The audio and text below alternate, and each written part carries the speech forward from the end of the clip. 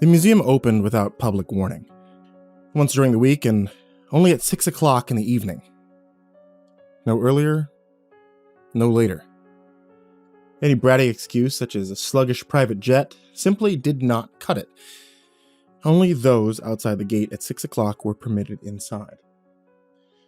No one knew where this giant playground for wealthy men was, not even God. And in this place, there was no God. My gods were the rich and famous, and they were merciless and cruel. There was no security here, nor staff besides me on opening day. It was a grand, lawless building only made for the top 1% of the top 1%. Our reason for lack of employees was the same reason Michael Jackson shut down a supermarket for a day visit in the 2000s. Uninhibited fun without judgmental eyes.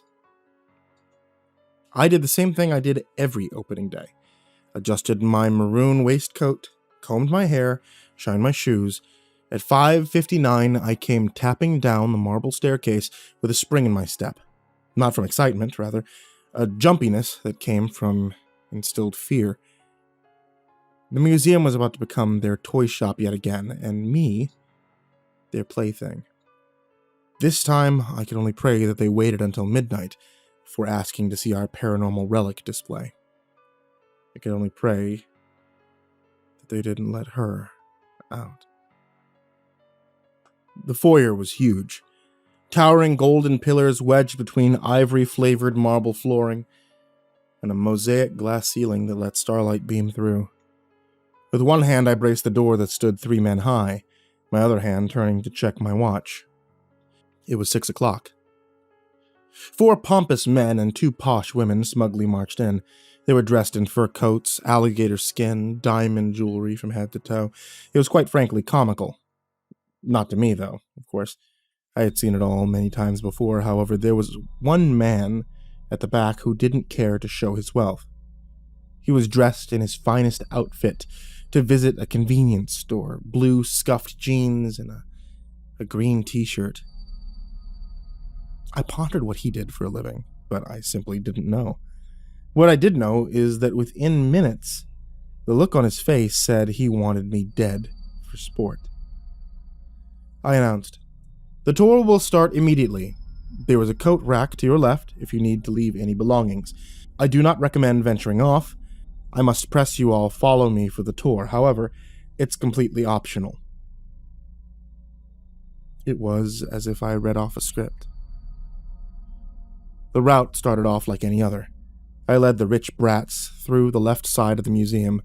We walked past the history and war rooms, past the living wall, past the Mariana Trench exhibit.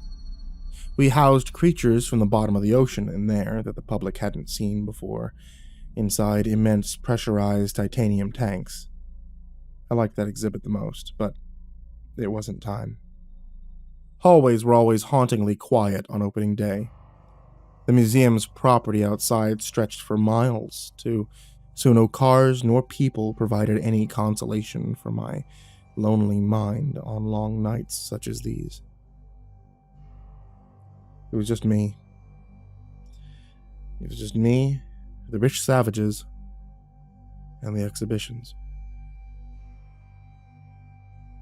Walking into a hallway intersection leading left to the paranormal display, and to the right, the insect room, we had stopped. Please don't see it. Please don't see it, I thought. This way, please. Why are you all stopping here? I knew why. They saw the glass cabinet that towered by the door to the paranormal exhibit hallway, and curiosity beckoned them. It was covered by a dust blanket. Only I knew what was underneath, and I knew it was best untouched. "Shall we take a look at this?" a voice said quietly from behind and shattered me like a toppled vase. My smile had to be kept up. Couldn't crack at the start of the tour. That would be tragic. "We will return here after midnight, once we've explored the rest of the..." One of the men sternly interrupted. "We paid good money for this," he shouted. "Give us a look." I pulled hard enough at my hair that I'm surprised it didn't come out of my scalp. "Please don't make me show you. I don't want to wake her." Yeah, give us a look! More bullies chimed in. I was no rookie to the psychological wedgie, but it was in my contract to not put up a fight. Swallowing hard, the words escaped slowly and unwillingly. Yes. Sure. My hand reached for the fabric reluctantly like it was a hot stove. I pulled the graphite sheet away from the case and flipped the light switch.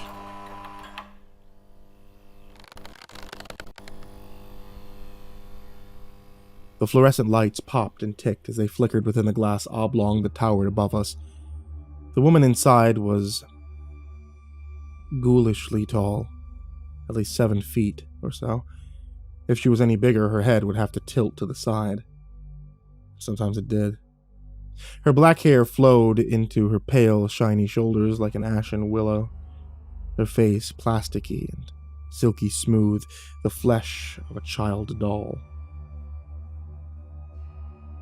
Beneath the glass cube, Mariette, 1973 to 2004. The fat man's plump face stared upward, utterly transfixed by the thin, soaring woman. How? He cleared his throat. How did she die? I thought for a while, my face contemplating and changing in the dim lighting. They clicked, blinked once more.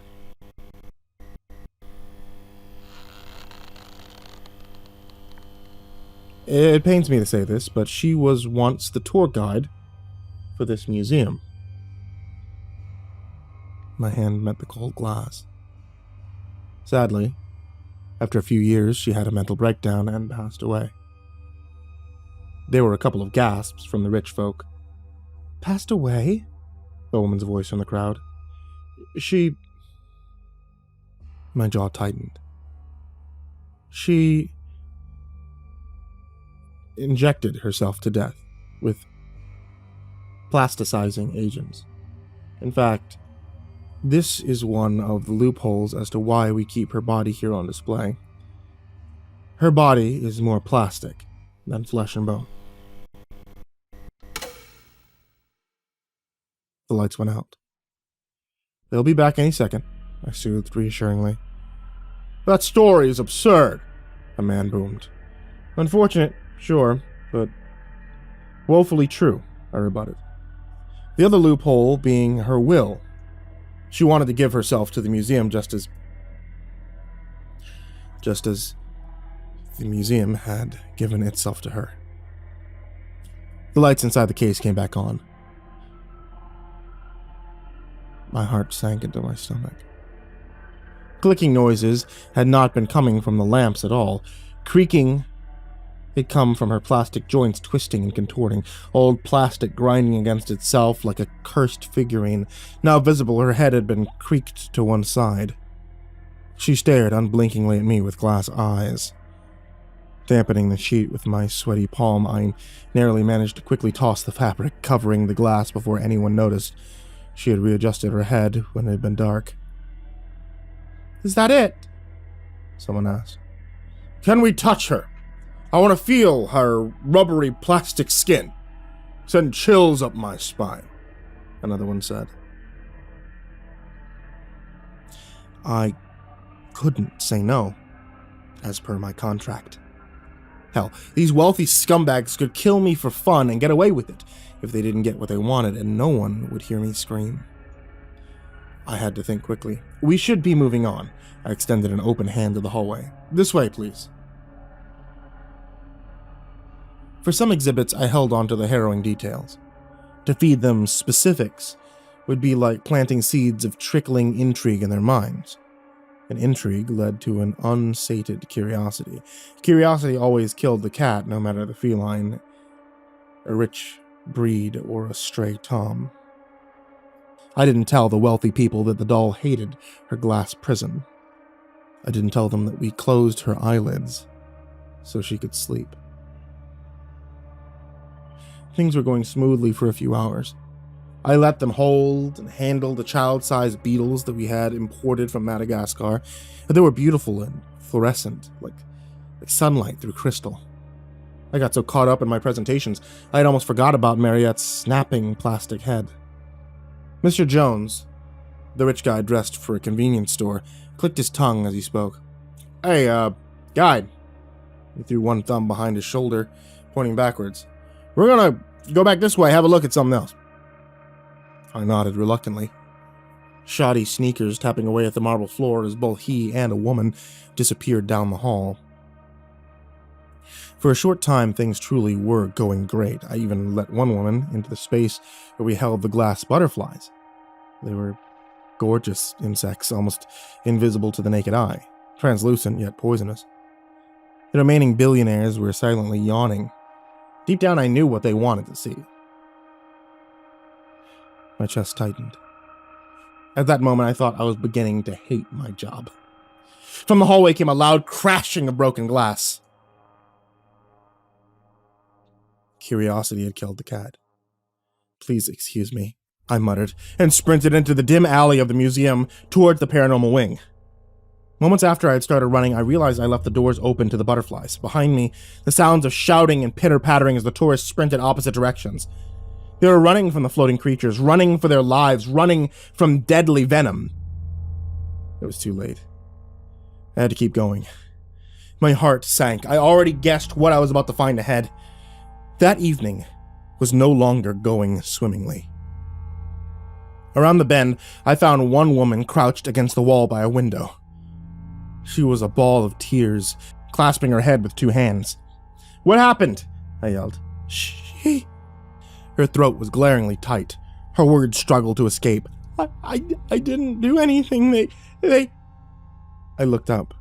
Glass lined the ground and edges of the walls like rain had come and left the devil's hail.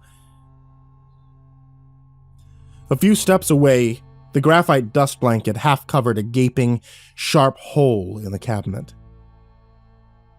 Lights flickered from its mouth, mocking me.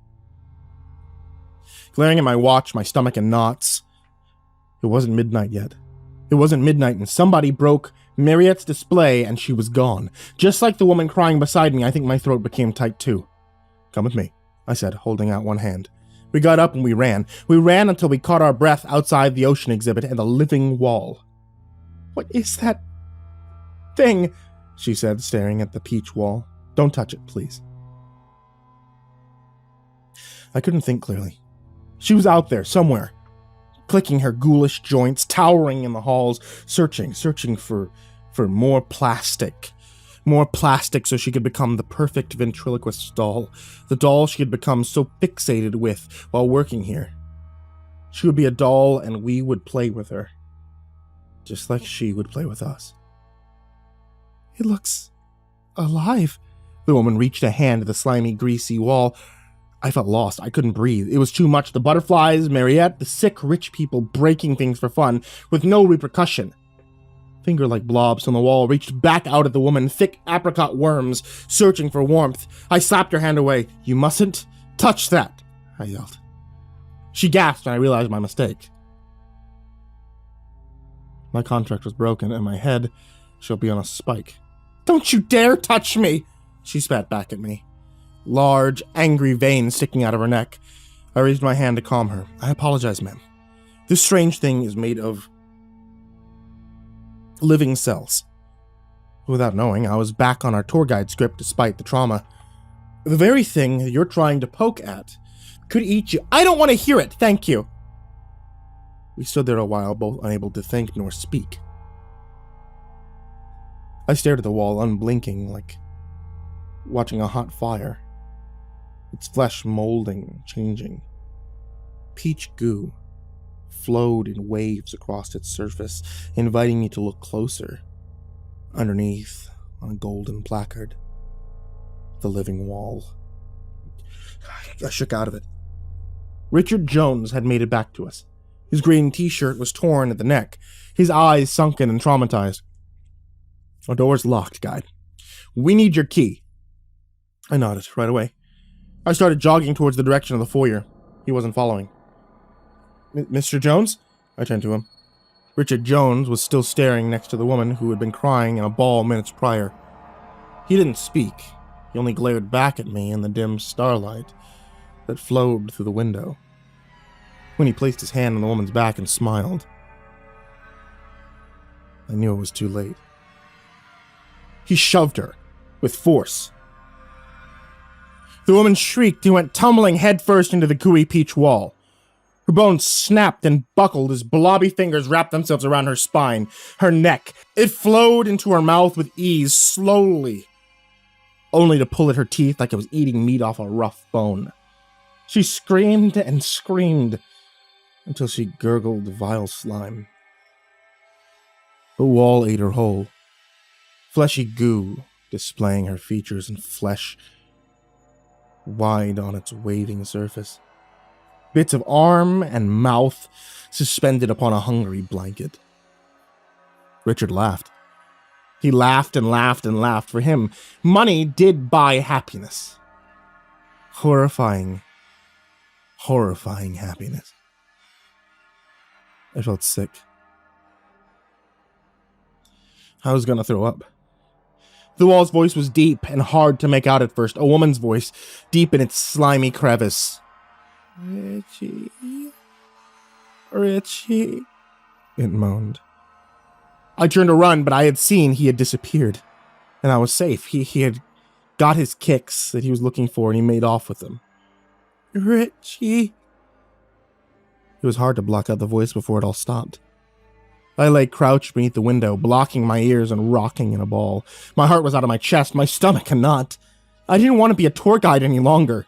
Sprinting and sprinting, I never looked back. I climbed the stairs swift enough that my thighs felt like they were going to give out. Much time passed that night in the museum. Hours. Opening nights were long and terrible. Nothing like this was ever worth the money. I found myself hiding in a janitor's closet on the second floor, occasionally peering through the cracks into the horror beyond, and after some time, when the vile people finished exploring the museum, I heard Jones crack a joke about the woman in the wall. He and the rest of the rich people laughed. They laughed and laughed and laughed all the way back home on their private jets to their private estates. When it was midnight, Mariette was asleep, and I shut her plastic eyelids for her. I had glass to sweep, cabinets to repair. I had learned time and time again the nightmares were not in our walls. The horrors were within the people that visited, in their sick pursuit of amusement and the games they would play, and I was their plaything. I'm sorry that they played with you too, dear Mariette. The exhibition that made me quit was the sickening consequence of true human freedom, and it was only for me to see once a week. Mariette still walks the halls at night without her glass prison. Maybe I couldn't quit.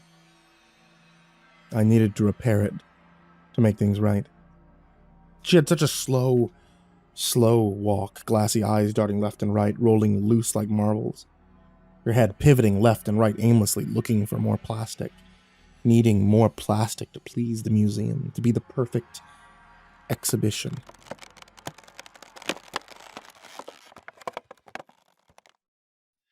Before shutting the gate, I pensively peered around the grand foyer.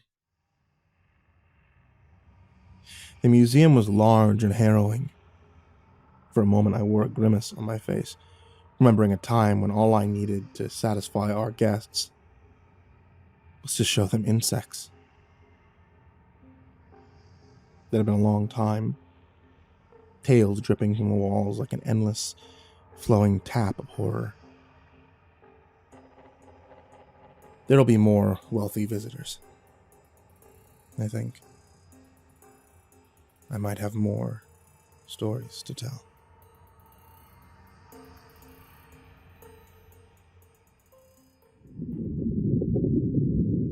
This week I found myself alone in the ocean exhibition room. The anglerfish circled endlessly in the abyss of its murky tank, searching for an exit it would never find. It met me at the glass interface of its pressurized prison, bumping its luminescent fishing lure against the glass. It grinned at me with thin white pencils. Hello, little guy. I found myself staying a while in our deep-sea exhibition, watching the creature as he bathed and flicked around his own little cube of the world. You'd never know why he was in the museum, nor who put him there. Instead, he swam. He swam and hoped that just one day, the glass would crack. Just an inch. Luckily, feeding the shaggy frogfish didn't take too long. The yellow fish knocked away clouds of dust along the bottom of its tank as it scurried along on its leg-like fins with the awkward gait of a geriatric golden retriever. It was hard to keep happy in this ghoulish museum. But that room always made me smile. Upstairs I went before working through some paperwork for a few hours. I'm not sure at what point I mistakenly fell into a catnap at my desk, but I soon paid the price in nightmares. Am I pretty, Daddy? A deep muffled voice. Blowflies sprawled across her face that was framed with golden hair. Black-winged spots covered her eyes and mouth. Am I pretty? She didn't sound like Sophia. The face of my dead daughter and nothing more. It must have been hard for her to speak. Flies coated her throat like popping candy, bursting and buzzing as she spoke. Daddy, did you doze off again? She giggled in a voice that was not her own. Flies crawled around her face aimlessly, whirring, buzzing until I swat one crawling up my arm. I woke up groaning with a jolt. My wrist pink where I slapped myself awake. The monstrous foyer of the museum still clapping with an echo. My paperwork sprawled everywhere across my desk, stressing me again just as easily as it had put me to sleep. Lists of last week's casualties, notes on tonight's guests, complaints. All forms of boring. Paper unstuck itself from my arm and fluttered to the ground floor from my reception desk, one floor up. The ocean exhibit and the unconscious escapism that naps brought me was my only liberation for the museum. Though that was a time before sleep brought nightmares. When I went to check my watch, I noticed I hadn't smacked a fly after all. A glass butterfly had become mere bits of translucent wing that coated my fingers like glitter. I rubbed my hands, and the clear fragments floated gracefully down the marble stairs in a breeze like tiny mosquitoes or dust specks sparkling in the beam of moonlight that trickled in through the glass ceiling. For a moment I wished that it had stung me, taken me to a better place. At least then I couldn't dream of blowflies coming out of my dead daughter's mouth. Ron and Jill and the rest of the maintenance staff had packed up and left. The bustling noise was gone. There was no more work to be done except wait for more wealthy, deplorable people to arrive. I was alone again, the only staff member in the museum, and I let my mind freely slip into a different time, the time before I was the tour guide. It was time to open shop. I combed my hair, I pulled my shirt collar free from my waistcoat, shined my shoes. Down the marble staircase I went, tapping down the steps through butterfly dust like headlights in fog. The clock struck 6 o'clock. The museum was now open for the evening, and only for the rich folks waiting outside. I pulled the large door open. It groaned and echoed in the museum's enormous foyer. 7 aristocrats haughtily strode inside, 3 men and 4 women clad in fancy dresses and coats. One man took a while to come up the front steps and into the museum carrying his wooden cane. The tour will start immediately. There is a coat rack to your... I trailed off. A girl, maybe 8 or 9, came quietly through the door in a teeny black suit. Her unsure gaze scanned the foyer top to bottom, her eyes large, glossy globes. She shouldn't be here. I didn't see her on the register. I thought, she won't survive here. Kneeling, I spoke. Hello, miss. The girl shyly leaned from behind the frame of the front door, her skin turning as pale as the ivory marble flooring. This must have been the first child to set foot in the godforsaken place, for good reason. But which of these people are your parents? I tried hard to keep up a warm smile. Nothing. She simply glared at me with two shiny eyes under a blonde curtain of hair. She doesn't speak, Sonny. The man with the wooden cane cleared his throat. Didn't speak the whole ride here, won't speak now. Doesn't respond to anything at all, really. One beak-nosed snobby woman put her coat on the rack. Probably deaf. I stood thinking for a while, my face contemplating, changing in the light, looking around at the billionaires in the foyer. They already looked ready to sink their teeth in the exhibitions. Or worse. Bringing her along with the rest of the group on the museum tour was simply not an option.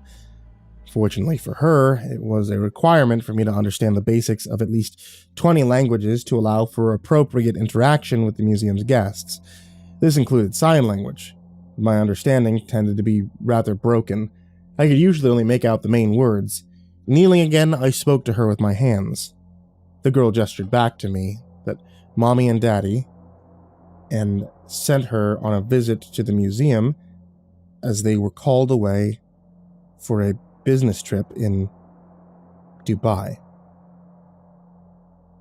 How was the flight? I gestured. Good.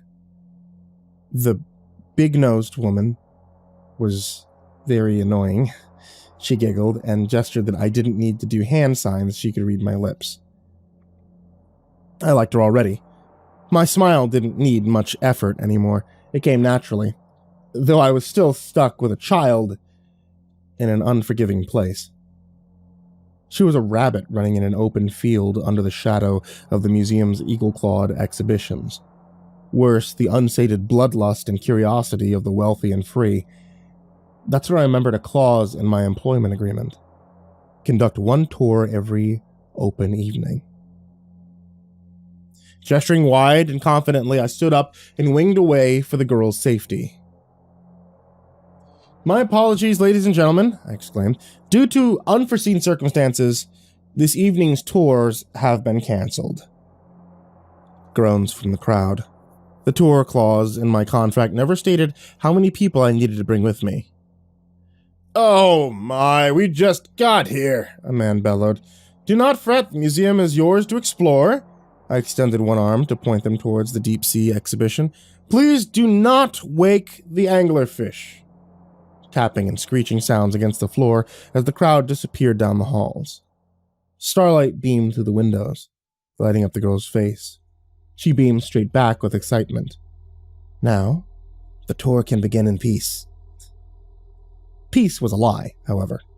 Unsupervised, the crowd would soon find some way or another to demonstrate that they were worse behaved than the kid standing before me.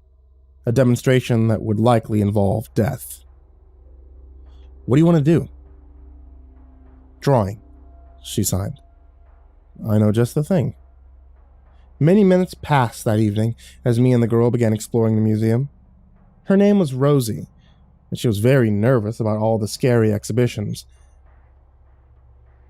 At the intersection between the art and music showcase, between another hallway leading to a locked door, we halted. What's down there? She pointed a tiny finger down the hall. That room with the metal door. What's in there, guide? I know the museum from back to front, I said. But I have to say, never been in there. Tightly sealed shut. No key. Oh, okay. She gave a sulking nod. Yeah, I know the feeling. I swiftly smiled to cheer her up as I ushered her into the art and music space. It was like nothing ever happened. Her bright eyes could have lit up a candle. The towering walls and ceiling of the art exhibition were flowing waves of sand that changed and hissed as it rolled. One moment the walls painted a shifting mural of starry night, waves of blue and yellow and curling and shifting from one famous artwork to another. The wall to our left painted The Scream. She spread her fingers into the sand waterfall. It flowed between her digits like she had pinched salt. It's so beautiful, she gestured, her mouth agape at the ceiling. I tapped her on the shoulder so she could read my lips. We don't just house paintings here. Take a look at these. Leaning one hand against a small glass cabinet, we gazed in. 2 brightly colored shoes were sat upon an ivory silk sheet, iridescent against the changing, colorful backdrop of the sandy walls. They gleamed bright enough to show their true crystalline translucency beneath the glass cabinet. The clumsy dancers. She wasn't truly impressed until I heartily slapped the cabinet. The knocking suddenly turned the empty shoes alive, tapping and dancing upon the silk beneath them. One dance changed to another became a twirl. They gracefully ended their tango with the famous moonwalk shuffle. Wow, what are these? She pressed her hands against the glass. If she were any closer, they might have kicked her. Well, some people might have a good voice. Fantastic singing voice. I took out my satin glove and began polishing the glass as I spoke. Some people have the rhythm of soul moves. These shoes right here, they bridge the gap. She was glaring at me with wide eyes, listening with them too, pulling the weight of ears that couldn't hear. They were developed sometime between the 60s and 70s, helped push the dancing inept singers into superstardom by giving them a dancing edge too. I gestured her on to the next display against one sand waterfall. For a moment, I caught a sparkle in her eye. Her hair and bright grin reminded me of my dearly departed daughter, filling me with a long-forgotten warmth. I bet I'm having more fun than you are right now, Rosie. She took a seat. What's this, guide? Upon the table before her, a small white pen lay over a granite and ash speckled stone tablet. When I pointed to the thin edge of the blank slate, she caught the stretched golden placard that said, Ballpoint Stone. Her head twisted around at me, eagerly waiting. Go ahead, you'll see, I nodded, as she turned back around. Her hand grabbed the pen. It met the plate with a blocky tap. Abruptly, the wall of sand bloomed a pale white, save for tiny imperfections of dotted, peach-colored sand that gave it the impression of an art canvas rather than plain paper. As her hand swirled upon the plate, blotches of black sand circles formed and swirled against the block's coarse current. Draw something, Rosie, I spoke. The plate knows what you will draw and will guide you. Unsure at first, she shook the back of her golden head a few times, an 8-year-old perfectionist. In that moment, I smirked when I pictured her rolling up her suit sleeves to get the work done right. I laughed when she really did it. Is that me? I let out, staring at the sand wall. A man with brown hair emerged on the moving canvas, dressed in an absolutely dashing maroon waistcoat. Must be me. The drawing was a bit beyond an 8-year-old's range of skill, so we had the pen and plate to thank for that, though she was doing a beautiful job showing off. Wow, I said. It looks great, Rosie. She had all my attention when she began drawing another figure. Now, who's that beside me now? In the sand of the towering wall before me, a gawky shape appeared that bloomed big black blobs. It looked familiar, yet terrifying. Diabolical sharp nails protruded from its lanky black arms. Rosie?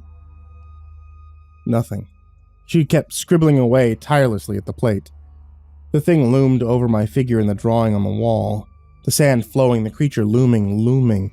It was a sickening animation. One ghoulish jaw hung free over its disgustingly long neck.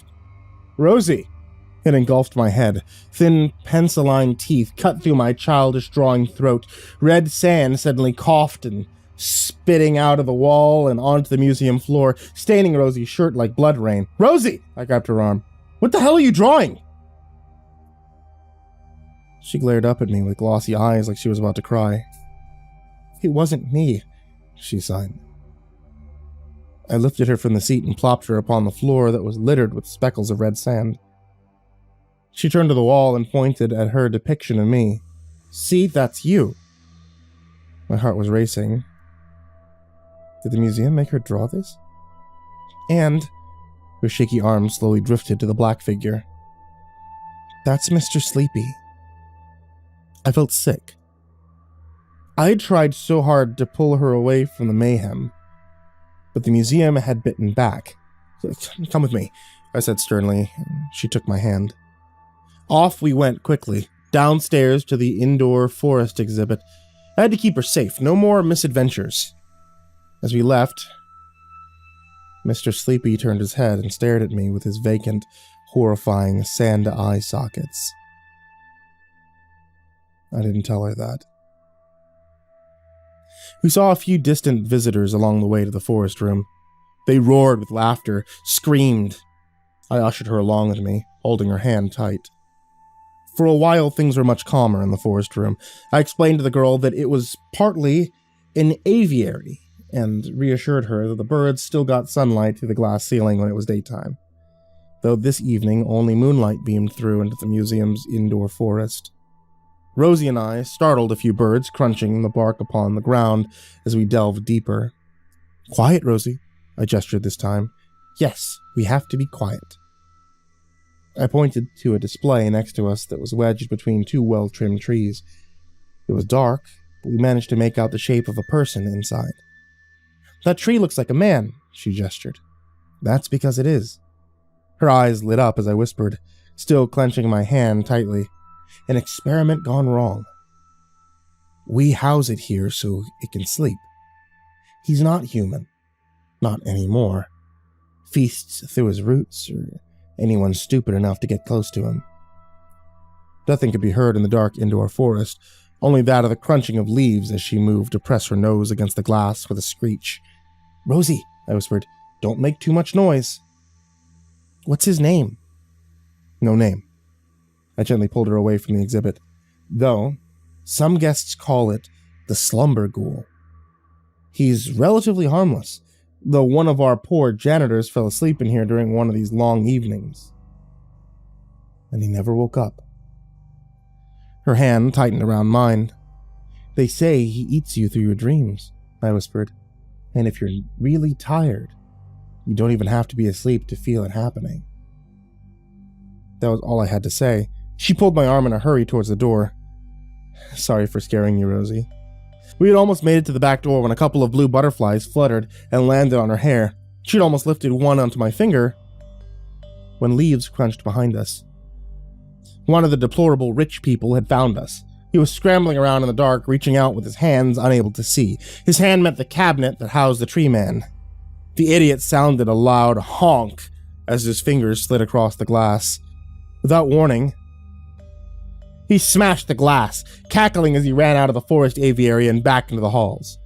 Rosie tried to free from my hand's grip, breaking into a sprint to no avail. It's okay, Rosie. The back door, let's go. We jogged quickly through the trees, crunching bark and waking birds as we went. Running. The door to the aviary sounded a clack. Somebody was locking us in. I jimmied the rusted doorknob of the back door to no avail. The door first clicked, then bumped with no groan, as it stubbed to a sudden shut. It widened little enough that I swore I would have been able to even fit a few fingers in the gap. Mr. Sleepy's coming. Something's in the hallway, I grunted. Suddenly, the girl drummed a few fist hammers onto my leg. She kept hammering on side of my leg. Rosie pounded a worried face into the artificial tree line before rummaging her face into one of my black pant legs away from something horrible. Yonder the trees, it towered with flesh irregular and charred black like ashen logs. Its mouth hung unhinged, wide open and ghoulish, its eyes a vacant white. It was watching us. Rosie, I held the girl by her shoulders. Rosie, it's okay. He can't get us here. The girl looked up with glossy eyes. Monster, she gestured. It cannot touch us if we're well slept, I spoke. Stay awake, okay? I gave her a warm look. But it was quickly cracking. Mr. Sleepy. We shared a gaze for as long as she could muster before her eyes met the ground. Rosie, I want you to stay calm when you answer my question, okay? I had to balance my gaze between her and the thing in the trees. Rosie sniffed, then answered. Did you sleep much on the flight to the museum? My eyes darted to movement behind us, blackened stumps where legs should have been slogged under the ghoul, moving weighted like an unrooted oak. Every slow step it took made its torso contort with a sickening crack, as if its bones had snapped and twisted. Its mouth had since widened enough that it could fit Rosie's beautiful ripened head inside. Rosie, did you sleep? Rosie! Like a fever dream, I saw blowflies crawling all over her eyelids and her mouth. Just like my dead daughter, Sophia. My pretty daddy? I snapped out of it. Rosie, please! I boomed, shaking her. I had to get her out. I couldn't lose her, not again. I shot up from my knees. I launched her onto my shoulders and bolted towards the other door. Her head bounced around for a while as I ran, but when I steadied, we made out the ghoul. It was looming close, a mere 20 paces away. Its torso flailed with a disjointed crack in directions perpendicular to its body. Hold on, I announced as I held Rosie to my chest. I extended a leg and launched a kick into the door. Curses under my breath could not drown out the sickening sound behind me. All I could think of was that I had to get Rosie out, and that its steps sounded like boots meeting snails. Get in, I said, and her shoes popped on the ground. This time, I held my kick as one shoe planted against the door. I could not open it wide enough for myself, but pressing the door with my boot made it groan wide for her to enter. For a split second, I worried about the rich people through the door and in the halls too. One long, unending nightmare. I finally broke through. The rich people who had been blocking the door shut were sprawled like cockroaches under a bright light. They cackled maniacally as they ran through the halls. "Almost got you," one of the rich men laughed as he went around a bend, his voice becoming distant as he ran. They couldn't keep getting away with this. They couldn't keep tormenting me in the museum for sickening entertainment. "Wait here," I told Rosie. She was a ball on the ground, shaking and sobbing. I shot up on two legs in a rush, and I gave chase. The rich prick ran and ran, his hands screeching against the walls of the tight corridor, our museum's greenhouse on either side. "You almost killed Rosie." Sprinting, I had almost caught up with him. He was in arm's reach. "Stop running." His legs caught itself beneath one foolish stride. He went tumbling into one wall before pushing off of it and into another, smashing the glass halfway tumbling into the greenhouse. Spectacles had come away from his face. Blood drained and trickled towards his scalp as he hung over the shards of broken window. Starlight flooded in from the greenhouse and blanketed his face in a greenish hue. "Help me," he coarsely pleaded. One arm reaching up at me, wanting to be pulled away from the glass into safety. Inside, Holly, our greenhouse Venus flytrap with a mouth to fit a man, twisted and loomed in the evening light. She was a ginormous, beautiful plant. Hungry, too. The man's head tilted backward and set eyes on the plant. He wriggled and wormed, trying to free from the glass that stuck through him. I reached one hand outward to lift him. And then I stopped myself. Rosie's smile glowed in my mind like hot steel. My daughter Sophia had that same smile. The smile he wanted to take away. My arm retracted. "Lift me out of here," he croaked. "Hurry!" I glared at him, unblinking. And then it was over. With one swift scoop, Holly swallowed his torso. Green, hairy fingers from her lips snuggled tightly around his body like mossy bandages. My employment contract has been broken, and I shall be punished. Globs of thick slime dripped from the flytrap's lips. Arms and legs burst out of her mouth as she chomped. When I returned to Rosie, I held her hand tighter than I had the entire evening. I held and held her hand all night, until it was time for her ride to pick her up from the museum's courtyard. Broken glass and escaped exhibitions tended to be the majority of the damage, and for a few hours, I swept. When everyone had left, all that was left for me to do was to sit at my reception table and wait for sunrise. My contract had been broken. I had let a guest die at my hand. You're always all despicable, I suppose. But that one had to die. Rosie's warmth that had gripped me so tightly dissipated hours after the museum turned quiet. Everything was cold again. I miss my daughter. I'm sorry I couldn't protect you like Rosie. There would be more rich guests to torment me next week, and there was no escape. I thought about the ocean exhibit, one I had visited earlier that evening. The anglerfish and I are one and the same. I love you, Sophia. Slumped at my table, I lay broken and bruised. I rested my head upon folded arms, ready to let sleep come to me. I hope I don't dream of you, my girl. I don't want to see the blowflies again. For a while, nothing. And then, something quite curious. For the first time in 15 years, the museum's phone rang.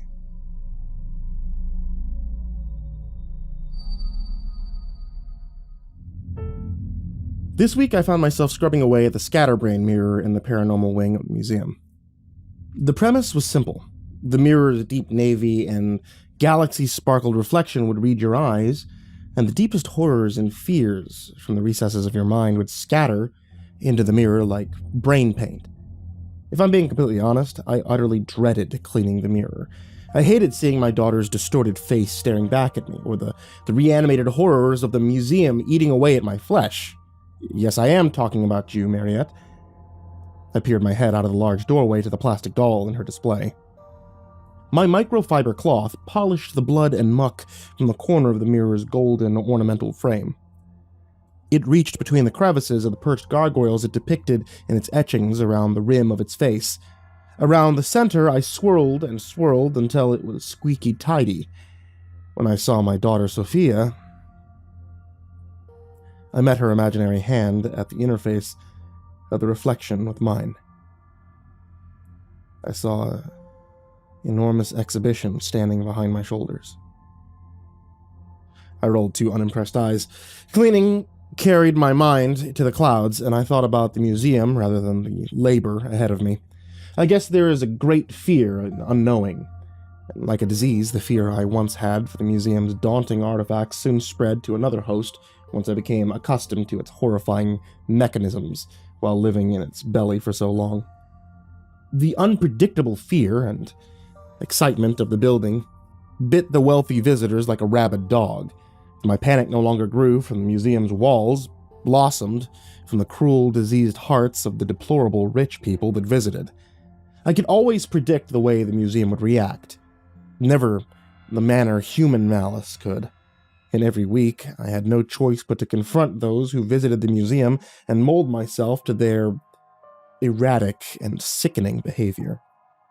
It was the same fear that gripped me 15 years ago, before I signed the employment contract. The fear I had in my 20s, the fear that came from finding out my daughter's cancer was untreatable without chemotherapy. We were young, and my job didn't pay enough for costly therapy. Hopelessness met me at the end of an empty whiskey bottle, which had stared at me accusingly until the very last drop. I was a failed father, with nothing but time on his hands, to watch my daughter Sophia wither away and observe her joyful, smiling soul fall through my fingers like sand. That was until the day I saw a strange article in the newspaper. Tour guide wanted, it read. When I saw the salary listed, I saw not dollar signs, but my daughter's bright smile. My mind's eye witnessed her future graduation, her wedding, the second chance from the cruel illness that had been pulling her from my arms and into a child-sized coffin. The employment contract to be the guide at a private museum was simple yet unforgiving. The paycheck was huge, enough to solve my personal woes and help my family. Though the paperwork was littered with strange clauses, most of which ended with, in event of breaching this agreement, employee is subject to immediate termination and exsanguination. If you don't understand what exsanguination means, it's a showy word to describe draining your circulation of blood. I was 20-something, and I guess the word meant that they were going to forcibly take me from the property. Later, when I found out what it meant, I consoled myself that it was merely a sick joke. No organization simply murdered unruly employees. My wife, however, didn't find it amusing, though desperation took me. It propelled me to sign up for Sophia's sake. And the museum held me in its jaws for 15 years. The contract was indefinite, and early termination would result in one thing: exsanguination. This was no known organization. No one would hear me scream. Not even God. And in this place, there was no God. Only the rich and famous.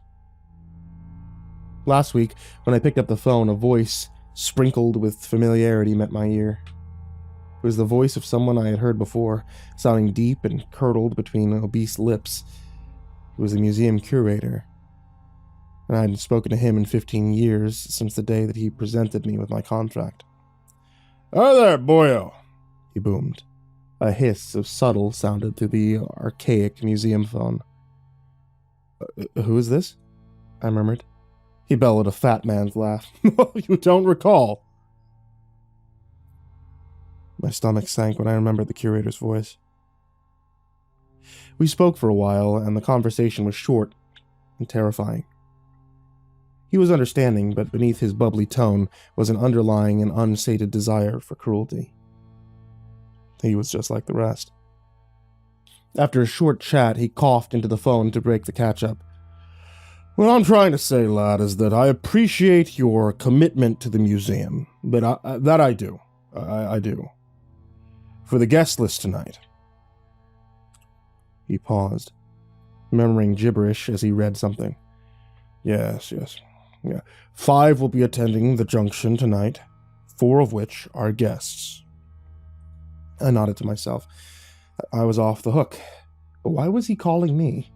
Great, Al. The last attendee is not a guest. Rather, will be there for your aforementioned exsanguination. I think my heart stopped. Excuse me? I said. "Oh, it's not all bad, chap. If the attendee is incapacitated and unable to carry out this clause of your contract, kill you, I will be seeing you on time for work next week. Cheerio." The phone clicked off. It was a painful week after that night, and my heart never left my throat. Every waking moment my mind would drift and be reminded that someone was coming to the museum to end me. I suppose that was always a risk when giving tours to the deplorable brats and people it visited, but this was different. Whoever it was, their sole goal was to leave my body cold and lifeless. I checked my watch after I had finished polishing the mirror and began walking towards the enormous foyer. Uneasiness, as well as my turning stomach, almost made me forget. I had to feed Tooth Fairy. Up the stairs and down the halls, passing a locked steel door on my way. I'd never opened that door, and it always tickled my curiosity, though there was absolutely no way inside without a key. Besides, it was a matter for another time. The guests were going to arrive in 15 minutes. So was my executioner. At the end of the flowing walls of the music and art exhibit was a dimly lit doorway that I rarely entered. Outside, in a large golden placard above the entrance, Tooth Fairy. The room inside was a dark, cubed space with painted black walls. A single spotlight illuminated the painting hanging in the center of the furthest wall. A horrifying face of an anguished man was brushed across the canvas that looked like a hairless, burning corpse. Its mouth and eyes were vacant holes. Distant white specks could be made out in the open cavities of its face. Teeth. Throat folds and eye sockets lined with hundreds of teeth. We were given this painting from a woman who saw the face move on her bedroom wall. Obviously, no art dealers would take her up on a donation. Our cleaners kept the teeth from our deceased visitors' corpses for a special reason. It's grotesque, sure, but completely necessary. From my maroon waistcoat pocket, I pulled a handful of bloody teeth and fit them snugly in the rim of the artwork's ornamental frame. Monthly feeding became a ritual, so he didn't leave the painting and walk the halls. I hated the times I forgot to feed him, the times he crawled out of the canvas dye and slogged around the halls, looking for me. I checked my watch. It was 5:59. The museum was about to open. Quickly adjusting my waistcoat and brushing my hair, I came tapping down the marble staircase of the vast foyer. With 2 hands, I pulled open the enormous door. As usual, the rich folk sauntered into the museum on their invisible high horses. My wandering eye scanned and assessed them quickly. Any one of them could be my undoing. In the group of 5, there was 2 men, one plump and stubby, another gaunt and scraggly. Out of the 3 women, 2 were bony and frightening to look at, like fleshy scarecrows with long, pompous noses. Lastly was a lady that was quite pale and beautiful, her eyes quite small and her face, which was framed by ash-black bangs and a ponytail. That woman, however, stood out to me long after we had begun the tour. The ponytail of hers didn't stick out from her rich girl high horse, rather her middle-class mannerisms. She carried herself with a pride that was of a hard-working businesswoman, content and happy with her 9-to-5, not the accomplished grandeur of reeling in millions of dollars of fortune from multiple estates. Was this her? I took them through a couple exhibitions, passing the glass-walled halls between our greenhouses where Holly had eaten a man the week before. They clapped at the Venus flytrap's enormous olive mouth as it twisted under the evening starlight, oblivious to its horrific history, though maybe one of them knew. The one the curator had spoken to must have known everything. We had stopped at the paranormal wing. They saw Mariette for a while, before their eyes then set on something else. "What's under there?" a woman said, pointing at a display cabinet's blanket. "Take a look," I said, pulling the fabric away with one shaky hand like a magician terrified of a failing stunt. He had no human mouth nor teeth. His snout was the long, hairy tube appendage of a blowfly. You could see his black eyes in the incandescent light at certain angles. They had faded to pitch after the many years of anguish and isolation in his glass prison. His face was a charcoal black, not gray. So was his gangly body that broke out wings and spiny limbs through his hairy graphite flesh. There were no whites in his eyes, only a screen door pattern upon 2 bulging dark eyeballs that housed 1,000 more. He watched us, unblinking through the glass, one deformed wing buzzing and clicking. Moving. Half human, half fly. Below the display on the golden placard it read, Beelzebub. The woman in a long brunette ponytail leaned in and gawked, pressing her done-up nails against the glass with a clack. As she turned her head to say, "Shouldn't he be in the insect exhibit guide?" The thing inside the glass turned his revolting head, too, as if it could understand her, as if he felt mocked. There was a couple chuckles from the rich crowd. My jaw tightened, though. They were upsetting him.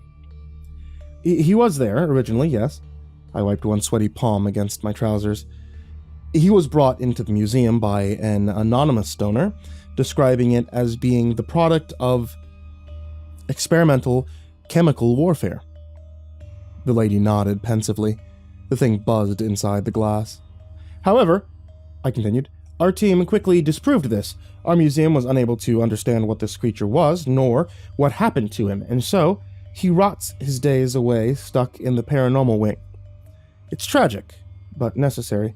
I personally believe the person who donated him thought that we were just his last resort to dispose of him. Suddenly, one hairy feeler braced the glass and stuck against the barrier like a sticky black hoof. I felt queasy and wanted to move on, but the questions kept pouring. How did he get that name? A man's voice said from the back. In theology, Beelzebub was one of the 7 princes of hell. In Ugaritic, the name roughly translates to Lord of the Flies. My eye briefly caught the thing in the display cabinet, bending its head to the side like a confused dog, one disgusting tube snout rocking back and forth like a pacifier.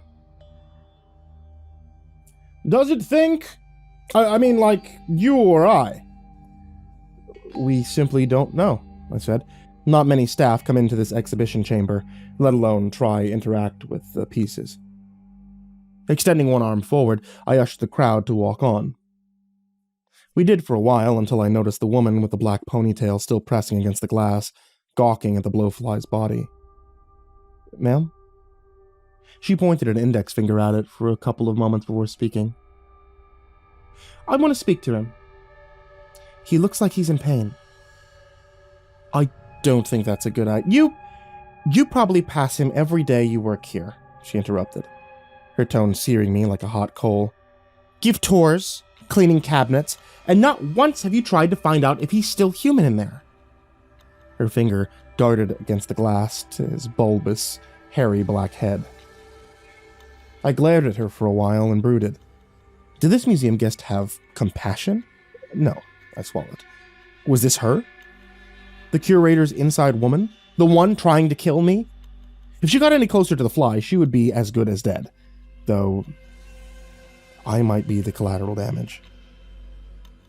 We should move on, I asserted. She snorted. No, I don't think we shall. The lady nodded her head towards the enclosure. Open it. You are welcome to try to communicate with it through the glass. I rapped my knuckles against the boundary. She stared at me with shark eyes. With the glass, he's an animal. Without, he is an equal. I want to speak to him as such. Now open the goddamn cabinet, she boomed. I couldn't think straight anymore. The curator's game was plaguing me. This had to be her, right? She was going to let Beelzebub free and kill us. Still, I had a plan. My shaky hand gripped the master key and slowly fumbled it into the cabinet's lock. Inside, the abomination sucked its tube snout pacifier back and forth in excitement. Its thousands of eyes saw fresh meat. He was hungry. The woman reached her arms around and climbed into the cabinet with the creature, her expensive slippers skidding along the flooring with a screech. She was talking brave before, but confronted with the towering, contorted thing ahead, the lighting painting her pale face a horrid grimace. At that moment, she knew. She wanted to get out. The back of the woman still hung out past the cabinet's doorframe in case she needed a quick exit. She didn't dare stand fully inside the fly's enclosure. My heart was beating out of my chest. She was going to let him out, and Beelzebub shall suck my flesh through its face straws like a human strawberry milkshake. Breathing was hard. It felt like I was going to pass out. Without warning, I kicked the woman forward. My foot planted itself on her back, and she went tumbling into the enclosure and against the far end of the glass, screaming. I shut and locked the door swiftly.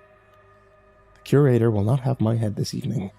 I found her. She's the one who wants me dead. Help me, she screamed, gasping for the crowd behind me, sounding like they were wheezing into balloons. I leaned one hand against the door. You wanted to speak to him face to face. The abomination was reanimated. Spiny insectoid hooks spread from its hairy, half-human flesh. It spread and beat its ghoulish, torn wings. It was ready to feast. What the hell are you doing? One of the men behind shouted. I turned my head to him. Complying. Suddenly, the woman's drumming fist did something that the frail insect's hooves never could. She smashed a hole in the cabinet from the inside and came tumbling out onto the floor in a cascade of glass. One of the pompous rich men laughed. He turned to run, but the buzzing monstrosity caught him. From its glass prison, it squirted from its mouth tube, slime covering the man's face like a sage jelly dotted with smaller black blowflies. It was like something out of a nightmare of Sophia.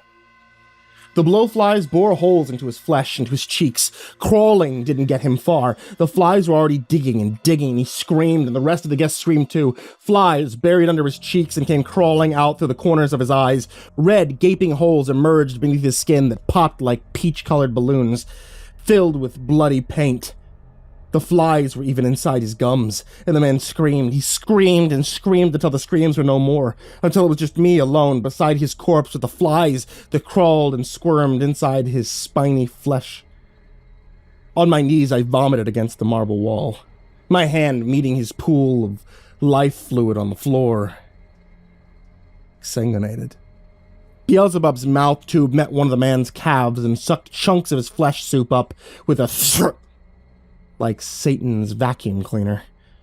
From crawling to standing, I broke into a sprint, managing to steady by dragging my hand against the marble as I ran, leaving trails of bloody finger-painted lines, a grotesque artwork only the Tooth Fairy could appreciate. My feet skidded around the ground as I bolted around the corner, past the living wall and deep sea exhibitions. At the end of one hall, my eye caught her ponytail that darted into the museum's theater. She was up to something. Her plan failed, and now she was finding something else to kill me. Inside, the theater was vast and ornate, with rows upon rows of silky lilac sheets. Marble balconies reached out over the stage like great expensive white clouds. Small holes projected streams of light from the theater corners, ceilings, and stage. A brilliantly blue humpback whale suspended in shifting light floated from the entrance beside me, downhill to the slopes of seats, before blubbering and disappearing into the wall as the projectors flickered. Specks of light from its shooting spout had hit my face like droplets of rain and felt like cold fingers against my cheeks. For a short lifespan, our theater and its holograms were real.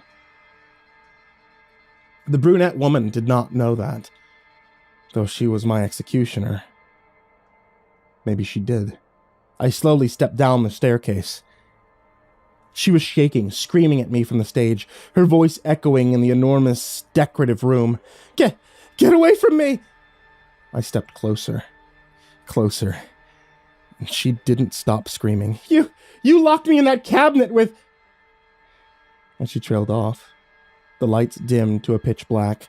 The next show was about to commence. Trumpets suddenly boomed and shook the theater. Spotlights illuminated a single holographic soldier cleaning his rifle to the right of the stage. The next showing was a war performance I had seen many times before.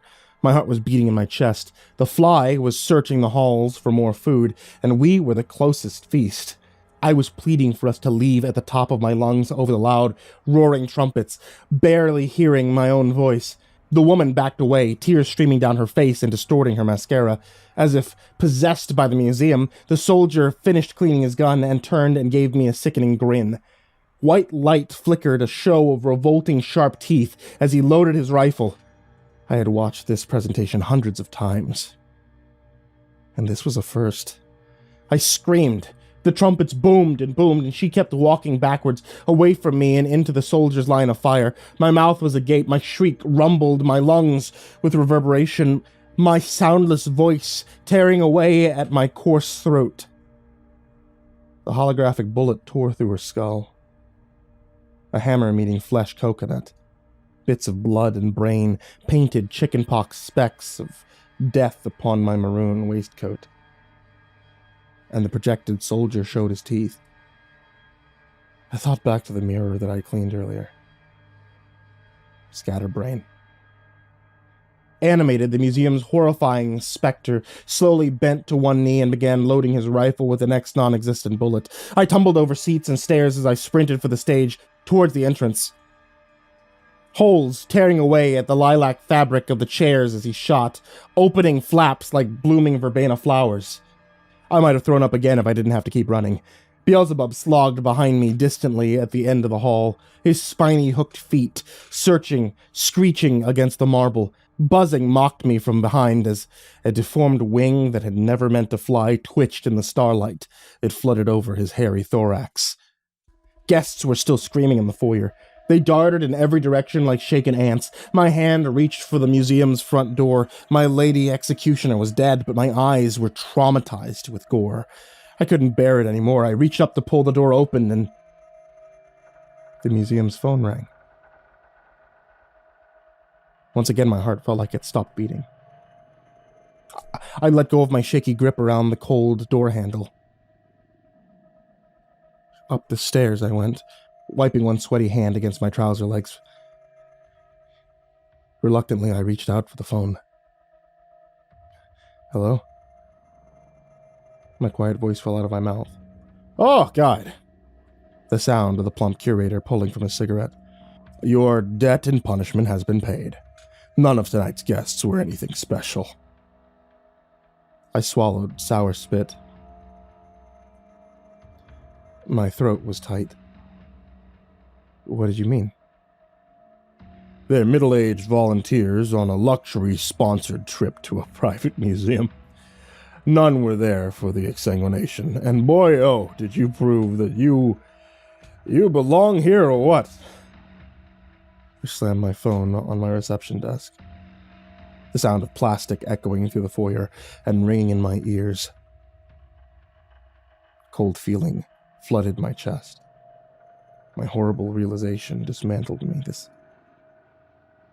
This week, the guests never did anything particularly dreadful.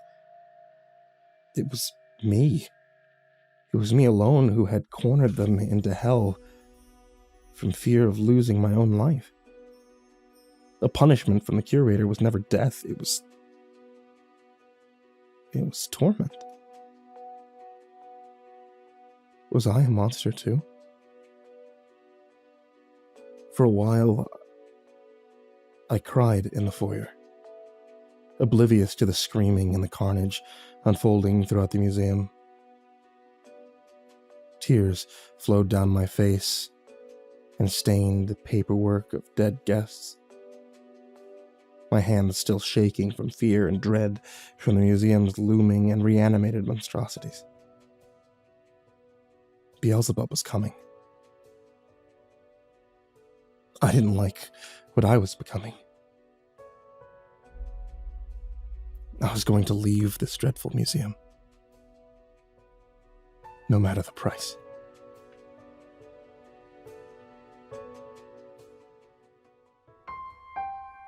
There were two unopened doors at the museum that had always haunted me since I started. The first being the locked steel door I had passed countless times at the museum, yet remained locked and never accessible. A peculiar haunting that amounted from itching curiosity. It had been swimming around in my mind since that young girl visited the museum a few weeks ago, and her curiosity prodded away at its potential. Secondly, and more horrifyingly, was the shut doorway to Johnny Razortongue's display. The only exhibition I never entered out of unadulterated fear. Johnny Razortongue is to blame as to why Mariette, the previous guide, the one that walked the museum's halls before me, went mad. It's been said that his plastic ventriloquist dummy tongue only speaks in mind-shattering truths or lethal lies. He chooses either truth or lie based on whatever brings him the most entertainment at the time from his deprived, sealed exhibition cell in the corner of our paranormal wing. His disturbed mind knows only disarray, and it thrives in all manners of consequences from his cruelty. Mariette knew this all too well. The dummy poured pestilence into her ear from the moment she visited him, contorting and twisting her once fortified mind like molten glass under his heated will. And so, Mariette's ill-fated psyche bent. It bent and bent until Mariette was no more. Until all that remained of the old guide was her doll-like shell, after she gave in to Johnny's razor tongue. After she believed his lies. After she injected herself with plastic to become a ventriloquist dummy, just like him. After she decided to please the museum and to please Johnny. Nothing remained but her tortured soul inside of her plasticized and reanimated body. It was snowing the day I decided to leave the museum. My hand braced the cold window pane ice with white clumps, and the warmth sucked out of my hand easily like cigarette smoke. Years prior, when I started as the museum's tour guide, I received word that my daughter's cancer had taken her. A letter. That's all I was given by the oncology ward. The hospital informed me that my daughter had passed away by mail, which meant that she had been dead for a few days before the paperwork actually arrived. The fact of that shattered me. I decided I'd rather live with the burden of insanity before carrying on in this cruel world with the burden of a dying child. Thinking back, it had been snowing that day too. Before deciding to venture into Johnny's exhibit to let his toxic words take me just as he had Mariette. The snow outside reminded me of holding her gloved hand at wintertime shows. And her face in my mind's eye begged me to keep living. I didn't visit him that day. Though until recently I felt no obligation to ever try to break my contract and leave the museum anymore. Sophia, my world, my darling, was dead. Why would I ever leave? I could stay and hold the ghastly hand of her ghoulish reflection against the interface of our museum's horrifying, haunted mirrors. Here, Sophia was with me. And I was never alone. Stopping to gaze up at the enormous foyer, I was reminded that I, too, was an anguished exhibition in this rich man's contraption. The poor guide to push and pull at. The man who survived 15 years of torment. Look at his hollow eyes, the weary visitors probably thought. Look how dead inside he looked. No more misery. My daughter wouldn't want me to wither away like this, a pawn at the hands of some rich and famous. It was going to be freedom or death. On my way to visit Johnny, I found myself walking past the locked steel door, past the arts and music exhibition, and downstairs next to the living wall and into the paranormal exhibit. When something caught my eye. It was Mariette, the reanimated plastic shell of the previous guide in her display. She clicked her pale joints stiffly and fluttered her heavy eyelids against tight friction. She was deceased and on show, but her soul was still very much alive. The soul that pushed her hand up and against the glass prison as if to say, "Stop, guide. Look what Johnny did to me and what he's going to do to you." I'm sorry, Mariette, I thought. Believe it or not, Johnny's going to help me leave this horrible place. I was so focused on organizing my plan to see the dummy and to leave the museum, I had almost forgotten to feed Ernie. I could never forget about Ernie. Beyond the insect exhibition hallway and to the left was our animal and evolution room. It was quite frankly rather dull, but Ernie always stood out to me like a hairy clawed thumb. I found myself walking swiftly through the marble halls, climbing upon a balcony that stretched above the open-plan exhibition room. From the balcony overlooking this iron-barred pen, I tossed him heads of purple and green lettuce, which he chomped with an effortless wet crunch. See, Ernie was a bear-sized mole, and he had a secret. He was a gentle giant, and I loved him. It was so difficult to find a kind soul in this abominable place, and so I kept his secret.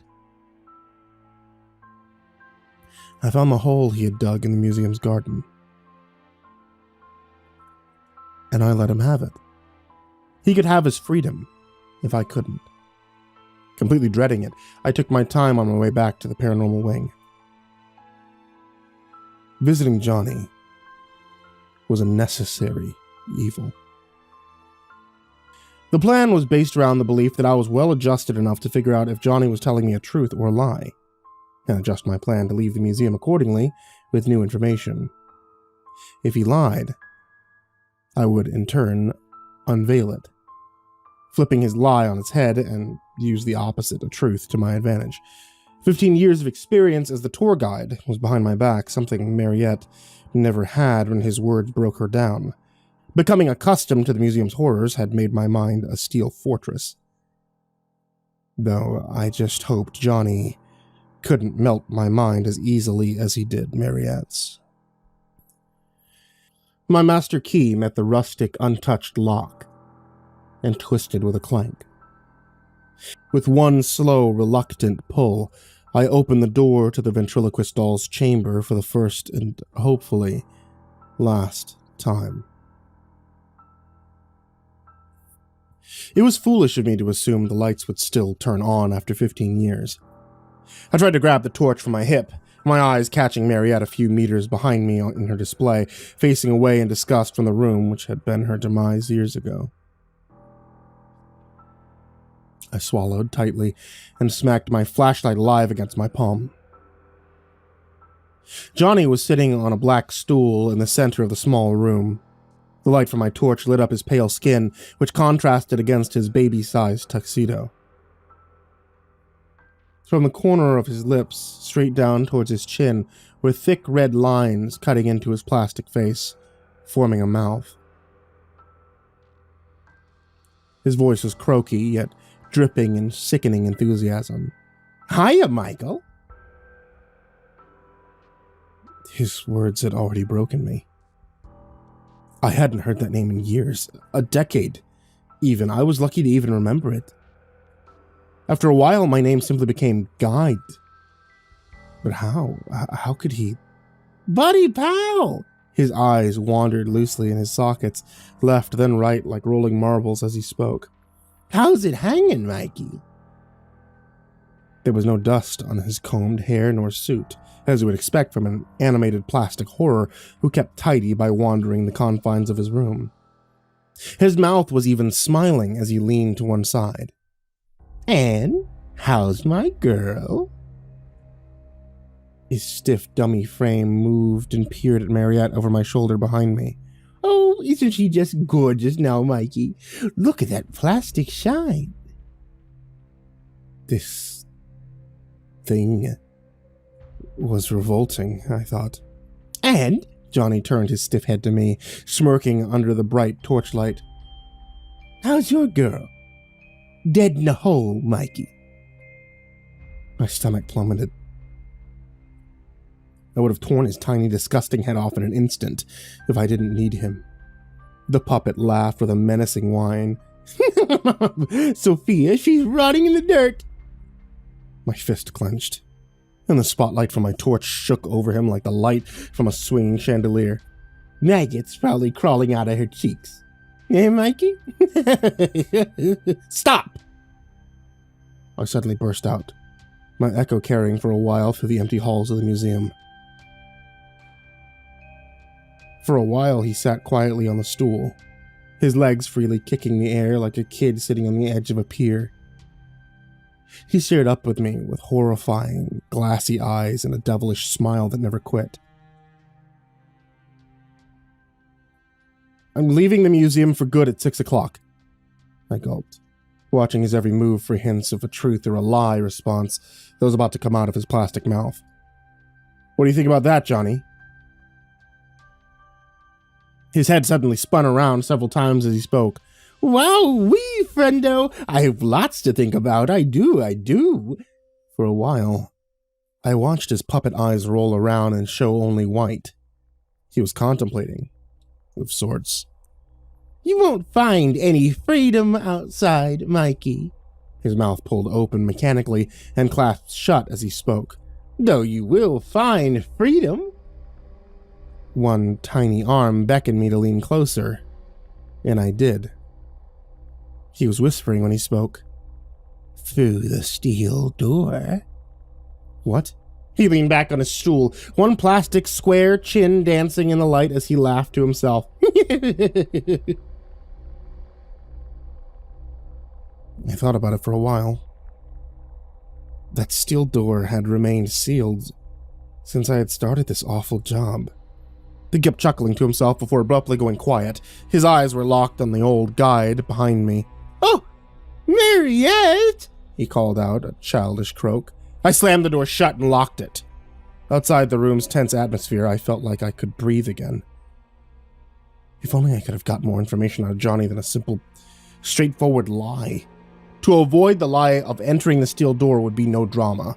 All I would have to do is run for the museum, as I always thought I would have to do. When I checked my watch and saw it was 5 minutes to 6, I came bolting around into the enormous foyer. The guests would be arriving in a matter of minutes. The towering, ornate museum door opened, with its usual mechanical groan. I pushed past a man with a salt and pepper beard, his blustering coat nearly catching my face in the cold wind. Lady Weather was against me in this evening, but the plan was already in motion. The plan was to run. I almost tumbled when one of the rich pricks snagged me by the arm as I jogged down the stairs. I couldn't hear exactly what he said. The swirling breeze swam in my eardrums like a cold stream, a sound I didn't often hear from inside a rich man's prison. It was beautiful. Every step in the museum's wide frozen garden made a gentle husk beneath my shoe in the soft snow. I couldn't look back until I met the tree line. And when I did, I noticed a few of the men that gave chase. I launched through the spiny bushes ahead, taking exaggerated steps over rough terrain like a horse that walked with a proud gallop. Cuts and scratches against my flesh from branches felt liberating. It was painful, but it was not the museum's contraptions hurting me anymore. It was the fresh lashes of wild, unprecedented freedom. I'm almost free, Sophia. I could feel the warmth of my daughter smiling down on me. She wanted me to be free. Guide! A deep voice of one of my pursuers boomed through the forest with reverb, and my heart spiked in my wheezing chest. They were closing in. Though, why were they after me? I had left the door wide open for them. Turn around and burn the museum down, you horrible bastards. There's no thought in my mind that if I stopped, one of the rich brutes would bash the brain juice out of my skull with a sharp rock. How dare I, the suffering guide, threaten the fun of their wealthy expedition and take off into the woods? Quick clapping and crunching of bark beneath me made my ears prick. Without warning, one red silk shoulder of my waistcoat was snagged by an angry balled fist before I was yanked backwards, making me tumble into mud and muck. I pulled my head up with a groan, my joints aching dully and skin searing like a full-body carpet burn. The museum guest straddling my chest was a mere silhouette. The backdrop of stars behind his head only lighting up graying hairs at the edges. His cold fingers met my throat, tightening. Wriggling left and right was hard with legs against my chest. Clumps of snow fell gently onto my face and bites of cold as his hands crushed my neck. I swung at his kidneys with my fist, but he didn't let up. The stars above me became a blur, and the top of his head filled the bottom of my vision. One of my keys I had clenched between my knuckles punctured his side, and he went rolling down a snowy bank. Gripping my purple bruised throat, I stumbled forward, but wheezing meant I wasn't getting enough air to keep up a jog. Stop! His voice called. With each step, the snow had seemed to have gotten thicker, though I still gave way to my feet with some distinct husk. I couldn't let up. Not when I was this close. Yonder, the snowy bank in front of me was a large building I'd never seen before. It was quite smaller than the museum, bigger than the off-site cottage I slept in during my days off. A warehouse. It didn't take long to limp to it and break inside.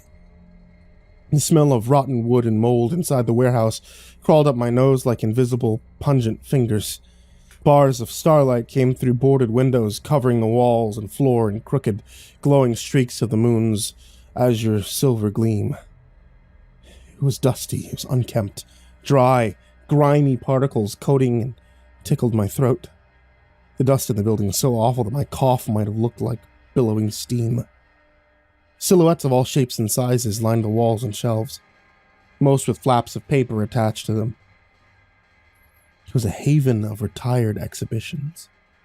That or their hell. Thudding came from behind me as someone pushed and pulled at the door, trying to follow me inside. Unsettled flakes of crumbling wood drifted down from the ceiling with every shake from the banging door. The shoddy place couldn't possibly hold the wealthy brute outside for long. As my heart raced, my departed Sophia's face suddenly glowed on the black canvas of my tight eyelids. I think I'll be seeing you soon, darling. I stumbled forward, coughing, glaring around the murky warehouse as the thuds became impatient. I needed something to get me out of here, anything. Where do you think you're going? A man's muffled voice boomed from under the door. It was the same man who gripped me by the throat minutes prior. His tone was strained and fed up. I pictured his face flush and the cables of his neck sticking out as thick roots. My cold digits wrapped around one of the planks, sealing a window, boarded shut. My options of flight or fight narrowed to the latter. Thud! The door was stubbing shut against something, but not for long. One of the lines of light poured inside the dingy space, sparkling upon something a few feet away made out of glass. I walked closer. Each step on the floorboards spat out a dying croak. When I was near enough to make out what the thing was, a cold feeling bloomed in my stomach. The thing I approached in the blanketing, dim starlight was animatronic and ghoulish. Clumps of its brown, artificial, and fraying fur were clumped together in sticky balls of black grease. Its glass, tennis ball eyes held tiny, startling black pinhole-sized pupils. It was a human-sized depiction of a vintage, stuffed monkey holding brass cymbals. Stuffing had come away from its middle in spongy yellow bunches, exposing rusty metal gears within a mechanical chest. I tried not to make eye contact with it out of fear of it following my gaze. I still had to think quickly about defending myself. The door hadn't stopped thudding. Messily stuck to one furry ear of the mechanical being were a few pages of foam. Faded and dusty, I puffed away dirt from the paper with one labored wheeze. It read, Exhibition name, Kelsey. Children's mechanical mascot that once educated schools about the importance of healthy teeth and gums. I hadn't noticed it until now. Large and eerie human sheep teeth stuck out from the monkey's fur lips. An animatronic monkey to tell your kids to brush their teeth. Of course. Out of commission. 1983. Reason, excessive homicidal tendencies. Signed and approved. Mariette and I. Connected by threads of time after all these years. This must have been an especially terrifying item to warrant locking it up in a warehouse to rot. Couldn't believe that I had found something retired by the previous tour guide in the museum. It made me feel less alone.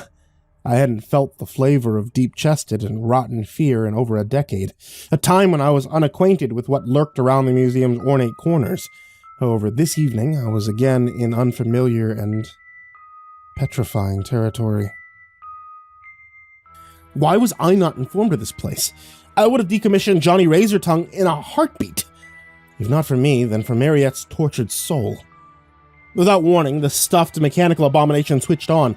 It chilled my blood to see golden iridescent bulbs flickering in the place where its lifeless, beady globes had been. Its jaw gnashed wildly, lagging and biting. It was stuck in a loop for a while, seeing through eyes that hadn't seen the world in decades. As it woke from its slumber, it turned to me.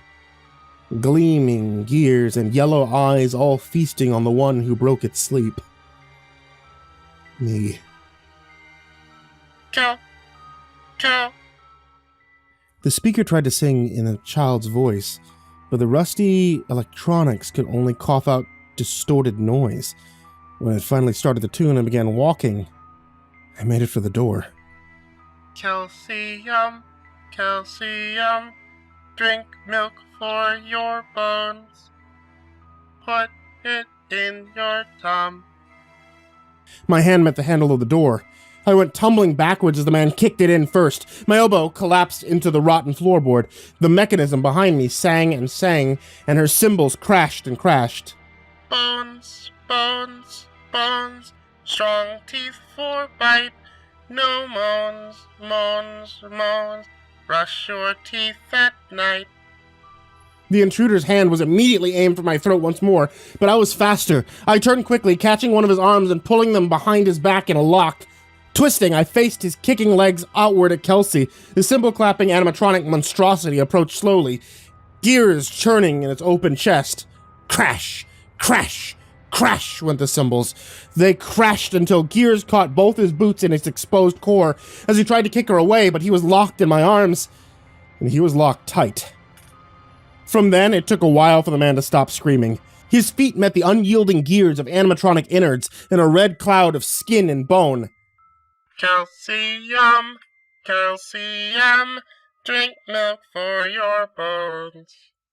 Put it in your tongue. The once childlike voice coming out of the thing's speakers became choppy and deep-pitched like a singing birthday card with a dying battery. At that moment, I could only hope my daughter wasn't looking down, watching me ghoulishly smile as my rich pursuer struggled and screamed in my locked arms.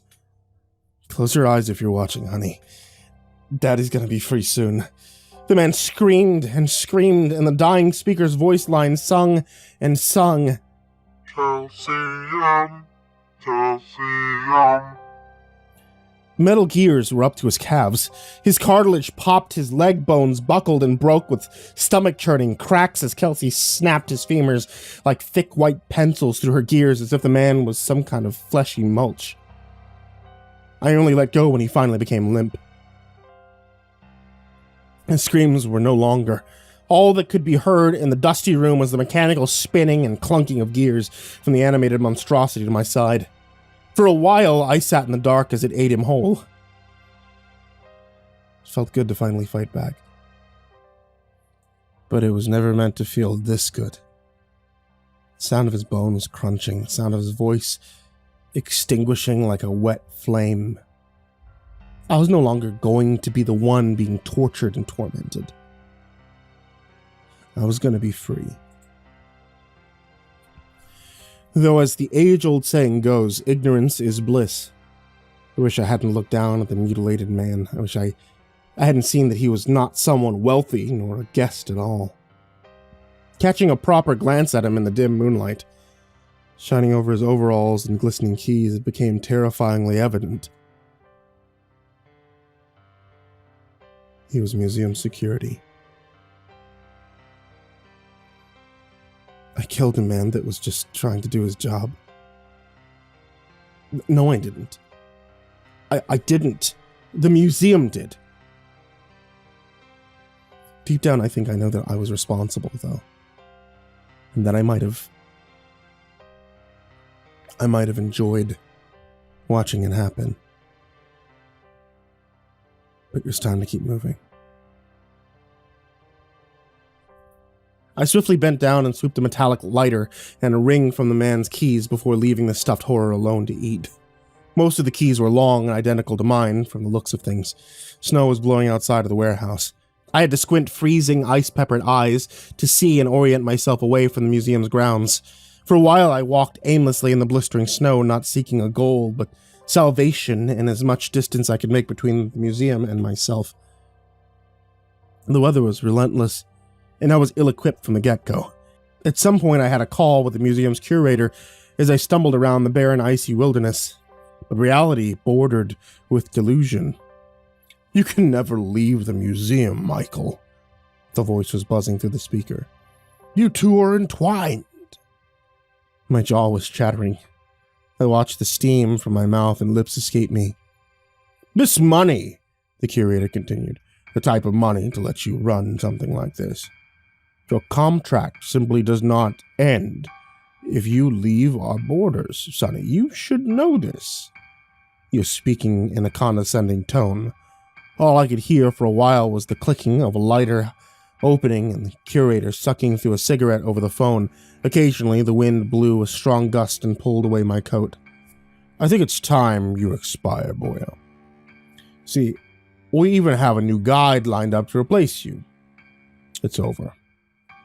I'm gonna be free." My voice is slow and hard to hear over chattering teeth. The curator scoffed. No, Michael, you're not. I want to thank you for letting those people that are lonely at the top of the financial mountain, those rich and famous who are under constant judgmental eyes, those akin to exhibitions at a museum, letting them truly be somewhere and be someone where they are not themselves. At our museum, they can be the audience, not the newspapers nor the public's exhibitions, and you were instrumental in such success. Breathing did not come easy. The air swirled and chilled my lungs like inhaling menthol. I'm going to be free. Words were labored from my lips. Farewell, Michael. The phone clicked off. I staggered for a while after the call had ended. Hypothermic brain fog had me going in every which way. I had no chance of making it back to the museum in such delirium. Did I want to return, however? No, of course not. It was cold. I was tired. I lay down in a pile of snow under a naked tree. The evening's snowy breeze no longer felt like anything at all across my numb face. Just for a little while. Sleep in the cold just for a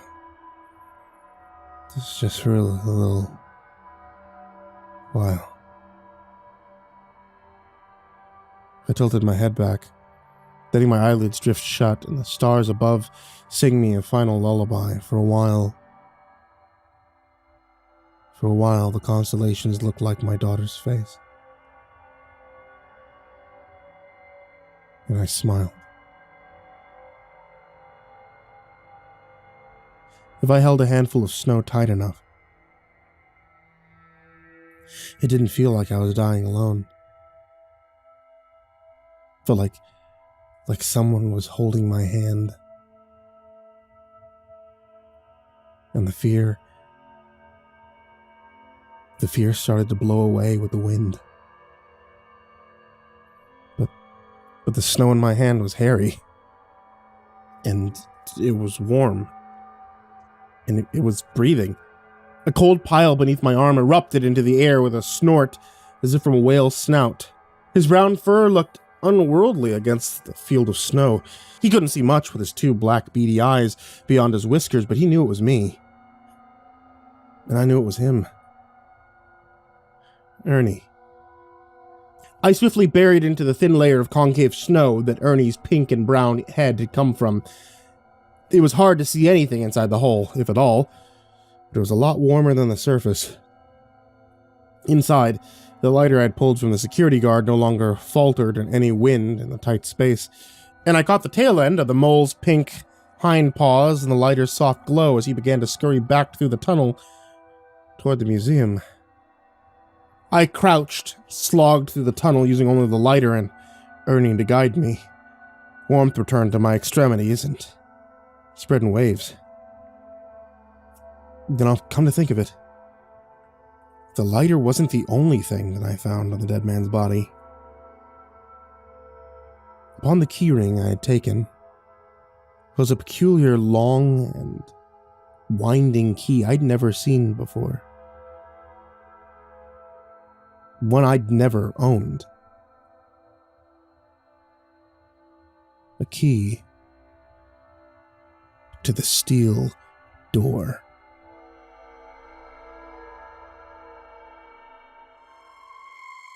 I was spitting out specks of dirt by the time I made it back to the museum through Ernie's tunnel. An earthy taste coated my tongue and throat. Soil stuck to my grazed eyebrows. When I finally emerged in the evening light that came through the windows of the building, Ernie's stub nose was sniffing and snorting as I pat him on his furry brown head. Pompous cackling beckoned me from the hallway. The type of egotistical, rich laughter that came from throwing a heavy, inflated head back, wiping muck away from the face of my watch. I saw it was already 9 o'clock.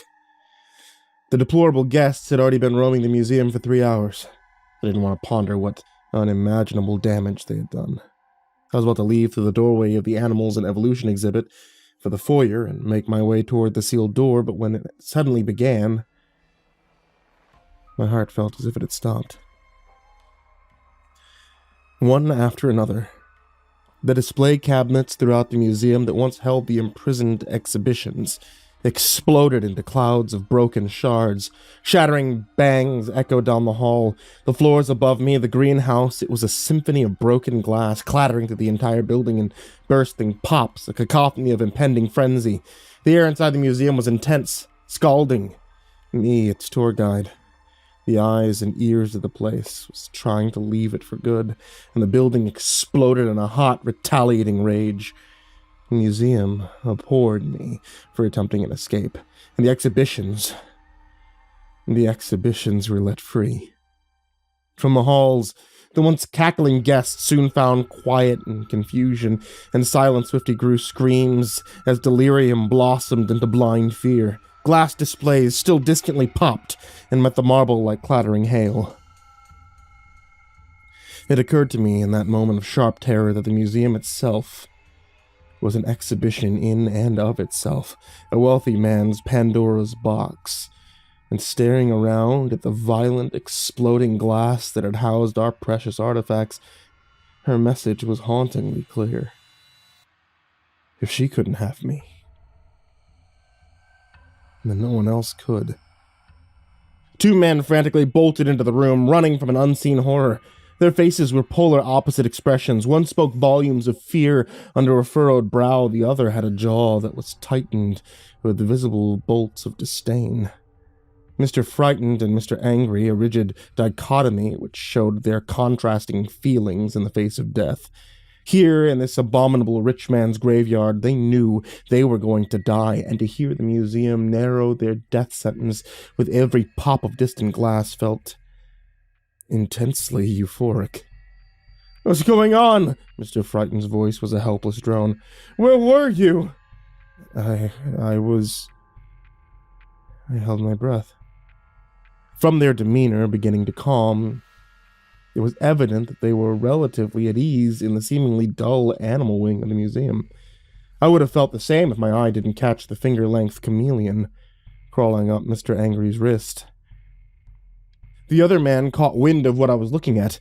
He looked down at Mr. Angry's forearm, and his bulging eyes looked like they would have fallen out of his head.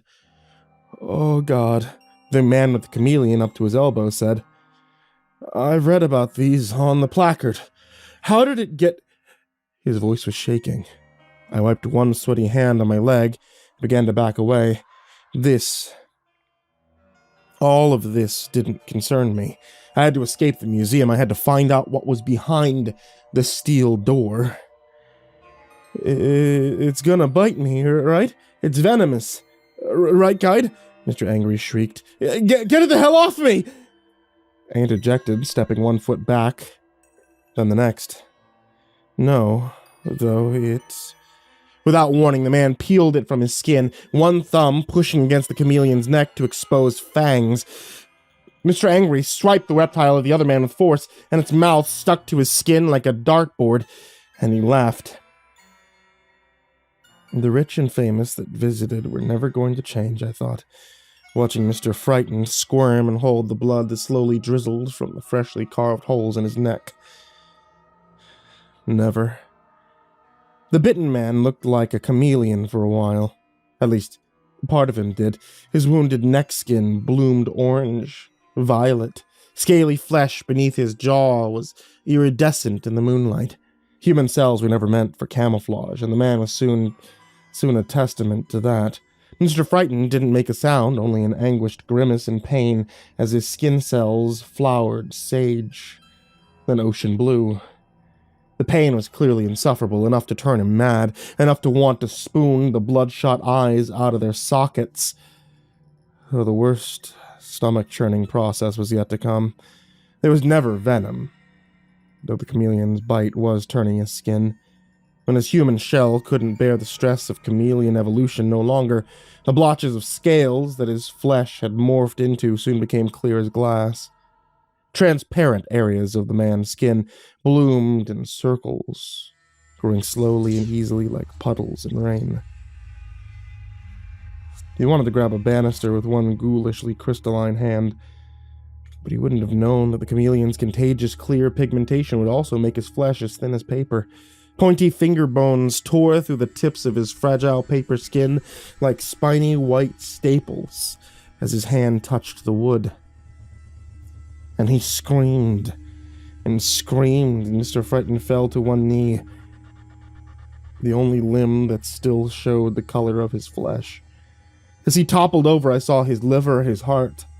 All organs and gore were on show as I stared through his back that looked like a mere translucent veil or a jellyfish. The chameleon's contagious pigment miraculously started to spread to his neck bones and his skull, and his skin and bones bloomed as clear as a window. No sound came out of his mouth when he screamed then, only that of the sickening tearing that came after his brittle see-through neck snapped under the weight of his brain. His head made a splash as it divided from his shoulders onto the marble floor. Watching his facial skin flake away to translucent dust, I was reminded of the venomous glass butterflies we housed in our insect exhibit. I wouldn't be surprised if this was how they originally came into being. There's a brief, satisfying respite after I watched the rich man meet his demise, when my heart and standing hairs upon two shaking arms settled. I recalled how vulnerable he had looked with his organs showing, how scared he must have felt in the moment before his head broke loose from his body, his memories, his hopes and fears, his rich ego all ending in an instant when his fleshy mind bubble met marble. How gratifying. The other man tore me out of my moment of ecstasy as he had plunged me in a freezing bath. Mr. Angry was wildly swinging a hammer in front of me. It narrowly missed the bridge of my nose. "We're completely fucked because of you." His name lashed me with a searing culpability. He swung again and missed because that time I was already on the move. I bolted for the door, my feet skidding as I turned the hallway towards the foyer. Angry guests, exploding cabinets. It's all too much, Sophia, I thought. I know you're watching me, honey. I'm gonna be free. I reluctantly passed the steel door as I swiftly climbed the grand staircase of the foyer. I was going to open it this evening and find freedom just as Johnny had told me I would, but not until I could shake the angry, wealthy prick on my tail.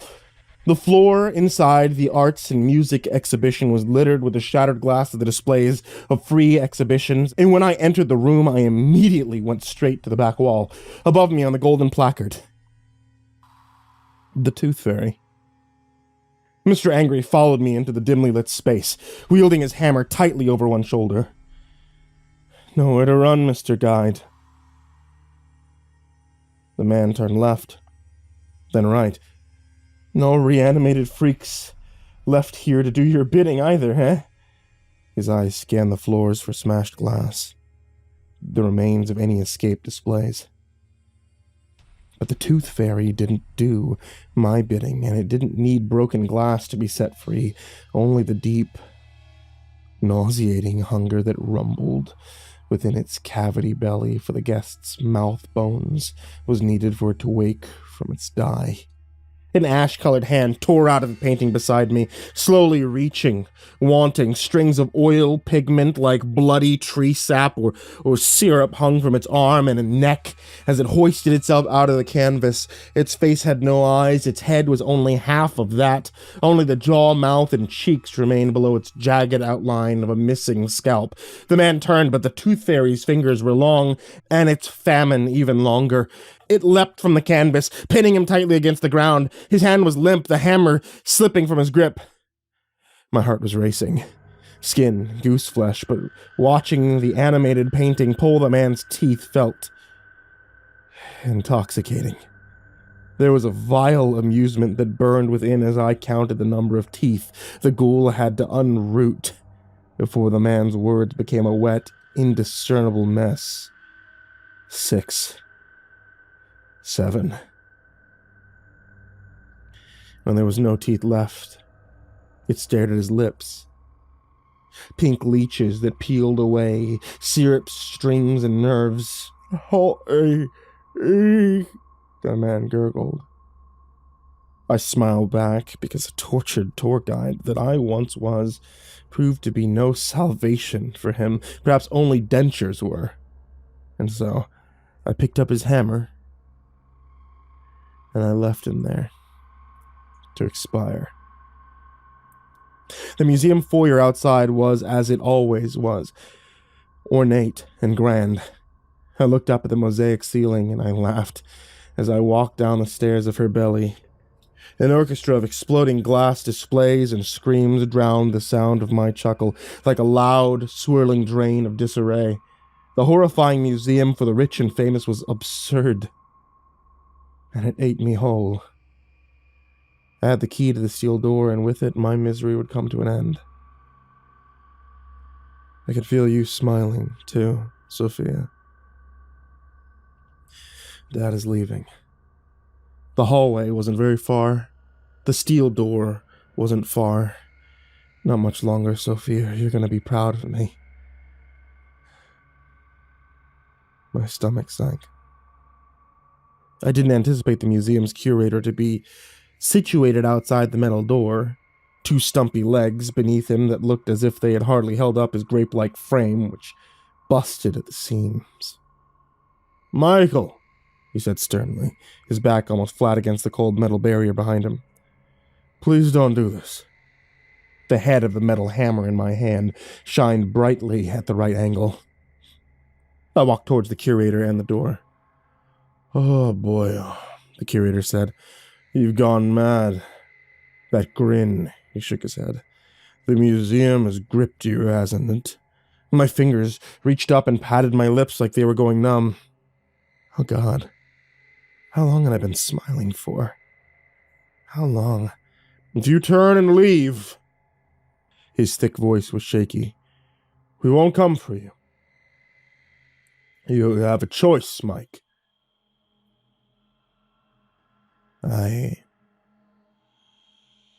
I contemplated for a while.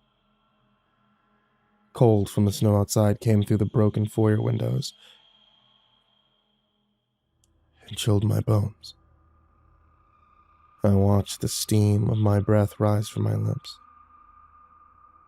"Retire. Be free. Live what years you have left. Or enter the door and you will never leave.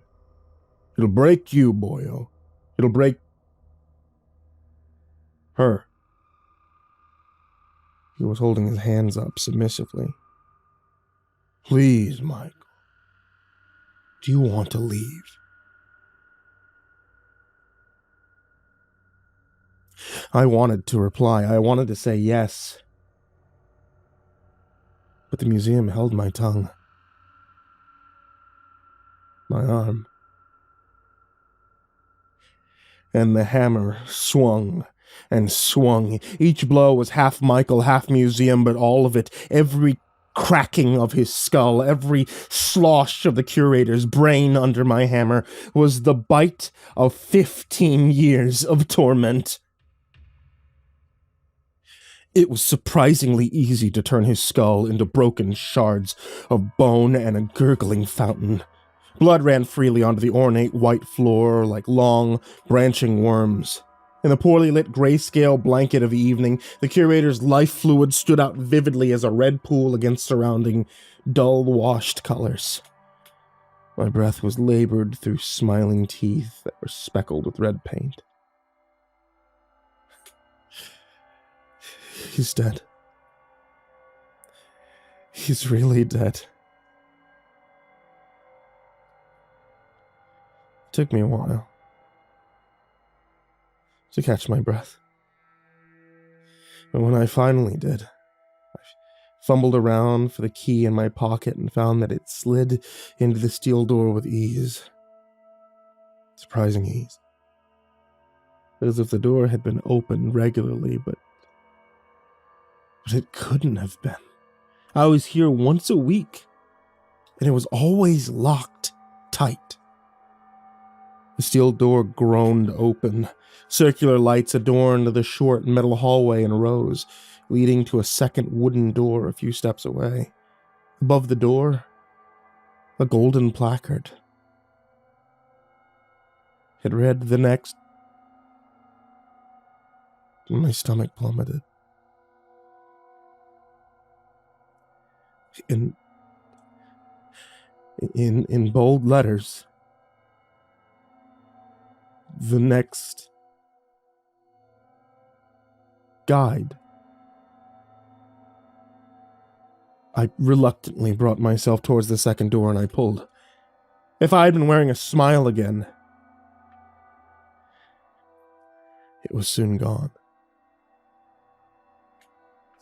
Pink wallpaper plastered the walls inside the space and peeled off occasionally in curling rips, save for one wall that was well kept. Most likely because it was decorated with Polaroid photos. The shelves were littered with teddy bears, the ground with clothes, the ceiling with fairy lights. I moved to the wall with the images and braced it with one hand as I peered closer. As I picked up one of the pictures, I caught the scent of iron from the dry blood on my hands.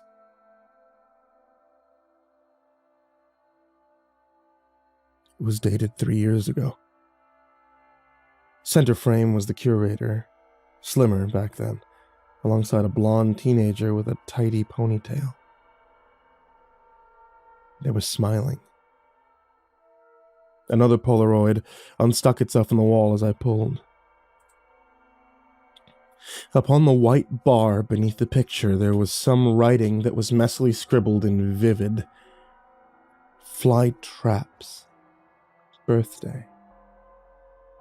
Dated a couple years prior. It depicted the curator and the girl, younger this time, beside our giant Venus flytrap we kept in the greenhouse. This photo had been taken at the museum while I was working. What is this place? Reaching all the way to the end of the wall, I picked up the earliest photograph. It was dated 15 years ago. The curator was sitting next to a hospital bed, the slimmest that I had seen him, and with a full head of hair. Beneath the Polaroid, more writing. Cancer-free. Right of the picture on the bed, beside the curator, was the same young girl, maybe 5 or 6 of age. She had bright blue eyes and... Sophia. The pink room was spinning. I felt like throwing up. This can't be happening. It wasn't happening. The curator was right. I was going mad. I was going mad. I'm just going... That? Her words were quiet, distant, and afraid. Her voice broke me in two. I turned. Those same eyes, that same smile.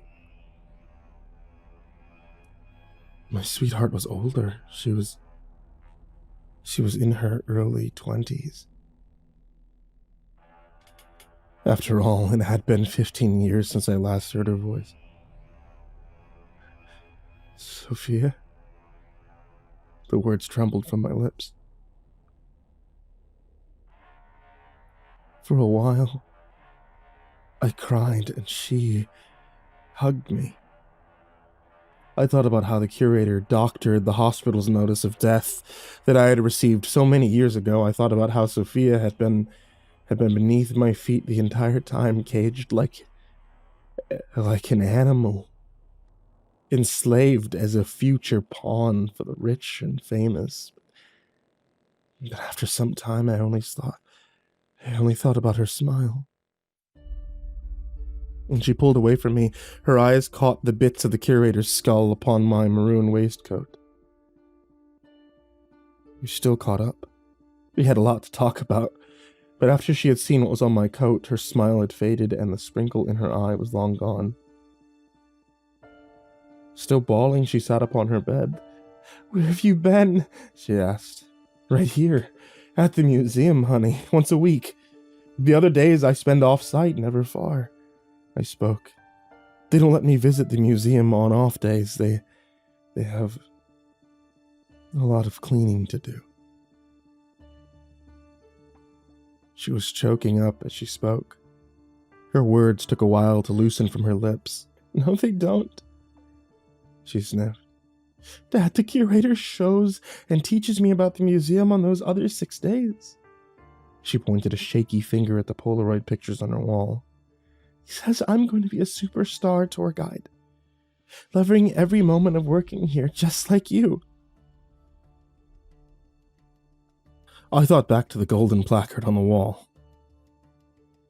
The next guide. It felt like my heart was going to give out. The world was cursed. It was cruel. Honey, it doesn't matter what he said. He's a terrible man. He's been raising you to be... I shut my eyes tightly, inhaling a deep breath. I didn't want to tell her who he was. I didn't want to tell her that her life was a lie and her caregiver was a monster. She's grooming you, darling, like cattle for slaughter. You're gonna be a pawn. Just like me. She was shaking her head. No, she sniffed. That's not true. It's not. She bolted up from her bed and made for the door. The curator's my friend. He wouldn't do that. I was shouting. He's as bad as the rest, honey. Listen to me. They're all monsters, all of them, all rich and famous that visit this godforsaken horror house. There's no way she ever saw the rich people. She was hidden away through the door the nights that I had given them tours. She didn't know where to begin when unraveling my incoherent ramblings, and at that moment, she was a sobbing mess. I went to hold her arm to settle her down, but she screamed, "Get away from me!" I felt helpless. Listen to me. Please, I said. The rich are heinous. They're here once a week. You just don't see them because you're locked. She sprinted through the door. Sophia! Sophia, don't! Her slipper splashed as it met the maroon puddle of blood that pooled outside the doorway. She screamed and screamed, not only because she was beside the curator's face that had been mashed into a bloody pulp of broken bones and flesh by my hammer, but she might have screamed because at that moment she knew that her father was a monster. The words fell out of Sophia's trembling lips. You're a monster, Dad. I went to grab her by the arm and hold her and tell her it was all right, that we were free, but she slapped my hand away and shrieked. My voice was quiet and pleading. I'm not a monster, honey. She was backing away from me. Pale moonlight flooded in and painted bloody steps upon the museum's marble floors, where her slippers had been. Looking down at the ground, she didn't see the disgusting man lying there that had tormented me for 15 years, nor the man that had kidnapped and groomed her to be the next guide. All she saw in the museum curator's lifeless body were the remains of the honest man that had raised her in her father's stead. And I had just haphazardly scattered his brain across the marble floor with a hammer. She broke off into a sprint down the hallway, around the corner and down the steps she had walked many times before. I screamed after her and gave chase. When I finally saw her again, she had stopped in the middle of the foyer a few steps from the door. Beelzebub, the Tooth Fairy, they were patrolling the halls, slowly making their way towards us. The museum's abominations did not wander aimlessly. They were searching for me. The museum was searching for me. It was not going to let me run free.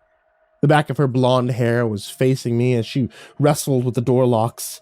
Sophia shrieked as I made my way past her and jammed my master key into the door and twisted. My heart was racing. The key that had worked for 15 years was not turning the lock. I kept twisting and turning my wrist, cursing as the museum's exhibitions loomed. It would never open, of course. Not this evening. Because something was amiss. The museum had no guide. Inside the foyer, Beelzebub fluttered a broken flywing as it sucked his disgusting mouth tube in and out like a pacifier. When they would reach us, they would pull my teeth and flesh from my bones as easily as boiled meat. Sophia would be next. No, she was going to be free.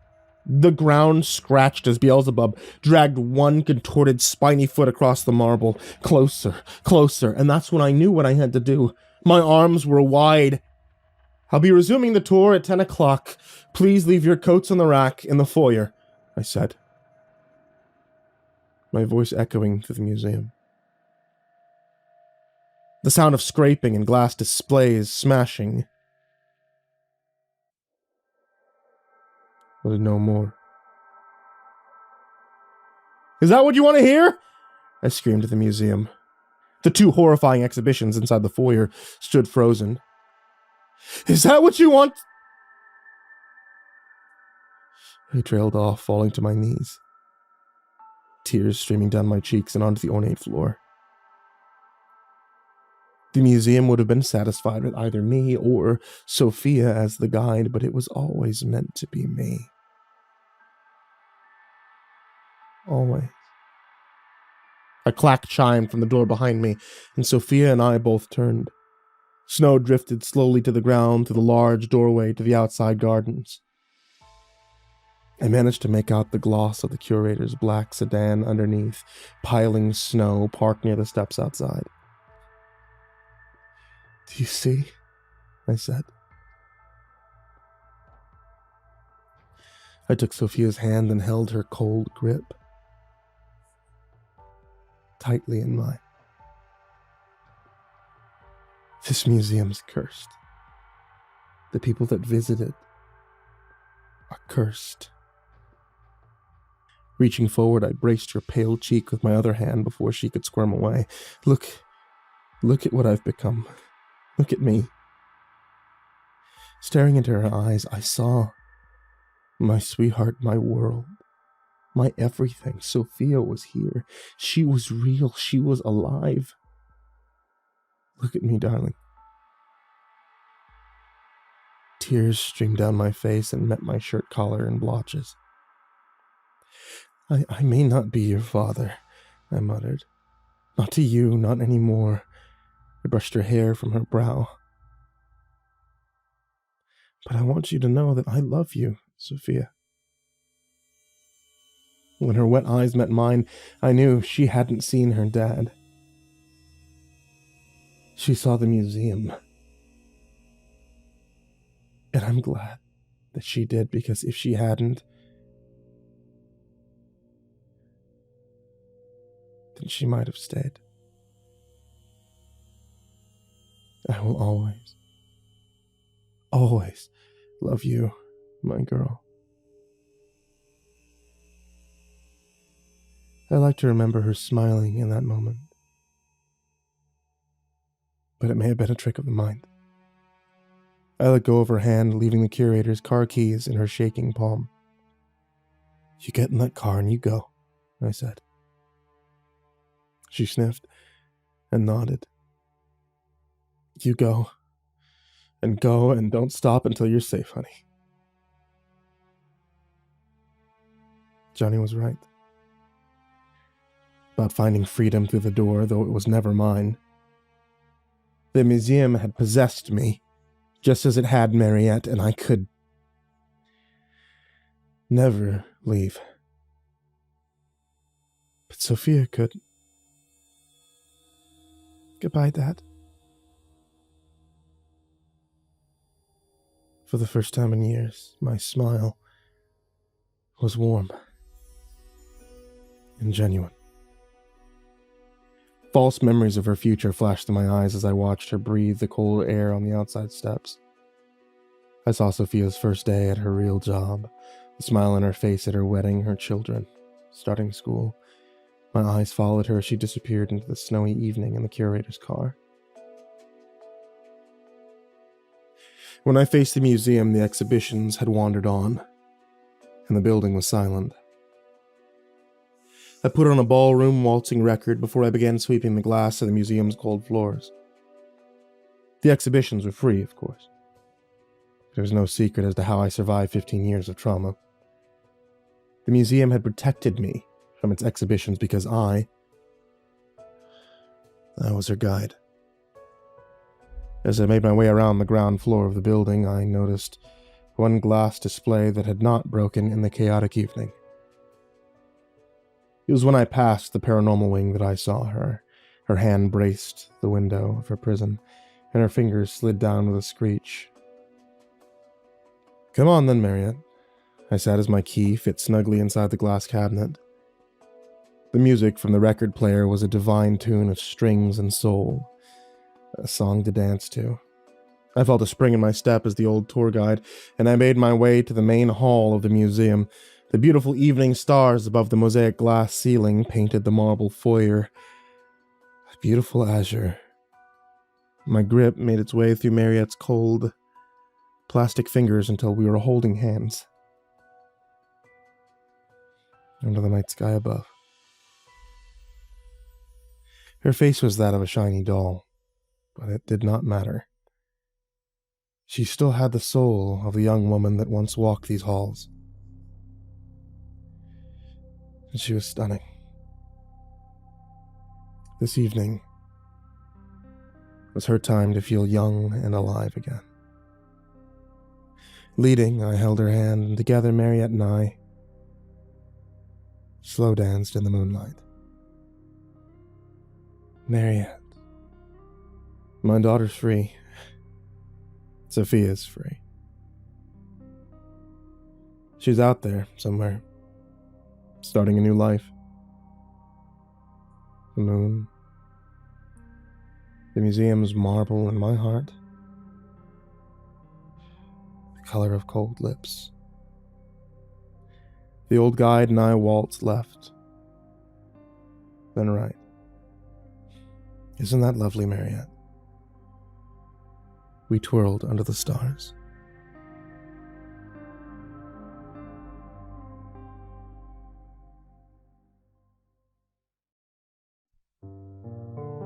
Do you know you've reached your breaking point when you come to a bunch of strangers asking for help? Well, I'm at my limit. I've had little sleep. It's been over 24 hours since the incident happened, and my husband and I still have no idea what to do or how this even started.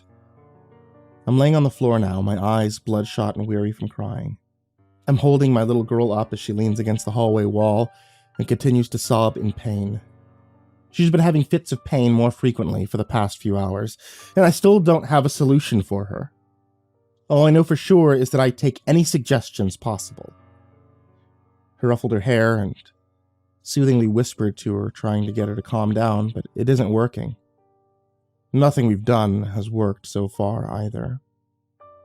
When I first heard her screams yesterday, I thought for sure it was a problem with one of her toys getting lost. Instead, I turned the corner from the laundry room to see that she was against the wall, desperately trying to tug her arm from the plasterboard. At first, I thought somehow or another she had ripped a hole, and I was about to scold her. As I got closer, I was shocked to find that instead, it seemed as though her entire hand and up to the middle of her arm was somehow meshed with the wall. It was impossible to determine where one end and the other began. Okay, sweetie, calm down, I told her as she started to have a crying fit and kept tugging. "It hurts," she screamed. I could tell her efforts weren't making any difference, so I immediately distracted her with something else so I could get a closer look. It wasn't easy. She was fidgety, and any sudden movement I was worried would make the situation worse. Even after an hour, I couldn't find a way to pry her arm from the wall, so I immediately called my husband at work and told him what was happening. "Should I call the paramedics?" I asked. He suggested trying to rub some coconut oil on her arm and try letting it slip out. Then I sent him a snapshot of the way the wall basically was part of her arm now. And he immediately called. "I'll come home right away. Get 911, he said. I never heard him so alarmed, but maybe it's because I'm normally the panicky one. All I could think about was how scared my little girl was. I soothed her and let her watch some videos on her tablet as we waited for the EMT to arrive. When they got there, however, our troubles were far from over. There were 3 of them, and from the looks of their faces, I could tell none of them had ever seen anything like this. "We need to check her vitals first," the oldest on the team decided as I squeezed my daughter's free hand and tried to tell her it was going to be okay. But any reassuring words I had were falling on deaf ears. She just continued to sob bitterly and tell us how much it hurt. Hey there, what's your name? The lady EMT asked, getting at eye level. Marcy, my 6-year-old stammered. Hey, Marcy, I know it's scary, but we're gonna take care of you, okay? And when this is over, if you're a good girl, maybe your mommy will let you have some candy, she suggested. I nodded, and I kissed her forehead as the other EMTs worked around the awkward standing position that we were in to check everything out. Pulse is elevated. Nothing appears to be broken. Ma'am, what's behind the wall? The team leader asked, but my attention was focused on Marcy. The short reprieve that we had to calm her down was over as she screamed and said something was squeezing her arm. It got louder when she saw her daddy walking in the room. Sir, please back up, the woman EMT advised. I'm her father, Stan. Please tell me you've come up with something? What's causing this? He asked as he rushed and kissed me and then checked on Marcy. The other EMT talked in between her bursts of tears. Well, honestly, I can't say for sure, but it seems like the best option right now would be to tear the wall down. Stan voted eagerly as he rubbed Marcy's arm, trying to soothe her pain. Yeah, of course. You have my permission. Tear it all down, he demanded. The EMTs radioed for a fire station nearby to bring a sledgehammer. Stan and I just kept holding our little girl tight, not daring to say a word as they returned with the equipment. Please step aside, one firefighter ordered us. I didn't want to be away from her as it happened, but I knew not to disobey, so I quietly stood up and watched as they prepared to smash the wall. As soon as they began to slam the hammer into the wall, we were all surprised to hear Marcy scream even louder. I thought she might even go deaf from the noise. As they hit the hammer again, nothing seemed to damage the wall. Instead, it only seemed to make Marcy shriek and cry and even twist her arm to the point of nearly breaking it to get away. Still, she remained lodged in place, and I couldn't be quiet any longer. You're hurting her, I screamed, as I motioned for the EMTs to stop. Jesus, it's like the foundation's thicker than concrete, they said. Is there no other way? Stan asked. The team consulted amongst themselves for a few minutes as I wiped away Marcy's tears. They asked to talk to Stan privately. For a moment I heard her get upset, and I cringed, wondering what their suggestion even was. Then he returned to the hall and asked to talk to me while the EMTs did their best to distract our daughter. They want to amputate, he said with a stone face. I could see the tears that had streaked down his face when he had been arguing with them. I knew that if he were coming to me now, it meant that he didn't see any other option. They can't. No, she's just a little girl, I said, as I covered my mouth, tried not to hyperventilate. Listen to me. Listen, okay? He said as he grabbed my shoulder. They said that we could think it over and that they would consider other options too, but it's not looking good. Not the way it's lodged in there, he told me. I shook my head, trying to think about it. I knew that he was also struggling with this choice as well. So we told them that we would call them back in a few hours. I sat down on the floor beside Marcy as she complained about her feet getting tired from standing and told her that she could rest on me as I rubbed her arm tiredly. It hurts so much, Mommy, she complained with a whimper. She was all worn out. I don't know how, but we got some sleep. Then, this morning, I decided I couldn't bear to hear her in pain any longer, so I asked Stan to call the EMTs back. How will they do it? I asked, as he got off the phone. They didn't specify. I can only imagine that we don't want to know the details, he said, as he grabbed me. Then we got on the floor next to Marcy and we tried to explain to her what was about to happen. Sweetie, do you remember the men and women who came yesterday to look at your arm? Stan asked. She nodded weakly. I could tell she had barely gotten any sleep herself. They're coming back now, coming to try to get you out, but sweetie, what they're going to do, it's going to hurt. Would you be brave for Mommy and Daddy, though? He asked.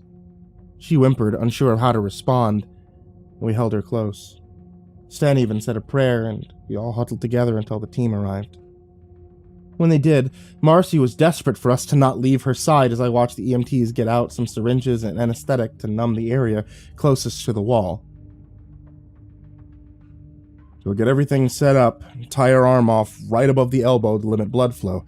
Then once the medicine's in her system, we'll try to make it a clean cut. The team told me. I was visibly shaking. I can't even describe the way that Marcy screamed as they stuck her with about 5 different needles. Then it was time to operate. The 2 EMTs moved to either side of her arm with a bone saw and asked me and Stan to hold her still as they prepared to make the cut. I immediately fell to my knees and squeezed her other hand. Marcy, look at me, baby, look at me.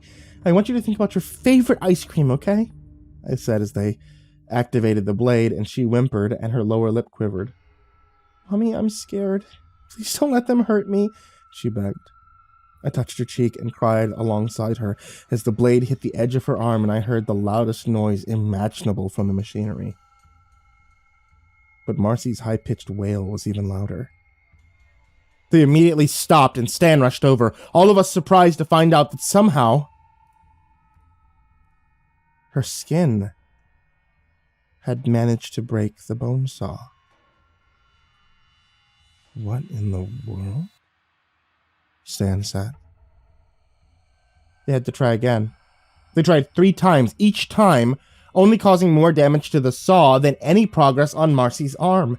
And finally they admitted they couldn't try any longer. They left muttering apologies and promising they would call back as soon as another solution presented itself. And that was over 6 hours ago. We haven't had a call back. Stan has taken off work, but he's no closer to a solution. We tried to bust down the wall from outside of the house, but no such luck from that either. I'm at the edge of my rope. I've done my best to keep Marcy well fed and dry, but I don't know how much longer this will go on. I'm asking anyone. Please. Help us. Help my little girl. Help.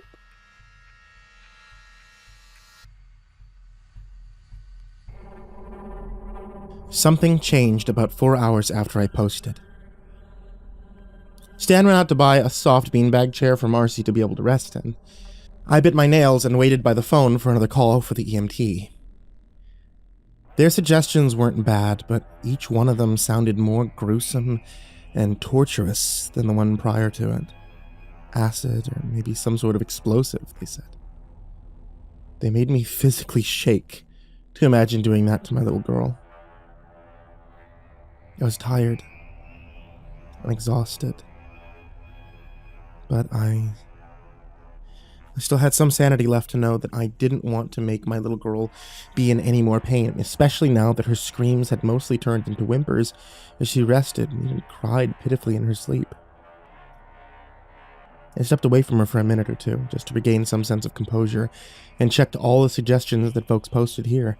I mean, some of it was quite appalling, suggesting that we kill her to save her the pain, but others suggested that we should attempt a cut from further away up her arm.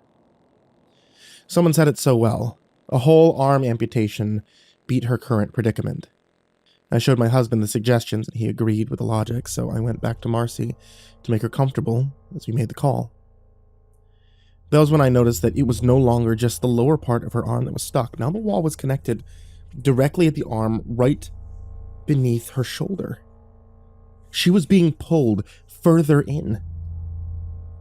I covered my mouth to stifle a scream, and I rushed to get Stan. And when he came and he saw what happened, he made a few quick decisions. Don't wake her. She's not in pain right now. And maybe that's a good thing. We can get this over with before it sucks her even further inside, he suggested. And I nodded, trying not to panic as I paced the kitchen. But the hospital wasn't responding. The one nurse that we did finally get a hold of thought that we were pulling some kind of prank and hung up. What are we supposed to do? I asked Stan as we consulted in the living room. I'm not sure, but I think right now we both need some sleep. As cruel as it sounds, there's nothing we can do for her at the moment, and maybe with some good rest we can clear our heads and get some better ideas, he suggested. I don't want to leave her alone, I admitted, as I started down the hall where our little girl was resting on the beanbag. She looked like a little rag doll, limp, but hanging by some invisible thread on the side of her body. We can take shifts. You need rest, Stan insisted, and then went to lay down alongside her as I covered my mouth again and tried to calm down. He was right. I knew that I needed to take a break from this insanity. So I went to grab a hot shower and then climbed into bed. But sleep was nearly impossible as I thought about Marcy and how it could be at any time that the wall might decide to pull her in further. Somehow or another, though, I got a few hours. In the morning, my husband did have a more leveled head, and we stood there watching her sleep and made soft coos of pain. And he whispered, "What was she doing before this happened, anyway?" I rubbed my eyes tiredly and realized I never really gotten a chance to ask her. I was sorting laundry and I heard her scream, I admitted. He nodded, and then went back to the kitchen to check his smartphone. I called Tim last night about possibly coming over to knock the wall down, since it seemed like the area closest to her is what was making it painful. Figured we got far enough out and we'd start from there, he said, then added, "If that doesn't work, might be able to drill under the house." I was focused on Marcy, though. I realized she was waking up, so I nodded absently at my husband's ideas and put all my attention on her. Hey, baby girl. You okay?" I asked, getting on my knees as she opened her sleepy eyes. She looked at me confused, perhaps thinking the whole ordeal had been a bad dream. Then she turned to see the wall was now right against her body, and she began to whimper again. "Mommy, what's happening?" she asked desperately. "It's okay. You don't feel any pain, do you?" I asked, as I clenched her other hand. "No, just... it feels really numb. Tingly," she admitted. I then remembered that the paramedics said the local anesthetic they used would be wearing off after about a day, so the fact that she was still feeling something made me instantly nervous. Stan had checked the exterior of the house. Our walls aren't too thick, so there couldn't possibly be over 9 feet between the interior of the hallway to the edge of the house where she was trapped. But we hadn't been able to see anything. So, where exactly was she feeling the pain at now? "It's going to be okay. Uncle Tim is going to come over and see what we can do to help," I told her. She nodded and asked if I could make her some breakfast. Doing the simple routine task seemed like the best way for me to keep my mind off my little girl's plight. I slowly washed the dishes and daydreamed about anything besides the wall. Eventually Tim arrived, and as soon as he jumped inside, he got a good look at the wall and Marcy. "Hey, kiddo," he said, smiling, and offering Marcy a small trinket as a distraction while he got a better look. "This is crazy," he admitted, as he finished his examination, and we all worried about what the next few hours might mean for Marcy. Tim had brought a heavy-duty saw from the back of his truck, and set it up at the edge of the hall where the wall met the door of the laundry room. Stan got an extension cord, and they got set up as I distracted Marcy. "I'm not scared, Mommy. I just want to go play in my room," she admitted. Tom started up the saw and approached the wall. He was at least 4 feet away, but as soon as the saw touched the wall, Marcy's calm demeanor fractured into more pain. Stop, I yelled. But the noise was too loud, and Tom was wearing protective ear guards. Somehow, though, he managed to hear Marcy's piercing screams as he instantly shut the equipment off. "Shit, she okay?" he asked as he removed his eye gear. Marcy was shaking again, clenching her other fist and squeezing her side so hard that it was leaving a bruise. I tried to get her to tell me where it hurt. She was at a loss for words. "Okay, we have to try something else. Hitting the wall is no good," Stan said. "If we can get those damn paramedics back here, maybe we could apply some stronger anesthetic from this side," Tim suggested, as he checked Marcy's free arm. While she was distracted with the pain, he made a small cut with his pocket knife against her palm, and I slapped him away. "What's wrong with you? Are you trying to make her worse?" "Relax, it's just to test a theory. You said near to the wall she couldn't be hurt, but look on this side. She could still bleed," he said, gesturing to the successful cut. It's all the way up to her fucking shoulder, Tim! Where the hell would we be able to cut?" I screamed back. He raised his hands defensively and muttered, All right, amputation is off the table right now. Let's try the other thing. Drill from underneath." Stan seemed to agree that it was a good idea, so the two of them left the house while I worked frantically to calm my little girl down. She was so tired and worn out from everything that it didn't take as long.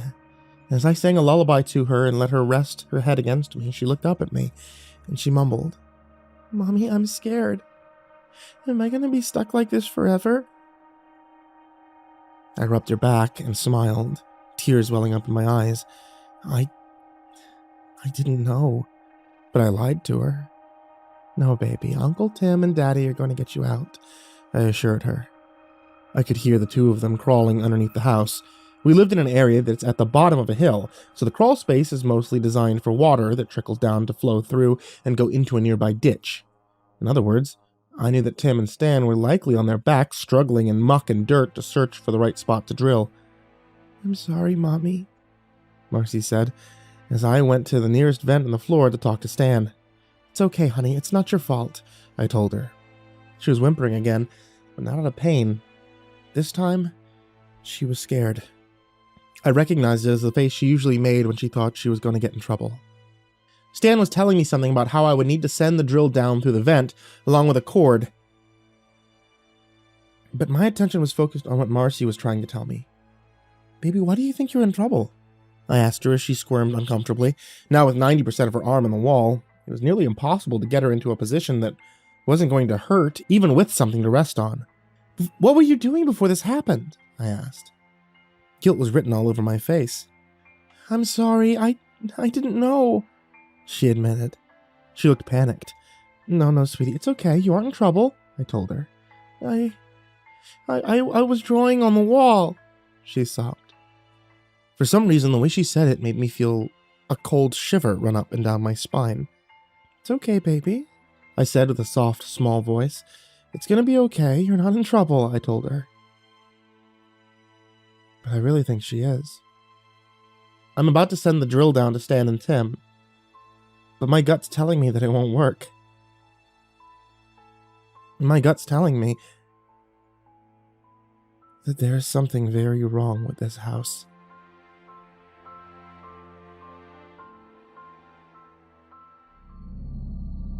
It's been quite a while since I've touched a bottle of alcohol. I had a problem when I was younger, but I kicked the habit when I found out I was pregnant. I swore I would never have a drop of the stuff again.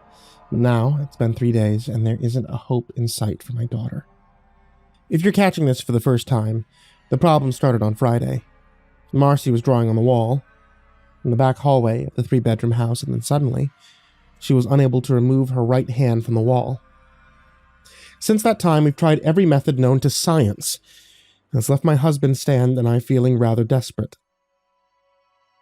It got so bad after we called Tim, her uncle, we resorted to drilling from the crawl space under the house. Despite the impossibility of it, I can't deny what I'm witnessing any longer. It does seem like she's being absorbed by the house.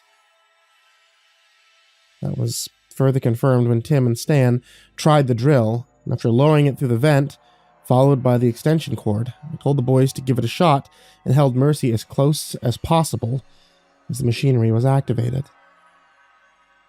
For a moment, I thought it was working. She wasn't screaming. She seemed to be distracted by the hum. And then it hit the foundation of the house. Mercy let out a wail so loud I thought it might burst my eardrums. Instantly, I signaled for the two of them to stop. They hadn't even made a dent in the foundation, and it was actually causing her more harm. Once Tim and Stan were back inside, the two of them checked on Marcy first, before deciding to go to the den and try to solve this. Somehow I managed to calm her down long enough for me to join them.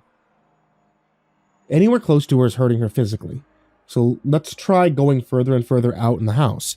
There's bound to be somewhere that doesn't affect her, so maybe we start from there and work our way towards her, Stan suggested. I could tell he was stressed more than ever. He had called into work these past few days to try to help. His job had even called several times yesterday to ask when he would be returning, and he offered a flimsy excuse. But it's not like that he can just ignore bills forever. "I think you should contact a medium. I know you've posted it on the internet, so what's the harm there?" Tim suggested. "I don't want a bunch of quacks coming in and treating her like some kind of experiment," I said angrily. I didn't want to admit that I almost considered posting a video of Marcy's predicament earlier. I couldn't press the button, though. It didn't seem right. This was my child, not some kind of work of art or freak show. I didn't know what sort of attention that kind of post would attract. I turned back to my phone as the two men talked and reviewed some more of the outlandish theories, and surprisingly, the only sanity I found has been to come online and check the suggestions made. I mean, they didn't seem so bizarre anymore. Many of them were practical, like attempting to cut away at the wall from a further and further distance, and that sounded like what Tim had just said.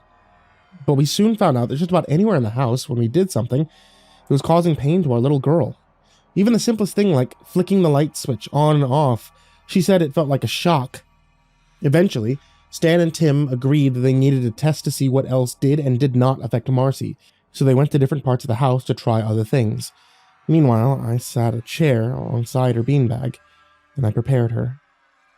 Uncle Tom and Daddy are going to see if they can help you, but it's going to take a lot of trial and error, sweetie, I told her. She seemed numb now, so tired from pain that she barely registered the words I was saying.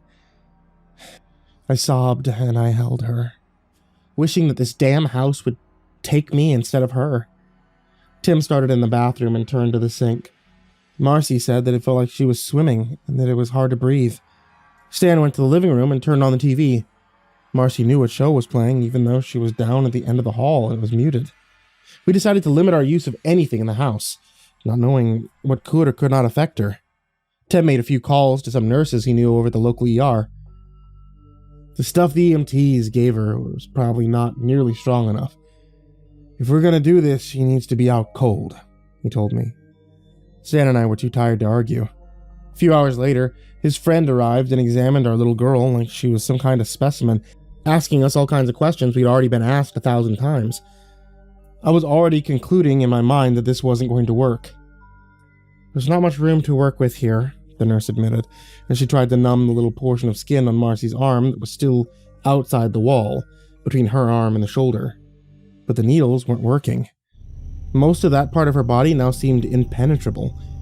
Instead, she resorted to setting up an IV on Marcy's left arm and gave her a few general antibiotics and morphine, as Tim searched desperately online for what sort of anesthetic could do the trick. Even if you do get her sedated, how would you even amputate at this point? You would have to cut from the neck down, I said angrily. You have a better idea? The nurse snapped back. We aren't dealing with anything natural, so it's not going to be solved by natural means. I think we need to consider calling a priest or something, I admitted. Stan was nearby, pouring some coffee, and he nodded absently. I guess it wouldn't hurt at this point, he admitted. Oh yeah, let's look in the yellow pages under Exorcist, the nurse said, rolling her eyes and crossing her arms. I was about to snap back at her for her attitude when I heard Marcy making some more whimpering sounds. I went to check on her. Stan was right beside me. We now saw that her arm was completely sucked in, along with a portion of her shoulder. She was gripping my hand with her left one hard as she told us how badly it hurt. I won't let go of me, she said. Stan's face hardened, and he stood up before going to grab his coat. What are you doing? I asked. Off to find a priest. There's bound to be someone that'll listen to me, he said. Tim and his friends were finishing up the next round of drugs, and Marcy complained about the needles. Every time they stick me, it makes me hurt more in there, she complained. I touched her cheek softly and kissed her forehead. I know, baby girl, I know. It's gonna hurt before it gets better, I said.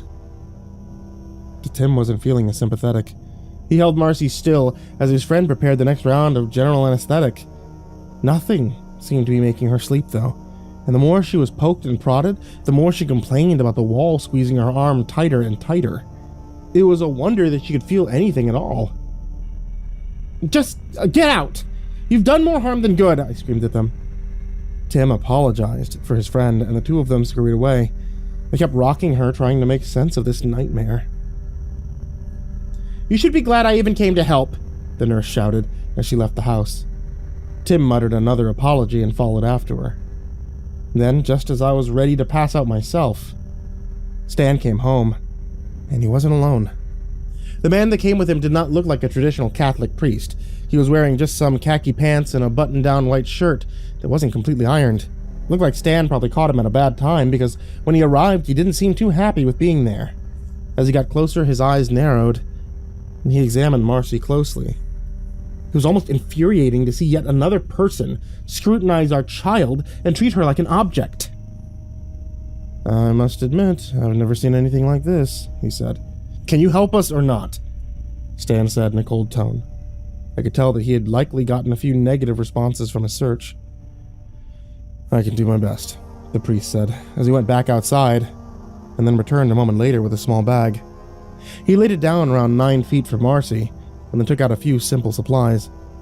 He first took out a long bundle of sage leaves and stems that were tied together, and then took out a few bottles of crystal clear water. He instructed us to wait outside the house as he began to gently pour the water around the spot where Marcy was stuck. I hesitated, not wanting to leave my little girl, but I understood the stakes and promptly let it go to stand in the yard. Stan and I stood there holding each other for the next 20 minutes or so, waiting for some signal that it was okay to come back inside. And the longer we waited, the more uneasy I felt. Was this man really here to help our daughter? What if he was a molester or something? And now, did we even know if he was really doing anything helpful or not? Suddenly, a shrill noise burst through my thoughts. It was a smoke alarm. Stan ran in to shut it off, and I wasn't far behind him. "Open all the windows," he told me hastily, as I ran amid the smoky hallway to grab hold of Marcy. "Are you okay?" I asked her, touching her face. It was hard for me to really see her expression, but she nodded silently as I went to the other windows to ventilate the house. Once the smoke was starting to clear, I could tell what had happened, as the priest had lit the sage on fire and then dropped it on the ground for whatever reason. "Jesus Christ," Stan said as he waved the smoke away and tried to find the priest. But he was nowhere in sight. I turned my attention to Marcy to make sure that she was okay. Then I let out a louder scream. I didn't think it was possible, but it was now somehow worse. Part of her face was molded into the wall, up to the edge of her right eye, and her lower chest as well. "Baby, are you okay? Did that man do something to you?" I screamed as I squeezed her hand. She was sobbing again and looked around frantically. It was clear she was panicking because she couldn't turn her head. "I don't know what happened, Mommy. He was chanting something and talking funny, and then he began to strike the wall, and I felt dizzy when he did that. I was scared. He was a scary man," she admitted. Stan checked the rest of the house, but there was no sign of the priest anywhere. I slumped against the wall, feeling deflated and defeated. There was one thing of significance, though. The one spot where Marcy had said the priest had been striking the wall felt a little different. It felt warm.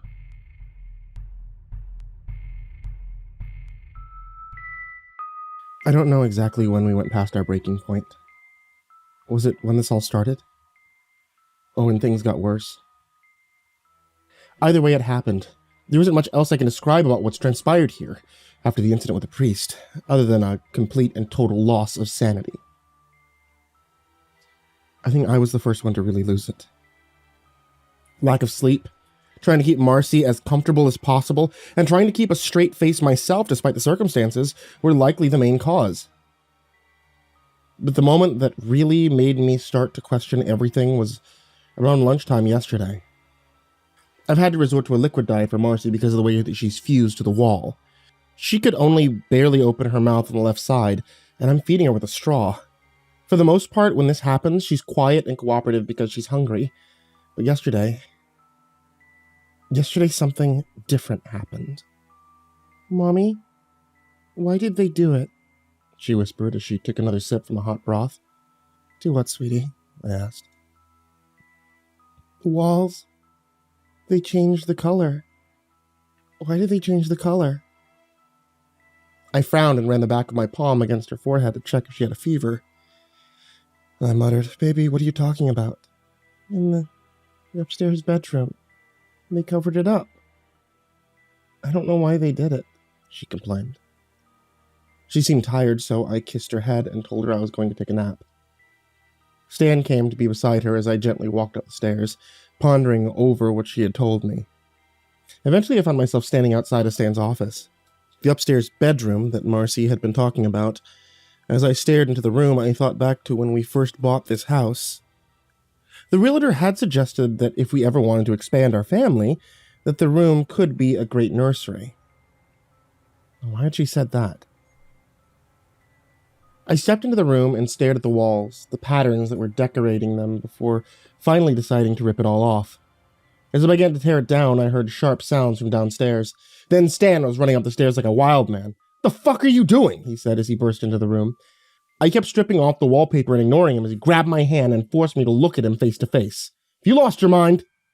While you're here dismantling the house, our little girl is downstairs crying because she said she feels it, like you're peeling her skin off. We agreed not to do anything like this." I pulled away from him and said in a shaky voice, "What else am I supposed to do? I'm trying to figure out what this fucking house wants. It's not like I can talk to the walls." Stan relaxed and held me for a moment as I broke down and dropped some of the wallpaper I was holding. "I'm sorry. I overreacted. I'm sure whatever you're doing was intended to help her," he admitted as he squinted his eyes and looked past me on the wall. He let go of me for a moment and went toward it, gently peeling the wallpaper off to reveal what appeared to be a measuring chart of some kind. "What is that?" he asked. I examined it as well and realized it was the scribblings of a child's hand on the wall with the name Jasper Hunt, age 10.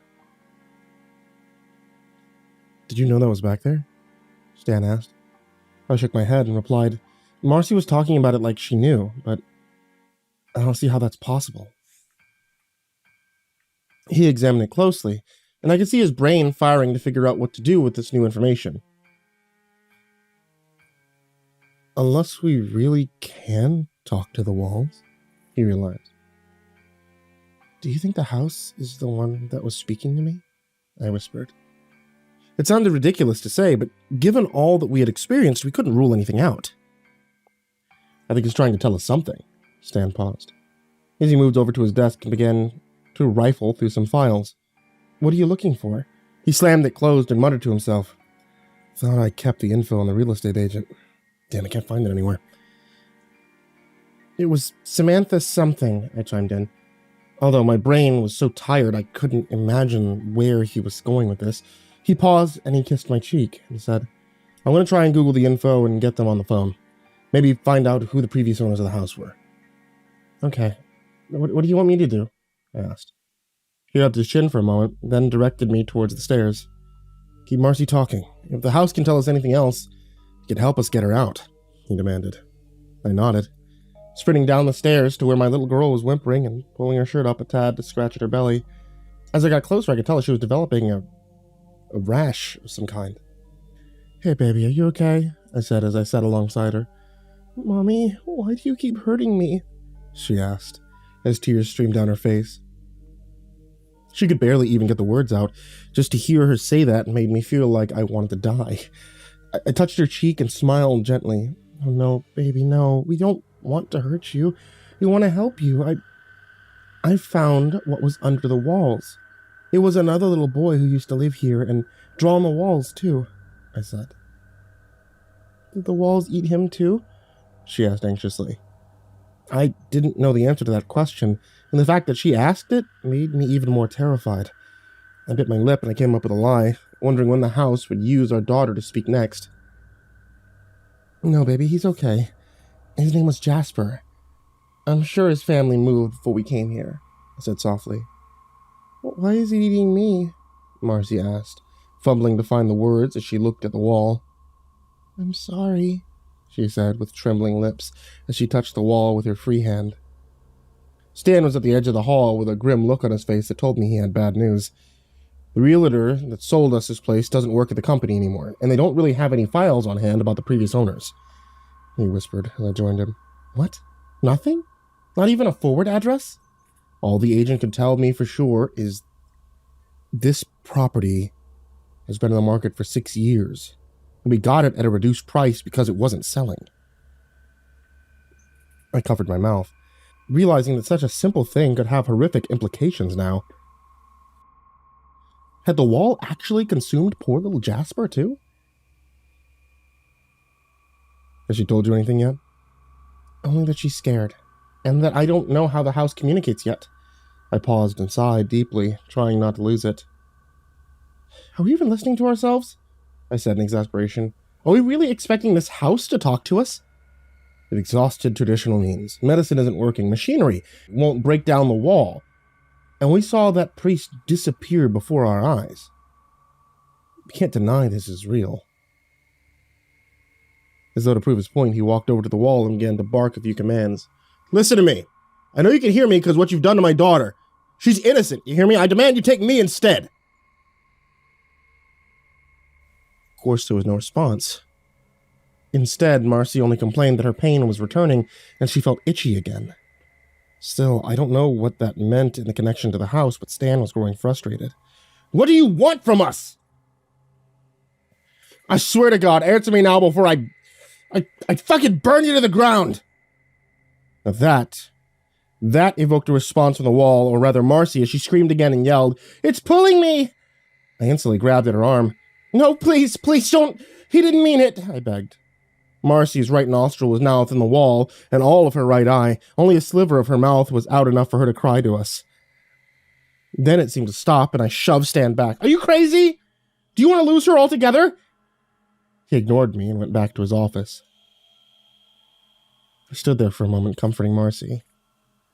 And I even gently touched the wall and muttered an apology. Please, just tell us what you want. We'll do it, anything. Just please let our little girl go.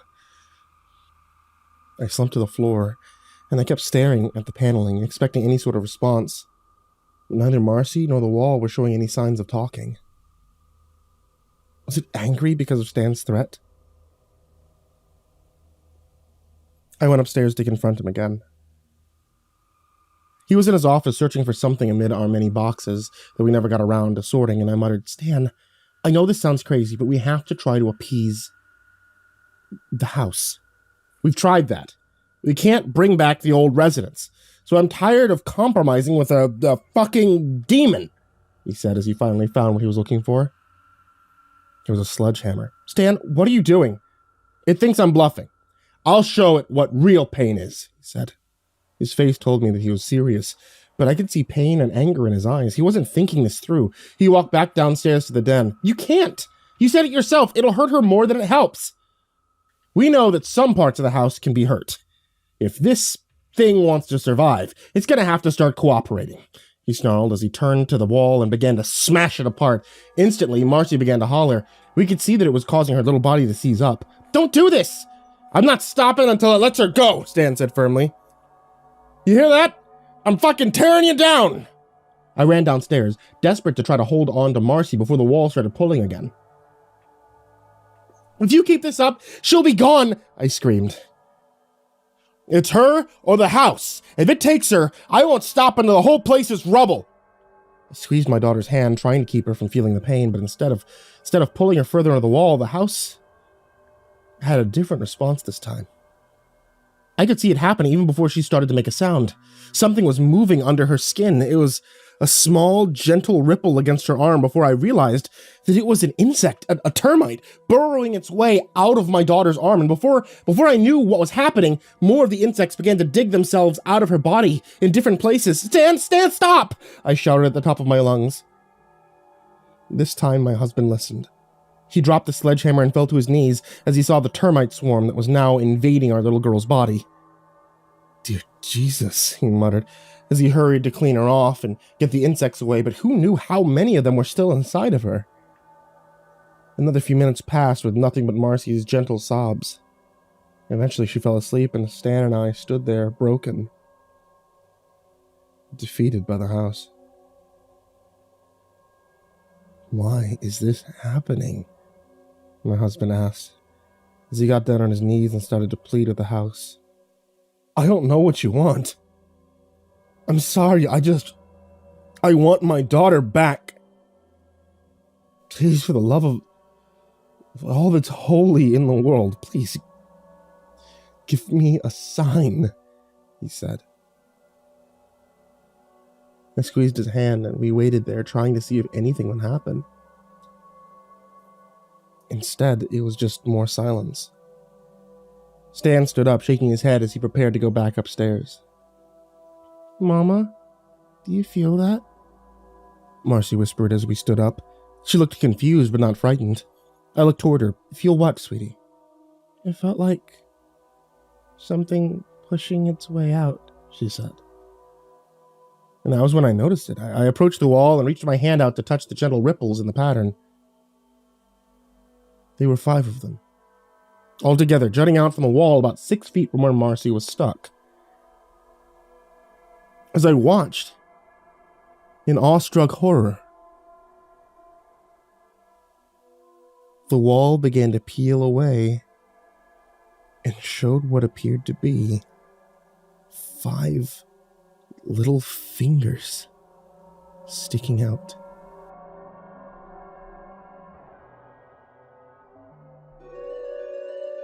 I don't know what I'm doing anymore. This house is affecting everyone that comes in contact with it. The house is alive, and whether you choose to believe that or not, I don't care. What matters is that I'm going to do whatever is necessary to save my daughter, even if I don't fully understand. When this started, my husband and I resorted to different methods to try to break our daughter free. We even attempted to contact a priest. That led to the house retaliating. And now, as crazy as it sounds, we're trying to appease the house to save her. But she isn't alone anymore. Over the course of a single afternoon, Stan and I watched as the small fingers that we saw pushing out from the wall formed into a complete hand. And then, a wrist. Someone or something was trying to push its way out of the wall. Somehow Stan got his brother back on the phone. Tim has a friend that works 3rd shift to try to help us before all this got so bad, but I pushed her away. I've had time to reconsider that decision, and I've realized the house has been clouding my judgment. I need all the help I can get. Look, about before, I want to apologize, the nurse said over the phone. I found out her name was Beth, and Beth had 2 kids of her own. I know you're stressed. Anyone would be. It's a matter of life and death, and it's something that no one has ever seen before. Look, I'm no Christian, but if you are, I'd recommend praying to God, because what you've told me since I left sounds like you're dealing with the devil himself. I learned that she risked her job to help us the first time, and that now, as she re-entered this hell, she was willing to do so again. All because of a hand sticking out of a wall. I never believed the rumors. Not until this, Beth admitted, as she used a tourniquet to tie off the edge of the wrist closest to the wall. I saw that she was hesitant to touch the building itself. Rumors? Stan asked. He had been tending to Marcy. Ever since the incident with the termites, her body had been sore and had a variety of open sores on her arm and belly. She was exhausted and barely breathing. Beth made no comment about her state of being, but instead focused all of the attention on the new arm. Local stuff. About this house being haunted. And you can read up on a few tabloid articles about it here and there, but it's almost like the house is keeping a secret. Like, okay, let's say this boy is really trapped here, so why would the house release him now? Beth asked. I didn't have an answer for that question. All I knew was that I was certain that Jasper was a key to this whole mess, and I wanted to learn as much about him as possible. After making sure the tourniquet was good and tight, Beth took out a scalpel and gently cut the tip of the finger. Then she used a needle to draw blood, and commented, "Guess either way, we'll get an answer soon enough." Once she was finished, she checked on Marcy's vitals. He gave us more bad news. Her body's starting to shut down. Her breathing, it's becoming labored, and now that more than half of her is inside the house, it doesn't appear that she has any way of using the bathroom. She admitted as she checked Marcy and confirmed she also had a fever. Then we might be too late, Stan realized. At this point, who knows? I can't definitively say what's going to happen. Beth pursed her lips as though she wanted to say something, but stood up and sighed before adding, "I'll call you when I get the results back." God be with you. I thanked her and let her go as Stan paced in the hallway. Considering our options, Marcy was asleep now thanks to a few pills that Beth had given her, and my husband used these moments as a chance for us to discuss what we would do if the house continued to wreak havoc on our little girl's body. I don't think this is going to end well, he admitted, as he slumped in his favorite recliner. We can't give up on her. If that little boy is any indication, maybe, even if she is completely absorbed, she'll be alive still, I said. Stan didn't seem so sure. You heard the nurse. Her body's breaking down. Who's to say even if she could come out that it would be for very long? She's lost what little will she has to survive. I think that maybe we're just delaying the inevitable. I ran my fingers through my hair, trying to deny what he was telling me, but I knew he was right. Our daughter was dying. It wasn't a matter of if, but when. Maybe she should at least go with some dignity then. What little she has left. These past few days have been nothing but pain for her, Stan. Look at her now. She's at peace, I said with a soft smile. The medicine likely will wear off in a few hours. If we're going to come to terms with saying goodbye, then we have a small window here to decide how we want to say goodbye, he said softly. I nodded and I walked down the hall, staring at Jasper's hand and wondering if his parents faced a similar predicament years ago. How could any parent ever prepare themselves for anything of this magnitude? It was unfathomable. I need some fresh air, I told Stan. Before we had a chance to object, I grabbed my purse and left the house for the first time in days. I got into the car and I just drove, not really caring where.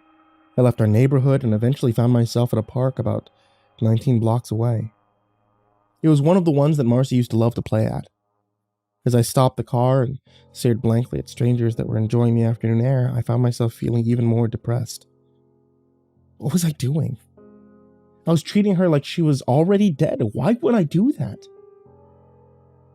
I can't stop now. I have to keep fighting for her. She's my daughter. The phone buzzed off and it made me jump as I saw it was Beth calling me back. Hey, sorry for the delay. I got the results back and they're a bit inconclusive. I guess we should have expected that given the fact that the kid probably has all kinds of stuff going on inside his body, but it's definitely strong vitals. He's alive and he's healthy, so that's something, she told me. I told her that was good news and asked what should be our next step. She mirrored what Stan had said earlier. I think, as cruel as this sounds, you may need to consider a way to gently let Marcy go.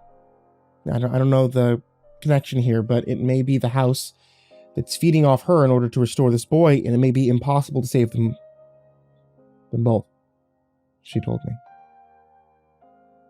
Definitely not the news I wanted to hear, but then she said something else I found interesting. Honestly, though, I don't really mean that. I mean, I'm a mom, and I know that if one of my kids were in that thing, I would do whatever I could to save them, even if all hope is lost, Beth admitted. I thanked her. I told her that if we needed her for anything again, we would call. After the phone call ended, I stared at the screen for a moment and thought about Marcy. Why was the house taking so long to consume her? There was no hope at all. It didn't feel right. Nothing about what was happening did, though. On a whim, I went to the internet to our local newspaper article and started searching for anything on the house. There wasn't a single article.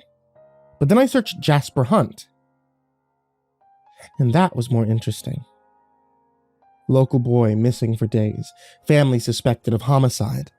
Local residents are up in arms about a 10-year-old boy that's been missing for nearly 3 days now. Parents have stayed adamant that they have no idea what happened to their son, but local authorities have found evidence to suggest that he may have been murdered in the house that they reside in. I kept scrolling, touching on articles that related on the case. Noah Hunt, charged with first-degree murder in cold case related to his son.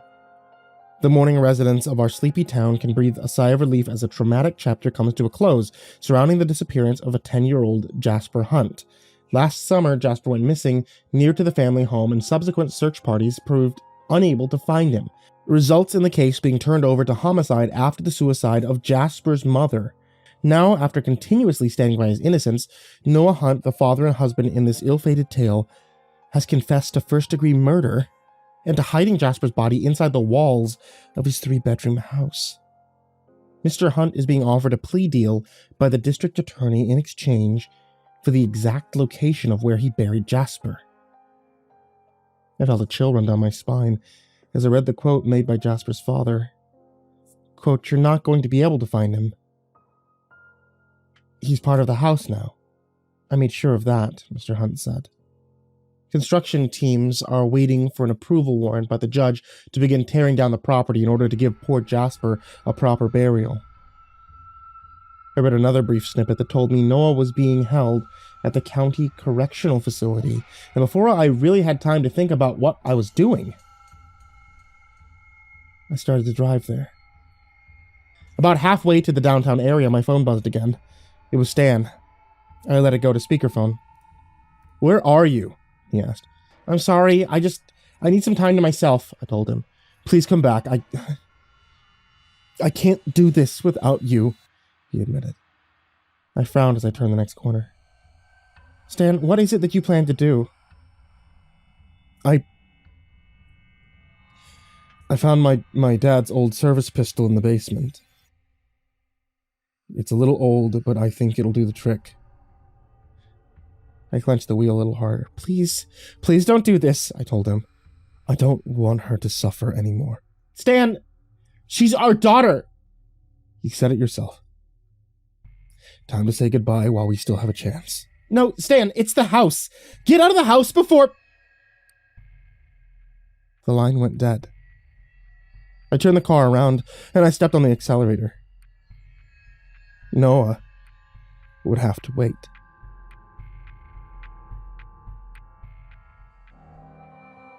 I'm sorry for the way I ended my last update, but I had little time to spare.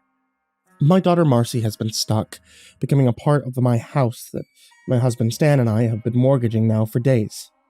First it started with her hand, then it pulled her in further. It ate a priest, and it retaliated when we tried to smash it apart. I thought we had exhausted all options by this point, but I was wrong. We've been wrong this entire time. And now that I can speak with a level head, I can get the story straight. I called Tim as I raced to the house and told him what his brother was about to do. "Jesus, you need to call the cops," Tim told me. I thought of the power that house seemed to exert over anyone that came close to it. "No, we can't let this thing hurt more people. It controls anyone that steps foot inside, but I need your help. I think now I can fight it, but I'll need you, Tim. You know him better than anyone," I shouted. Tim promised that he would get there as soon as possible, and I mentally crossed my fingers. That would be soon enough. When I got to the house, I ran inside to see Stan was still struggling with his decision to end our daughter's life. Marcy had her eyes closed as she was still resting, and I could see little Jasper's face beginning to push its way out of the wall. I had made it. "Stan, you have to stop before it's too late," I said, as his eyes drifted up to catch a glimpse of me at the end of the hall. "I didn't want you to be here to see this," he said. His hands were shaky. He was pointing the gun towards our daughter's head. It made me think of Noah Hunt. Had the house tried to force him to do this years ago? "Get a hold of yourself! Don't you see the house is controlling you? It's been doing that to both of us, to everyone that's ever come here," I said as I took a step forward. He cocked the gun. "Please don't come any closer. You're not going to talk me out of this. Listen to yourself. Listen to yourself. You want to put a bullet in our little girl's head. Even if she was dying, there's other humane ways to do this. Why resort to violence? The house is clouding your judgment," I told him as I took my smartphone out and added, "The same thing happened to Jasper's father. He nearly killed his son." As I was speaking behind Stan, I could see that Jasper was still pushing his way out of the wall. Facial features were forming, and he was looking like a real boy again. "Look at him, Stan. He's not dead. That's proof enough right there. The house consumed him, and it drove his mother and father insane." I got down on my knees and I slid my phone down the hallway to where my husband stood. "At least look at the article, please," I said. Inwardly, my mind was doing tricks with itself already. It was a whirlwind of emotions when part of me was hearing a buzzing noise that was growing in my head, telling me to encourage his suicidal mission. I knew it had to be the house. Its demonic presence was working hard to sway me back to being under its control. Stan looked down at the phone, nervous and sweaty. He kept a firm grip on his pistol as he picked it up and looked at the articles about Jasper and about his father. I waited, knowing that the house would convince him of another lie, and behind me I heard Tim open the door. He was about to rush his brother, but I held him back. The chances of either Marcy or Jasper getting hurt were just too great. "Bro, it's me. I don't know what you're thinking, but this isn't the answer. There's always another way. We'll find another priest. We'll sacrifice a goat. Heck, we'll even bring the military to tear this place down," Tim said. Those words seemed to snap Stan back to reality. This time he pointed the gun towards Jasper. His eyes were closed. It was as though the house had consumed him in some kind of coma. "One has to die for the other to live. That's what the voice in my head is telling me," Stan admitted. "Don't listen to it. They can both live. Don't let this place take you too," I begged. Stan was sweating even more now, looking in between the children. Then he slowly raised the gun up and pointed it at us again. "The house needs something in return for both of their lives. You're talking crazy, okay? Give us the gun." Sam tried to step forward, but my husband let a bullet graze the floor as I stopped in my tracks to wait and see if the house would retaliate. The way it remained silent now told me all I needed to know about what was happening. The house wanted my daughter dead. "We can save them both," Stan said, and then smiled awkwardly. "I can save them both." Even as the words left his lips, I knew what he was planning to do. Tim tried to make a move too. We barely made it halfway down the hall. Stan placed the barrel of the gun in his mouth. A tear fell down his face as he pulled the trigger. Everything happened so fast, I can't remember the finer details. Stan's skull burst from the top with blood spattering against the wall, and the house began to absorb him almost instantly. His body slipped through the plaster and into the unknown, with only his bottom part sticking out. I screamed out his name. Tim and I ran even though it was already over. The house was pulling him in. At the same moment, for the first time in days, my daughter was becoming whole. Stan's sacrifice had worked somehow, and I hugged her neck as Tim helped Jasper, neither of them really breathing well, though, I realized. All I could do was stifle the tears as I watched my husband disappear into the house as a sacrifice for those two, and then I pulled Marcy up and I started to move outside the house. As soon as Tim and I were outside, we called the police and the hospital. This time they responded instantly. I thought of all the time the house had impeded us in its desperate attempt for us to kill ourselves. I thought about all the ways that it had controlled everyone who came close to it, and in the end how my husband had to sacrifice himself for all of us to be free. Tim and I told the first responders a different story, though. How that the space between the walls was used to hold Jasper hostage for the past 6 years. I detested this story, though, because it was a narrative that painted my husband as a child molester and a killer, but there wasn't much alternative. They would never believe the truth. Now the house was quiet. It was satisfied with all the chaos it had brought into our lives. But I wasn't. There was still one wrong I felt I could make right. So I arranged for Tim to watch Marcy, and I went down to the correctional facility as planned. I felt it would make the most sense hearing it from me. someone who dealt with the same trauma. And when I saw him being brought in behind the glass to speak to me, I knew that he had suffered for too long. "Who are you?" he asked. I told him, and I explained how I owned the house that he once lived in. That seemed to spark a little light in his eyes. "So, who did you lose?" Noah wondered. "That's what I came to tell you. I didn't lose anyone. I saved them. I saved my daughter. And I saved your son, too. He's in the county clinic right now." Noah frowned. He didn't seem as excited as I hoped. "That isn't possible." "No, it's true. CPS is going to put Jasper in a foster home until your sentence is commuted. I'll even speak for you at your next parole hearing if you need." "My son is dead. I shot him myself to save him from that house," Mr. Hunt said, and leaned forward as he saw confusion written on my face. "You killed him?" I repeated slowly, the words making sense. We both sat there in silence as we realized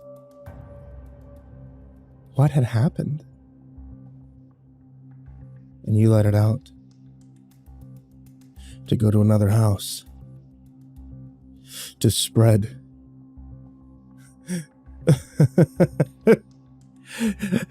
He laughed loudly and reared his head back.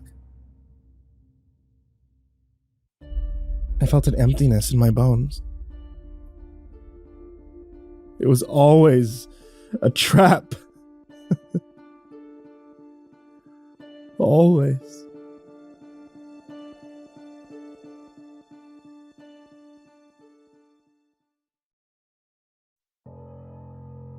I awoke in the darkness. For a moment, I was unsure of where I was, who I was. The blackness was all-encompassing, smothering.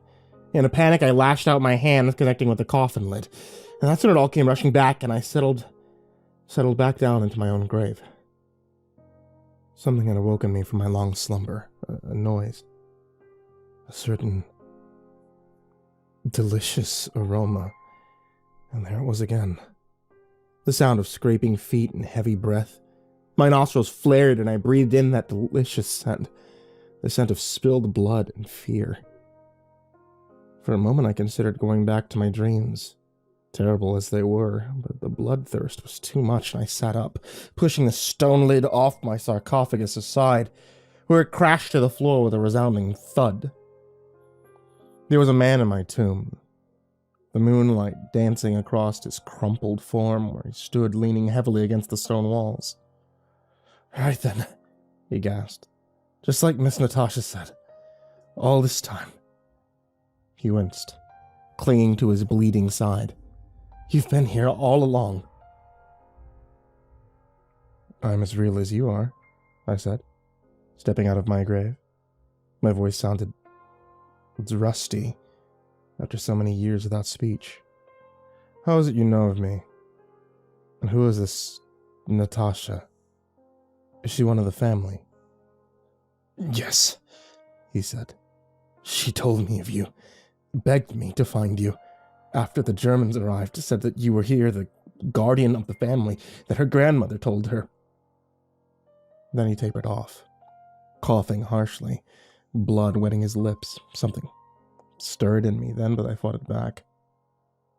Drawing closer as I did, he cowered down into himself, my face washed in moonlight. "Germans. Why are the Germans here? What of the French? What of Bonaparte's army? Did they find the chateau?" "Bonaparte," he gasped. "That was over 100 years ago. The Germans are here now. They've invaded Mother Russia. Those black dog Nazis are crawling all over the countryside. They came to the house. They have Natasha and Isabel, and they use them for entertainment." "Entertainment?"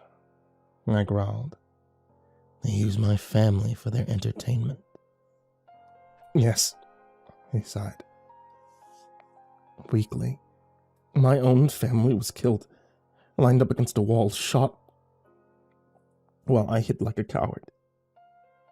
I managed to escape, but one of the sentries saw me fleeing into the night and did this.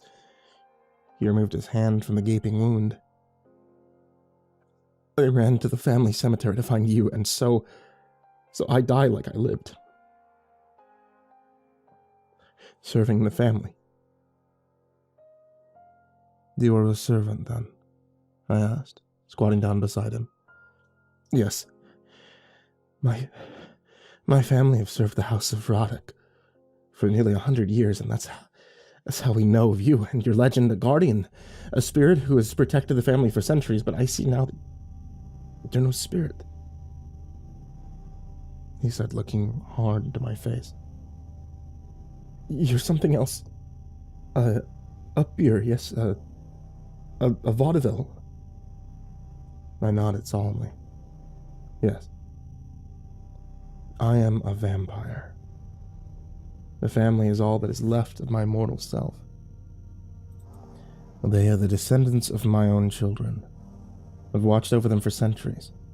When the French came, I moved them far from the fighting and installed them deep in the chateau in the forest. Then I built this place, I said, looking around at the damp, cold walls, and I went to sleep as the dreaded day spilled its sunlight over the world. Now you tell me that I've slept over 100 years and my family is in danger once again from foreign invaders. Yes, he said weakly, and I realized he had very little time left. What is your name? I asked him. Dmitri. You're a good and faithful servant, Dmitri. Will you serve the House of Roddick one last time? I've grown weak in my long slumber, and I have need of substance and knowledge. In your blood is the memory of all you have done and all the knowledge you have learned in your days upon earth. I have need of both, like never before, if I'm to save the family. You understand? You want to drink from me? To drink my blood? I nodded, but said no more. Will it hurt? He asked, resigned to his fate. Only a little, I answered, like the sting of a bee in sweet summer, then only ecstasy and beautiful darkness. Very well. Take what you need. I have nothing left in this world and would see the face of my children once again. Gently. Oh, so gently, I took his face in my cold hands. He shuddered at my touch, and I tried to back away, but I caught him up. My head darting forward, piercing his throat. What ecstasy, then, as his blood filled my mouth, gushing down my throat. It was all over far too soon, and I fell back against the cold walls of my crypt. His fresh blood on my mouth and his dying thoughts racing through my mind. Monsters, I whispered into the darkness. Now his knowledge was my knowledge, and I knew my family was in terrible danger from these Nazis who had swept across the world, killing millions. Death camps, I whispered again, and they call me monster. But I had never killed for an ideal, or put a man in chains to serve my own greed. I had only ever killed to survive. Did the lion or the tiger not do the same? Rising to my feet, I knew all that was about to change. These Germans had invaded my home and defiled my family. Killing them would be a pleasure, and I intended to revel in it. I rose to my feet, feeling the blood working on my body, returning some of my old strength. I turned, meaning to be about my business, but I could not leave poor Dimitri's body to the rats.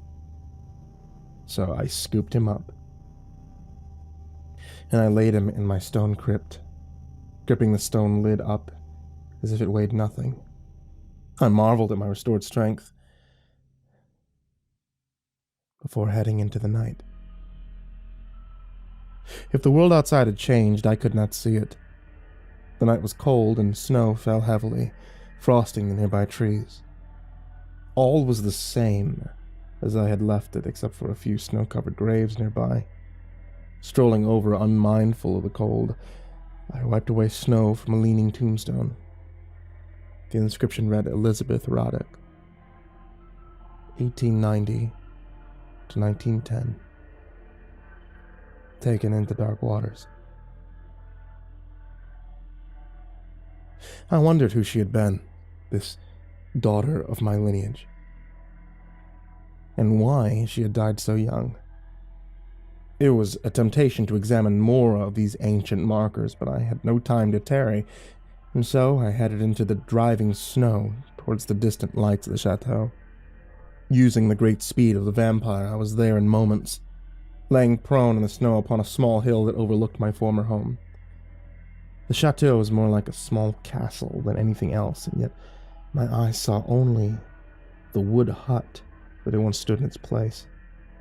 I had once lived there as a mortal man, but that was before the Turks had invaded, and I had left my family to go to war, conscripted by the noble man who owned the land and everyone on it.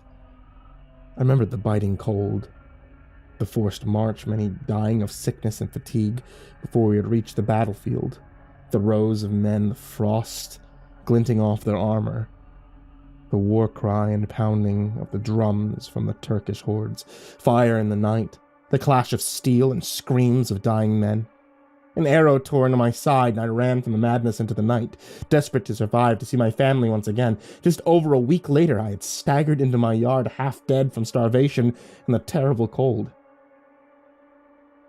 A small light flickered inside, but I sensed even then that something was terribly wrong. Hurrying as best I could in my feeble state, I stumbled into the doorway. My eyes widened in surprise as I looked at the filth-covered stranger that sat by a small flickering fire. It was a woman covered in dirt and rags. Her eyes burned crimson in the firelight as she turned to face me. "Who are you?"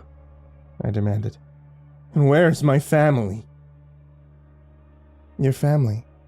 I thought this place was abandoned, yet you are the rightful owner?" "I am," I said, hungry for the fire's warmth. As soon as the words left my mouth, the woman started to shake violently as if in the grip of some great seizure. Blood burst from her nose as she screamed, barreling past me into the night. I turned shocked, and there she was. She stood at the threshold, looking at me longingly. "Please," she begged. "You must invite me back inside." I was cautious of her now and thought her a madwoman. "And why should I do that?" I said, blocking the doorway. "I have news of your family. I know where they are. Invite me back inside and I will tell you the truth of it." "Very well," I conceded. "Come back inside and then out of the cold. Tell me, is there any food left?" "No," the woman said, gliding towards me. "There's nothing here, and I myself am very hungry." At her approach, I noticed for the first time how beautiful she really was under all that dirt. The paleness of her skin, the way her eyes seemed to catch the firelight. "So tell me," I said, falling into a nearby chair. "Where are my wife and children?" "Here," she said, grabbing up an unseen letter from a shadow-soaked table and thrusting it into my hand. Quickly, I tore it open, and I began to read. The letter was from my wife. She told me that she was afraid and alone, and that our neighbors had told her of the approaching Turks. She was taking her children and fleeing to the capital. "God keep them safe," I groaned, staggering to my feet and shambling toward the door. She laughed then. "Where do you think you're going?" "To find my wife and children," I said over my shoulder. "You're either too stupid or too stubborn to realize. You're dying. It was as if her words held some terrible prophecy. Suddenly, the room started to spin. My legs gave out as I slumped in the doorway, the swirling snow freezing my face. No, I gasped. I can't, not now. My children. One cannot barter with death, she said, drawing nearer. But one can become it. Reaching down, she drew me into her arms and carried me back into the room, and laid me by the fire. How? I gasped, horrified by her terrible strength. What are you? We have many names. My own I've forgotten over the long centuries, but you can call me Babette. One name is as good as another. And for what I am Mori, vampire, one of the undead. Do you see? She smiled, revealing teeth a wolf would have been proud of. You're dying. But you are brave, strong, and willful. And I've been alone for far too long. I would make you one of us. You'll be damned. Have to kill every night of your life. But you will live. Cursed as we are, you will live. Or, she shrugged, you can accept the nature of things and die. Here. I'm hungry, and will ease your suffering with my kiss. But you can never see the faces of your children again. Now decide. Time grows short for you. I could no longer speak. Black blooms were filling my vision, and it felt like I was falling. In a last desperate attempt, I grabbed her skirt and tried to pull her towards me. Done, she said. And so I became the creature that I became. On a howling, snow-filled night much like this one. And in this very place over 500 years ago, in a ramshackle hut I had once called home. The hut was gone. In its place stood a fine house, a sanctuary where I had watched the descendants of my children grow, thrive, prosper. But now, once again, invaders had come to our land and my family was in terrible danger. Crawling through the snow, I broke through a line of trees and got the first real look at my home. Damn them, I cursed from between gritted teeth. The whole place was lit up like a Christmas tree. Searchlights swept the courtyard, and armed sentries patrolled the grounds. A little away from the house stood some sort of iron chariot on wheels. I searched the blood memories of a faithful Dimitri and saw that this was a truck, a thing for transporting weapons and people. There were 4 of them drawn up, side by side. In front, men stood by a smoking barrel, warming their hands over the flickering flame, their cold breath scenting the night.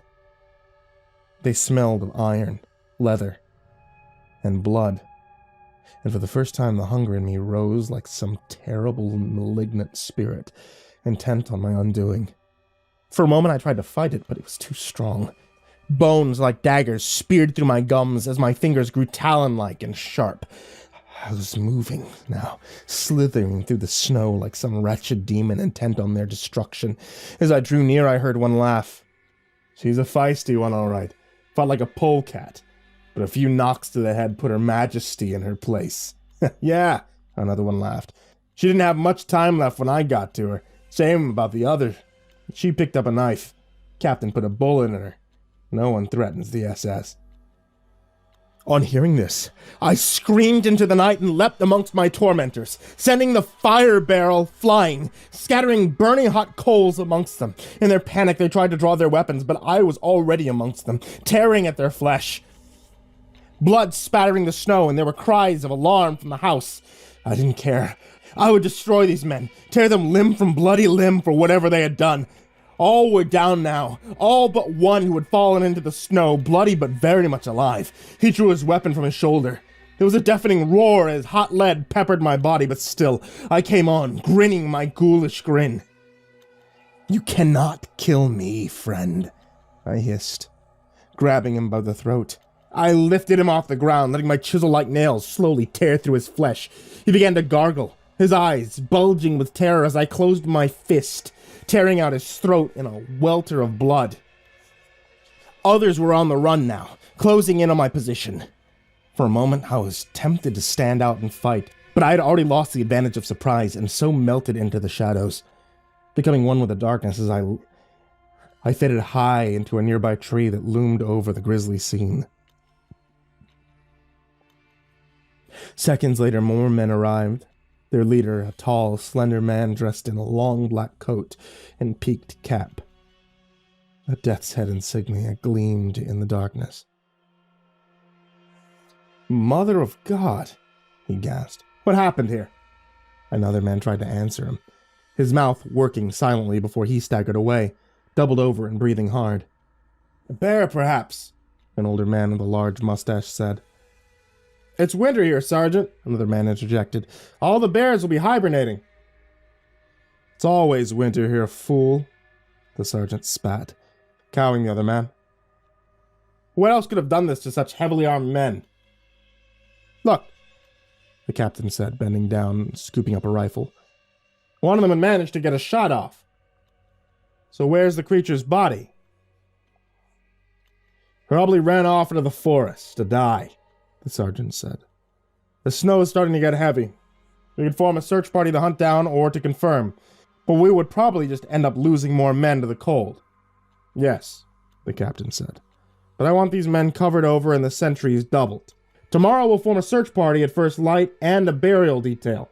It's late. I wish to sleep. You're in charge, Sergeant. Wake me up at first light." That said, he marched away, leaving the other men to carry out the assigned tasks. "Yeah, prick," the sergeant muttered as he walked away. "I hope his Weisswurst freezes off in the night." "Unlikely," another man chipped in. "He had me cutting up firewood for his room in the tower all day." More was said, but I missed it, so I was already on the move, flitting between trees, heading up for the aforementioned tower. If you wanted to kill a snake, you cut off the head, and this particular snake was resting its head under my very roof. But that was fine. I had built this home and put certain measures in place. In this case, a secret entrance that stood at the base of the tower, one of the two, the other a tunnel leading from a cellar deep in the forest. Only one of the two girls now lived, and everything hinged on her survival. Moments later, another man lay crumpled at my feet, dead and drained of his life's blood, the thing I had seen through the blood kiss. For this one had served in Poland at a place called Auschwitz, and my only regret was I couldn't kill him twice. Quickly, I moved into the shadows of the tower and selected a certain block of stone. I pushed it, exerting all of my supernatural strength until at last, with a grudging grate, it gave and sprung a rusting mechanism and revealed a hidden door. Moving with the grace and stealth of the vampire, I ascended the winding staircase until I saw a flickering light just around the corner and heard the scraping of a booted foot on stone. Springing from the shadows, I leapt at the startled man and drove my fist through his gaping maw. With a spatter of bone and teeth, I grabbed his spine and tore his head free, gathering the fallen body before it could clatter to the floor. "You died too fast," I spat into his face, before laying his head back onto his body. From the other side of the door came a sleep-filled grunt, and all was still. Slowly, I pushed through the door, which swung open easily. Not even locked, I mused. How arrogant these men of the so-called master race were. But there was only one master here, I thought, as I crossed the night-darkened room to the bed. The leader of these men, the so-called captain, lay on his back, his breathing heavy and regular as he slept. Gentle as a lover, I strangled his prone form and slapped him rudely awake. With a cry, his eyes flew open, but I had already seized the twisting tongue, my other hand wrapped around his throat. After a little time, he stopped his grunting and heaving. Knowing he was trapped, and slowly I lowered my face towards his, smelling the urine that spilled from him as I drew closer. "You are a dead man," I whispered in his ear. "How you die is up to you. I have lived many years, and I know how to draw out a man's death. Such sweet agonies I could show you before you die, or you could answer a simple question and die quickly and painlessly. The choice is yours. Do you understand me?" Quickly he nodded his head. "I shall release you now. If you cry out, I will rip the tongue from your head. Do we have an understanding?" Again he nodded, and I withdrew my fingers from his tainted mouth. "The girl?" I asked. "Where's the girl?" In the cellar," he babbled. "She's not been hurt. I kept her from the men." He took a sharp intake of breath at the look on my face and tried to scream. Being a man of my word, I tore his tongue from his mouth and I cast it across the room before driving my fingers through his eyes and piercing the diseased brain beneath. He buckled and spasmed, but was soon dead. I wiped my hand on the sheets, eager to be rid of his tainted blood before heading for the cellar. I encountered no more men on my travels, though I sensed them sleeping or patrolling nearby. When I arrived at the cellar door, I found it unguarded but locked. Concentrating my force, I pushed near the lock until the door jamb splintered and finally gave way, revealing the room inside. What I saw then turned my blood cold. Amongst the barrels and kegs lay a naked girl, perhaps no older than 30, upon the cold stone. Her marble skin was covered in boot-shaped bruises, the skin on her thigh torn and scratched. Blood seemed to be trickling from every part of her body. Her breathing was harsh and shallow. No. I cried, running forward and falling to my knees where I gathered her up. She looked at me then, and I saw the fine features so resembled those of my long-dead daughters. "My child," I whispered, rocking her to and fro. "My sweet child, what have they done to you?" She looked up at me, but did not scream at my terrible visage. "You are real, then. Natasha always said it was so. She would spend hours when we were children looking at your portrait hanging in the main hall and playing round the family crypt. Our grandmother told us that you were there, a family spirit, sleeping but ever vigilant, our protector. But you could not protect us. Now Natasha's dead." She sobbed weakly. "And I'm dying. They broke something inside of me, and now I'll die here, alone." My head was reeling now. The last of my family were here, dying in my arms, the last vestige of my mortal self. "No," I whispered into the darkness. "I won't let it end like this." Slowly, almost reverently, I raised my wrist to my mouth and I bit down hard. As the blood began to flow, I pressed it to Isabel's mouth. "Forgive me," I whispered. But she only smiled up at me weakly and began to drink. The rest of that long night was punctuated by the screams of the dying, and Isabel took her revenge on her tormentors and her sister's killers. She did not rush into her deaths, but made them suffer long and loud. And when the screams subsided, I left the cellar to find her. She was in the ballroom, setting to rights a fallen Christmas tree. All around her lay the bloody, torn hunks of flesh that had once been men. I smiled at her as I passed. Her long, slender arms caressed my shoulders. It was getting close to dawn now. I sat upon the window ledge, contemplating all that had been done that night, hearing my heavy sigh, and perhaps sensing my mood. Isabel glided across the room and put her head against my shoulder. "What is it, Father? Do I not please you?" "Very much," I said, patting her cheek fondly. But much had been lost that night. My family's no more. All those long centuries guarding my beloved children, and now they're no more. "You have me," she smiled up at me. "A daughter that will be with you forever." "Yes," I smiled back gently. "For that I am blessed. But it's not the same. All that was left of me, all that was mortal, lived in you, and now it's been lost forever." "Oh," she laughed. "Is that all? Come," she said, drawing me away from the window. "I have a special Christmas gift for you." There under the Christmas tree, just as the first rays of light defiled the darkness of night, she whispered 2 words: "Bucharest" and "brother." I was looking at a dead man. He did not know he was a dead man, but he was.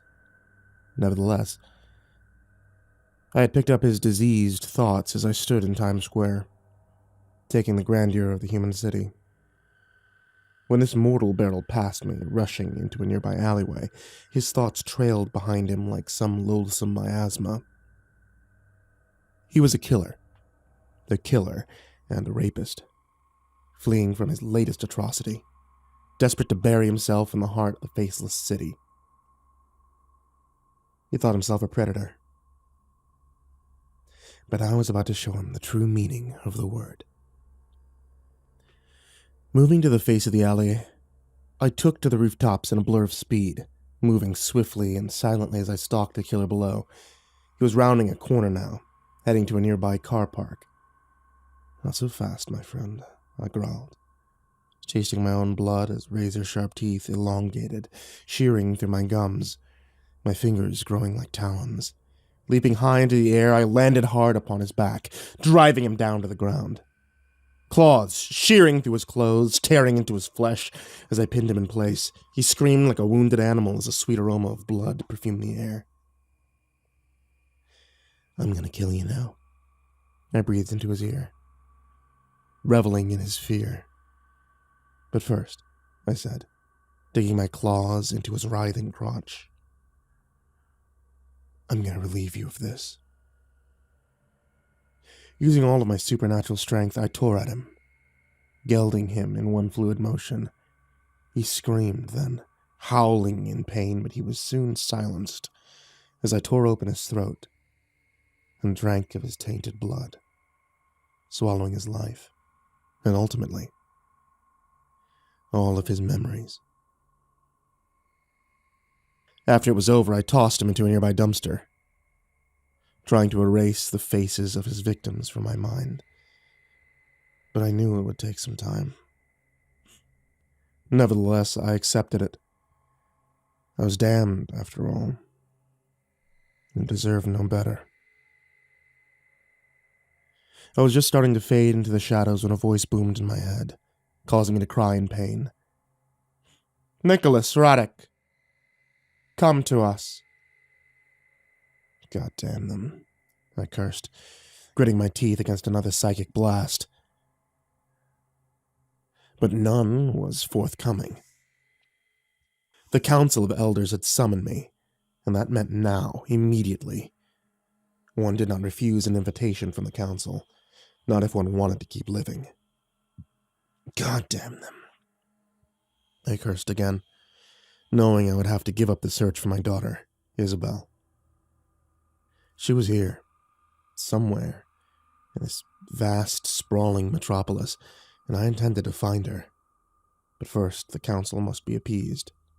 There was bad business ahead, perhaps killing business.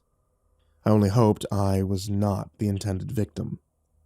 Praying to a god who had long turned his face from me, with the sunrise hot on my heels, I headed north, on a wing and a prayer.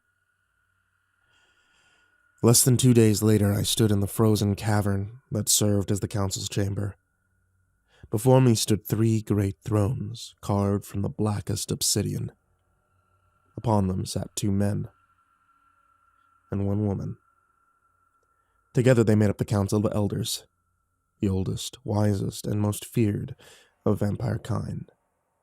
"Welcome, Nicholas Radek," the woman bowed mockingly.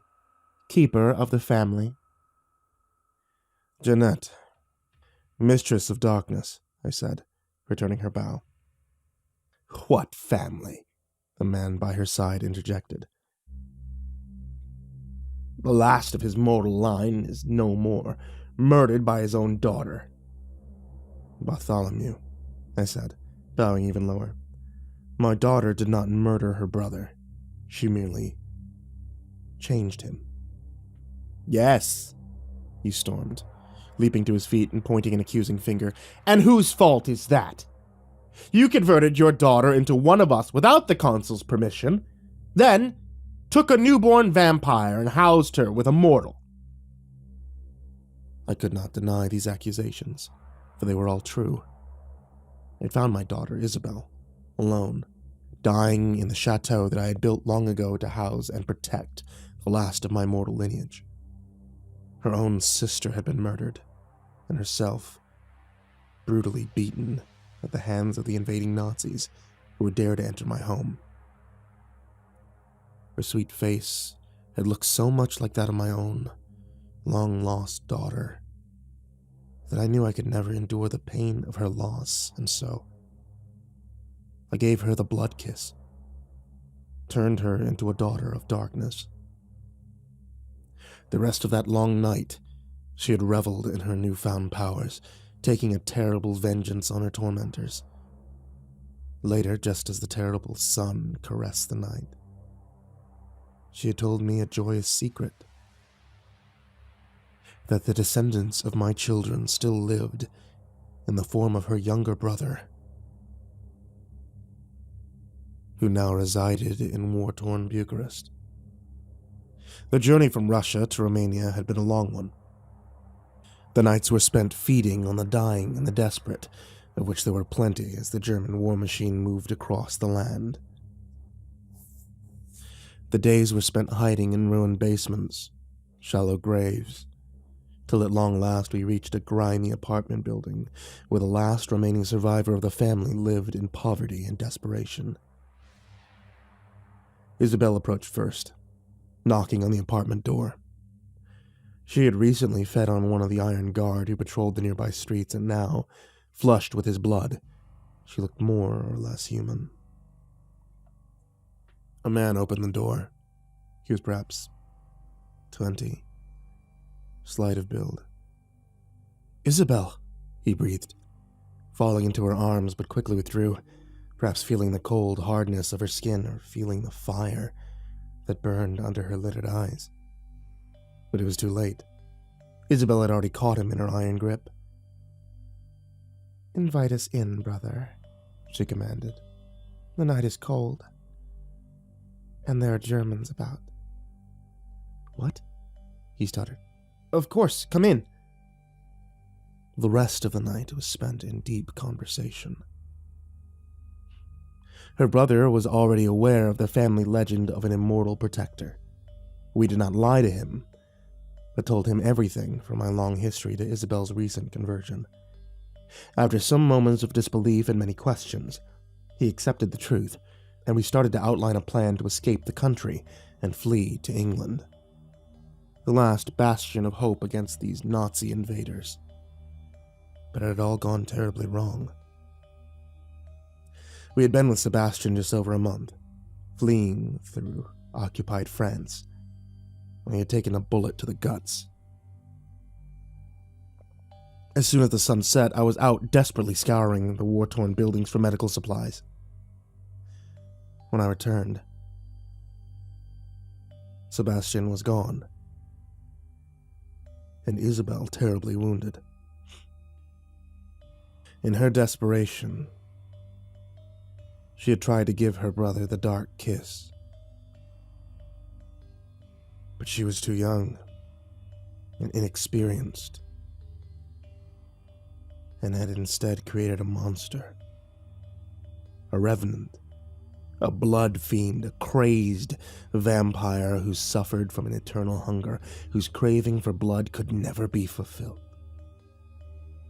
In my despair and anger, I had quickly healed her wounds and abandoned her there, and now I sought to make things right between us, beg for forgiveness for my unjust rage. For had I not done the very same thing to her to save her own life? Radek! It was the third member of the council that now stood. I hope for your sake you are listening to us. Of course, I said, dragging myself back from the past. I am at your service, Master Marius. What would you have of me? I would have your full attention, for a start, the tall man said, sitting back down and straightening the cuffs of his immaculately tailored suit. Your son is here in the new world, tearing at its very heart. We want you to find him and bring him to justice. He is no more than a rabid beast, and he must be treated the same. What Marius is trying to say, Jeanette interjected, is we want him dead. You've crossed paths with him before and done nothing. How many mortal lives have been wasted because you try to cling to your foolish humanity? This council wants him dead, and you will be our instrument in this. No, I replied. I will not destroy this child of my blood. I understand it must be done, but I will not be the one to do it. I cannot. Though I give my consent for the council to end his life, humanely and painless, if this is the only way. She laughed, but her eyes burned with anger. How arrogant you are, Lord Radek. You give your consent if this council wishes to catch this fiend and torture him for 1,000 years. You can do nothing about it. You're wrong, Jeanette, I said, drawing closer. My body thrummed with energy. I can always kill you. Again she laughed, and I felt her own power begin to crawl over my skin like biting insects. You are old, Radek, and powerful, but you are not an elder. Not yet. And you can't possibly believe you can destroy me. Are you willing to take that risk? I spat at her. How willing are you to give up your immortality? Personally, mine means nothing to me, and I'm willing to die. Are you? She hesitated. Then, before looking over her shoulder to the other council members, as if seeking reassurance, Marius raised an eyebrow and waved her into her seat where she sat. Her crimson eyes bore into me. I'm afraid this conversation has taken a rather boring turn, he said, stroking his finely trimmed beard. Jeanette does not stand alone. The Vampire Council stands as one. An attack on one is an attack on us all, and that, Nicholas, is not something you can stand against. The order stands. You will find your son and destroy him. If you do not, your own life is forfeit, and that of your daughters too. You may not care about your own life, but you do care about hers. Now take this, he said, flicking a slender card towards me, which I plucked from the air. It's the address of a certain police detective we have on payroll. She has been investigating the vile murders your son has been committing. She's expecting you. New York. I glared at them. I just left that city to come here. Yes, Jeanette smirked. You were looking for your daughter.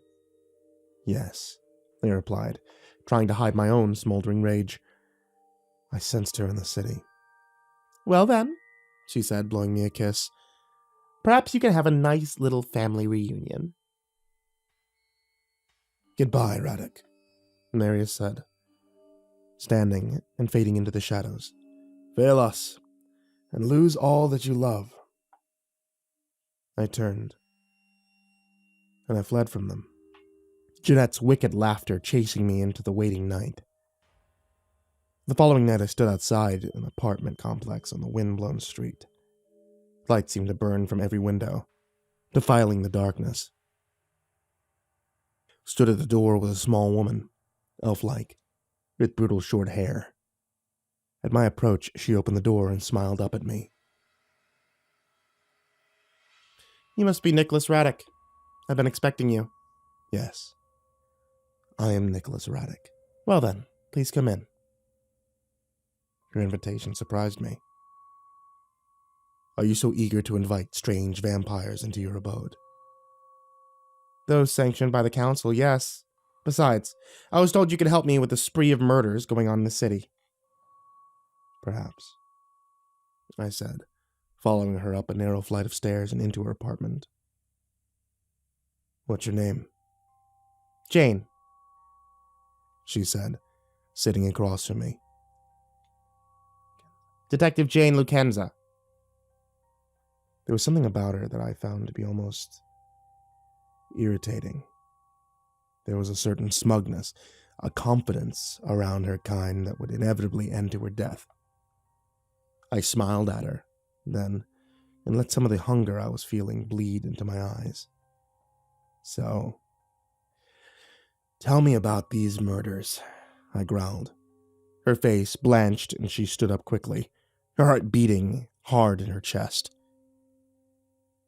Of course, she said, a little breathlessly. I have a file. She scurried across the room to a nearby cabinet. A dark part of me wanted to chase her, but I sat back, forcing myself to relax. Here it is, she said, slowly approaching me with a large file, which she placed on the table between us. May I ask you a question? She said, slowly sitting back down. Have you fed tonight? No, I lied, scooping up the file. She said nothing to this, but I could smell the light sweat that broke out across her skin. The file was large and stuffed with photos. 4 families, torn apart in various parts of the city. Innocent men, women, and children slain by my misbegotten son. So, I said, throwing the file back down on the table. What now? Now we wait, she said, producing a radio device from under her short jacket. For what? The night grows short. For another murder. The council has guaranteed there will be another tonight. I am the detective in charge. When it happens, I'll be the first on the scene. I'll have some time alone with the bodies to investigate before the forensics teams and the photographers arrive. It'll be a small window, but enough time for you to do whatever it is you need to do. Till then, perhaps you would like to feed. Is that an offer? I asked, leaning forward, showing my teeth. No, she quickly replied. I thought you would like to go out. And who would you suggest I feed off, officer? I spat. Your neighbors. Your friends. I do not slay the innocent. Sorry. I didn't realize. You're not like the others, are you? We are all monsters, I said, standing and heading towards a nearby window. That's something you should never forget. We're all monsters. A few hours later, we pulled up in a quiet suburban street, or it would have been. Blue lights flashed in the night, and masses of people stood outside the hastily erected police tape that surrounded a small 2-story residence. Cell phones in hand, eager to capture the latest atrocities. God damn it, the detective hissed, turning towards me. I'm sorry about this. I'll have some of my men clear the street. Don't bother, I said, climbing out of the car. They can't capture my image off their silly little cameras. It'll be like I was never there. They, however, will be a problem, I said, pointing to the nearby officers. No, she said, coming around the car and standing by my side. They won't. They're under my command and know better than to ask questions. Still, she said, sliding a badge over my neck. A little window dressing never hurts. Come on. We have about 15 minutes before forensics arrive. Quickly, she took the lead, barking orders at the nearby men. When we were in the hall, she turned to me. How is it you can enter this place without an invitation? The rightful owners are all dead, I replied, sensing blood in the air. One does not need permission to enter Eternal House. This way, I said, heading toward a set of double doors at the end of the hall. Wait, the detective said, pulling on a pair of latex rubber gloves. This is my crime scene. I go first. Be my guest, I said, stepping aside. With a trembling hand, she reached out and threw the doors open. How to describe the scene inside? It was the man I saw first. He was lying face down on the kitchen counter, his back torn open. His spine had been snapped and gleamed wetly through his torn flesh. The woman lay on the hardwood floor. Her severed head had been laid in her gaping stomach like some obscene joke. Her bulging eyes seemed to stare up at me with mute accusation. Mother of God, the detective said. What kind of animal would do such a thing? My son, I whispered. My son did this. The counsel was right. He has to die. Your son? She said, turning to face me. Your son did this? You must leave now, I said over my shoulder as I knelt by the poor, defiled body of the dead woman. I must do something unsightly. Guard the door. It'll only take a moment. She looked like she wanted to argue, but in the end, did as she was bid.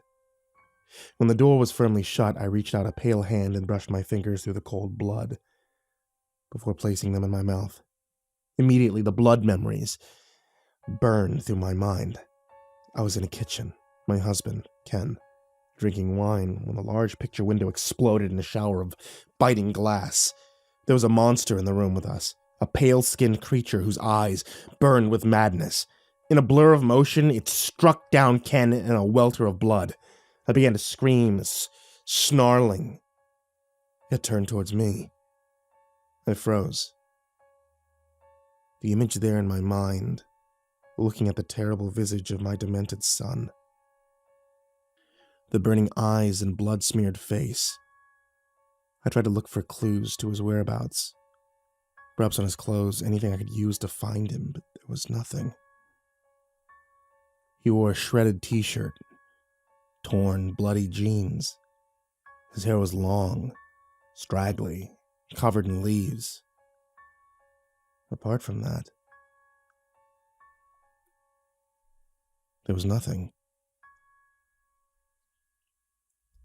Sighing, I spat the cold, dead blood from my mouth.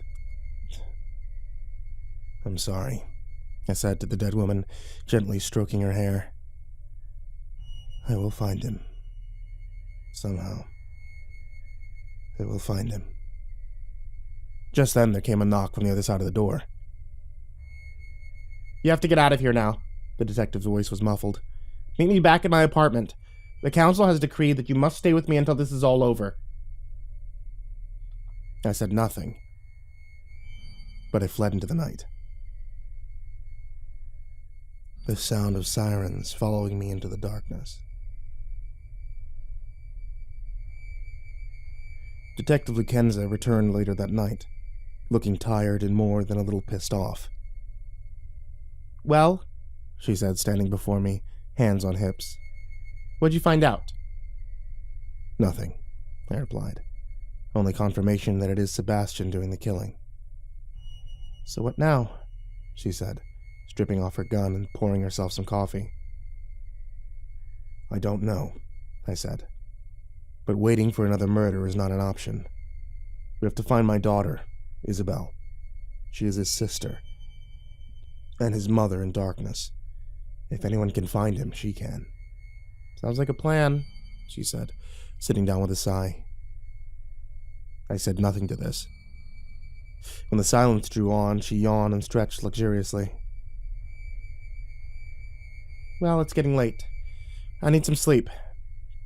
Come with me, Nicholas Raddick. The room she showed me to was small, with only one north-facing window, which had been painted black and shrouded with heavy black drapes. I looked around the room, which contained only a small single bed and a mirrorless chest of drawers. Not much, she said, perhaps sensing my thoughts. But it will protect you from the sun. Some of the council used this room when they were here on business. What an honor, I said, climbing on the bed. I hope you changed the sheets. She ignored this, but did not leave the room. Of course, she said. If the room's not to your liking, my room has some thick curtains, and the bed is somewhat bigger. You may find some warmth there, even a little comfort. Good night, detective, I said, closing my eyes. Wake me when the sun sets below the horizon. Get a fucking alarm clock, she huffed, slamming the door behind her. I smiled, just as the dawn hit the horizon, dragging me down into the unfathomable depths. I was dreaming my daughter Isabel was with me, stroking my face lovingly. Her glorious face, so like that of my own long-dead children, smiling down at me with sympathy and compassion. Wake up, Father. The sun is set. We have much to discuss. I suddenly realized I was not dreaming. She was actually here, my beloved daughter, who I had not seen in over half a century. Isabel, I gasped, clasping her hand in my own. Is it really you? Yes, she replied in her musical voice. It is really me. How did you find me? You were my father in darkness. I always know how to find you. Yet, you stayed away for so long. Her smile faltered then. The last time we spoke, you were so mad at me, I thought you would never wish to see me again. After what I did to Sebastian. No, child, I said, taking her in my arms. That was my fault, as much yours. I should never have put you in such a situation, and the things I said were spoken in anger and rage at myself, as much as you. Can you forgive me, my Isabel? I already have, Father, she said, returning my embrace. Long ago. So many years wasted, I laughed, holding her at my arm's length, taking in her beauty. It was only then that I noticed for the first time the smear of blood across her lips. Where is Detective Lakenza? How did you get in here? Did she invite you in? As a matter of fact, she did. Isabel grinned, showing blood-stained teeth. Quite an interesting character, that one. Isabel. I thrust her aside and heading out the door. What have you done? Not to worry, Father, she called after me. It was only a little sip. I found the detective slumped in a chair, weak but very much alive. I'm sorry for this, I said, kneeling before her. Why? She said, her eyes rolling back in her head. It was glorious. Isabel. I shook my head at her as she entered the room. You know we never feed off the innocent. Innocent? This one? She laughed, perching on the side of the chair beside the sleeping woman. You should have seen the things I saw in her blood. A right little vampire junkie, this one. Do you know the council even promised to make her one of us someday?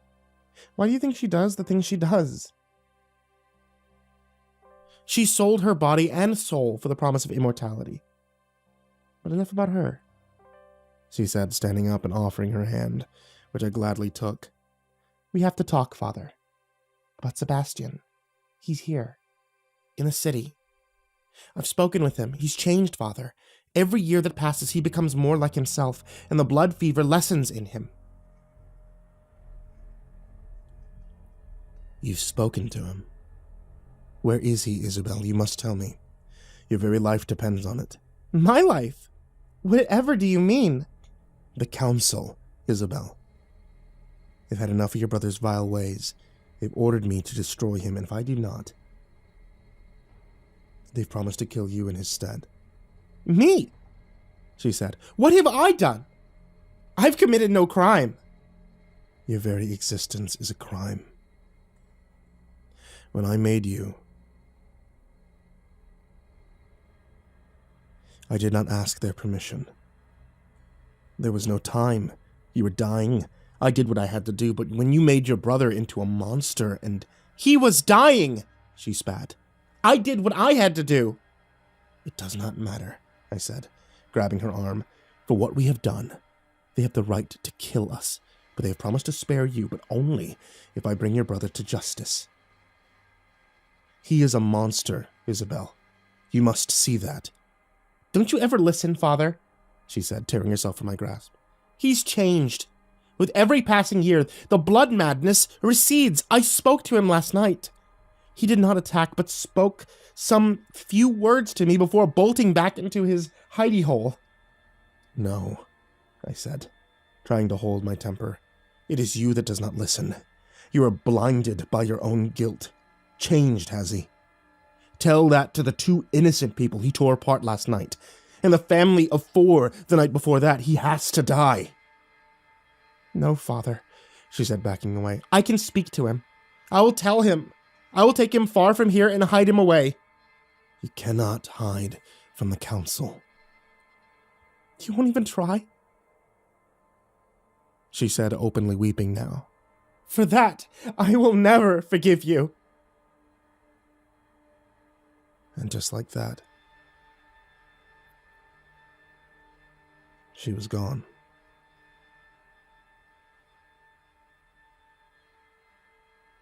Sadly, I sat back down and waited. Her proximity to me had opened our connection once again, and I knew it would now be a simple thing to track her down. But first, I had to give her time to get to her brother, so I could end this thing once and for all. Closing my eyes, I reached out with my vampire awareness. I felt the tendrils of my psyche crawl through the city streets until I touched upon Isabel's panic-stricken thoughts. Show me, I whispered, bringing all of my will to bear, crawling like some insidious demon into my daughter's head, seeing through her eyes. She was by the river, heading towards a large, seemingly abandoned building, with George Washington Bridge gleaming in the moonlight. Quickly I leapt to my feet, and I headed into the street. Before taking to the rooftops, there I ran, using the great speed of the vampire. I seemed to almost fly as I leapt from building to building, sometimes taking to the streets in a blur of motion, undetectable by the bustling mortals before taking to the rooftops again. Isabel's presence shone like a glowing beacon in my mind. In no time at all, I was at the location I had seen through her eyes and was already approaching the abandoned building, where I heard an ear-splitting scream and felt a deep, lancing pain above my heart. "Isabel!" I screamed, feeling her presence fade away. Oh, God. Oh, no! Quickly, I came on the run, throwing open the door and entering the night-shrouded building. The scent of blood was everywhere. Scanning the warehouse floor, I saw nothing, and so headed for a set of nearby stairs, feeling breathless as I drowned in my own panic. Just then, a tittering laugh came sweeping out of the darkness.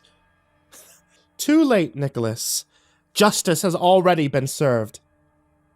Jeanette was perched high above me on a rusting beam, smiling obscenely. Jeanette, what have you done? See for yourself, she chuckled. Just a few more steps will take you to your beloved family. No. No, no! I screamed, rushing up the steps. That's where I found them. Not only Sebastian, but my beloved Isabel, too. They were both hanging from meat hooks. Their chests had been torn open, their ribs shattered, and their hearts removed. On Sebastian's face was the same look of haunted rage, somehow seeming pathetic in death. But Isabel, my poor Isabel, looked only tired and sad, like some lost child. No! I cried, falling on my knees before them. Oh, God, no. There is no God, Nicholas, Jeanette said from behind me. And if there was, he would have no mercy for such as us. I felt something building inside me. A rage that set my blood on fire, filling my vision with great red blooms. I will kill you for this, I said, feeling my face become beast-like as the vampire in me ascended. She laughed again, perhaps not sensing the danger she was in or not caring in her arrogance. Their deaths were sanctioned by the council. We knew you would not have the stomach for it, and so they sent me.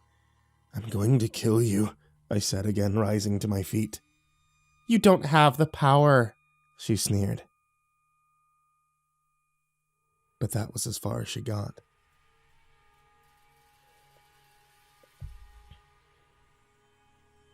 Suddenly I was upon her, my claws digging into the sides of her head as I tore her into her throat. For a moment I thought that I had her, but with a scream of outrage she cast me from her, sending me flying through the air, where I landed upon the concrete floor. You're a dead man, Radek, she hissed. To attack a council member is a death sentence. I will happily bring them your head. I never liked you. You and your soft sentiments, thinking yourself better than the rest of us, watching your beloved family for centuries, like birds in a gilded cage. But now they're all dead. Not to worry. You'll soon be joining them in hell. Come then, bitch. Come if you're coming. With a scream, she rushed at me. She was stronger, but I had more experience. I fought in many wars, battles over the long centuries, and knew how to goad an enemy into a mistake, and my only hope was to live long enough for her to make it. Quickly, I tried to step to the side to use her own momentum against her, but she saw it coming and swiped at me with her razor-sharp claws, shattering my ribs, tearing my flesh. She was behind me now, her claws raking down my back. In desperation, I span around, slashing at her, but she caught my arm, spun me around, sending me flying through the air, where I landed with a crash amongst wooden pallets, splinters flying all about. I heard a scream of agony, and I saw Jeanette staggering towards me, her hands scrabbling at her face, trying to remove the large splinters that had pierced her eye. I knew that was my moment. Act now or die. With a roar and with the last of my failing strength, I grabbed up a large jagged piece of wood and I ran at her, holding it out before me like some terrible lance. At the last moment, she saw me coming and tried to step aside, throwing me off my aim, but instead of the heart, the stake pierced her stomach. And with all my might, I thrust it upwards. I felt my hand slip inside of her, relishing in the feel of her cold blood as it flowed over my arms. I raised her off her feet. No, she cried, beating at my head. It can't be. But it is, I snarled at her, removing the stake and thrusting it through her gaping maw, piercing her brain. She started to thrash and buck wildly, and then I knew she was far from finished. Casting her to the floor, I jumped upon her, thrust my hand upward into her stomach, grabbing onto her shriveled heart. For the family, I spat in her face, and I tore it free in a welter of blood. Immediately, her body started to steam and shrivel, and in mere seconds she was nothing more than a gray dust under my booted heel. Climbing to my feet, I staggered outside, only to be greeted by the rising sun. For a moment I stood before it, feeling it biting into my skin, boiling my blood. For a second I was tempted to let it take me, to end my suffering, but in the end I was too much of a coward. With a cry, my skin on fire, I leapt into the dark waters of the Hudson River. Extinguishing the flames, I sunk into its murky depths, letting the silt smother me, suffocating me in its cold embrace. I was a hunted thing now, condemned to death, a pariah amongst my own kind. The Vampire Council would see me dead for what I had done. I closed my eyes as the dreaded sun spilled across the face of the world. I saw my daughter's face.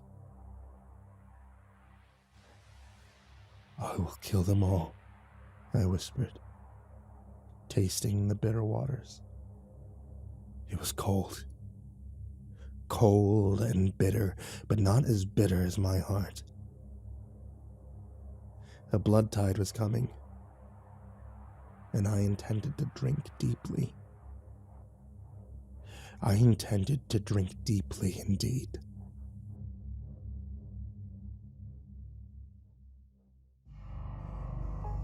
I was lying in a lake of blood. Beside me floated my beloved daughter, Isabel.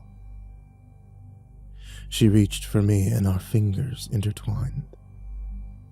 Above us, a cold, heartless moon, surrounded by indifferent stars, shined down, silvering our skin.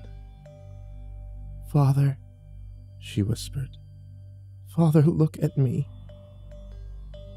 I did as she bid, a smile on my face, so happy to be in her presence once again. "I had a terrible dream," I told her, taking in the glory of her face. "I dreamt that you were dead." "I am dead," she said sadly. "Can't you see?" Suddenly her face began to rot, and she started to scream, her fanged mouth opening impossibly wide, eating up her face in a red ruin. Hands shot from beneath her, tearing chunks out of her writhing body. "No!" I screamed, but she was gone, dragged under the red depths. Now hands also began to grab at me, spinning me around, dragging me under the blood-red surface. There were hundreds of them. Thousands, and I realized those poor lost souls were my own victims brought back to some sort of terrible life, eager to exact a righteous retribution. I tried to pull away, but the hands were persistent, calling my name. "Nicholas, wake up." The voice was a female, and familiar, echoing through my head. Struggling, I opened my eyes and breathed in cold, filthy water. Above me, the face of a woman, bloated, shining like the moon from my dreams through the murk and gloom. "Bambat." She smiled at me then, a look of sadness in her eyes. "Time to be up in the world again, Nicholas Raddick." "How?" I pushed my thoughts into her mind. "How can it be? You are dead, my love, and I am dreaming once again." "A dream within a dream," she answered, pulling me towards the surface. I tried to fight her, wanting to be alone in my sorrow, but she was strong. My mother in darkness. She always had been so much stronger than I, and now she tightened her grip as we broke the surface, rising us higher and higher until we levitated above the water. "How?" I said, reaching for her face. "How are you real?" But she said nothing. She moved in a blur of motion, depositing us on the nearby shore, where I shot to my feet, embracing her and kissing her face. She endured this patiently before gently pushing me away. "We must talk, Nicholas. The Vampire Council is looking for you and have declared you an outlaw for the murder of Jeanette." I care nothing for their banishment. My joy at her presence was fading now, replaced by a smoldering anger. I thought you long dead. I have mourned your passing for 100 years. I found your letter and your sun-blackened clothes. I ran my hand through your ashes, pulled them to my face, wept over them, and yet here you are, very much alive and well. How did you do it, Bebe? Why did you do it? Or have you risen like some terrible phoenix from your own ashes? Am I terrible to you, then? She said, reaching for me, but I backed away. Explain first. She sighed, then sat down upon a nearby rock. I did it for you, Nicholas. I was making you weak. Your love for me made you vulnerable, and you had your family. At some point, you would have had to decide between your mortal descendants and myself.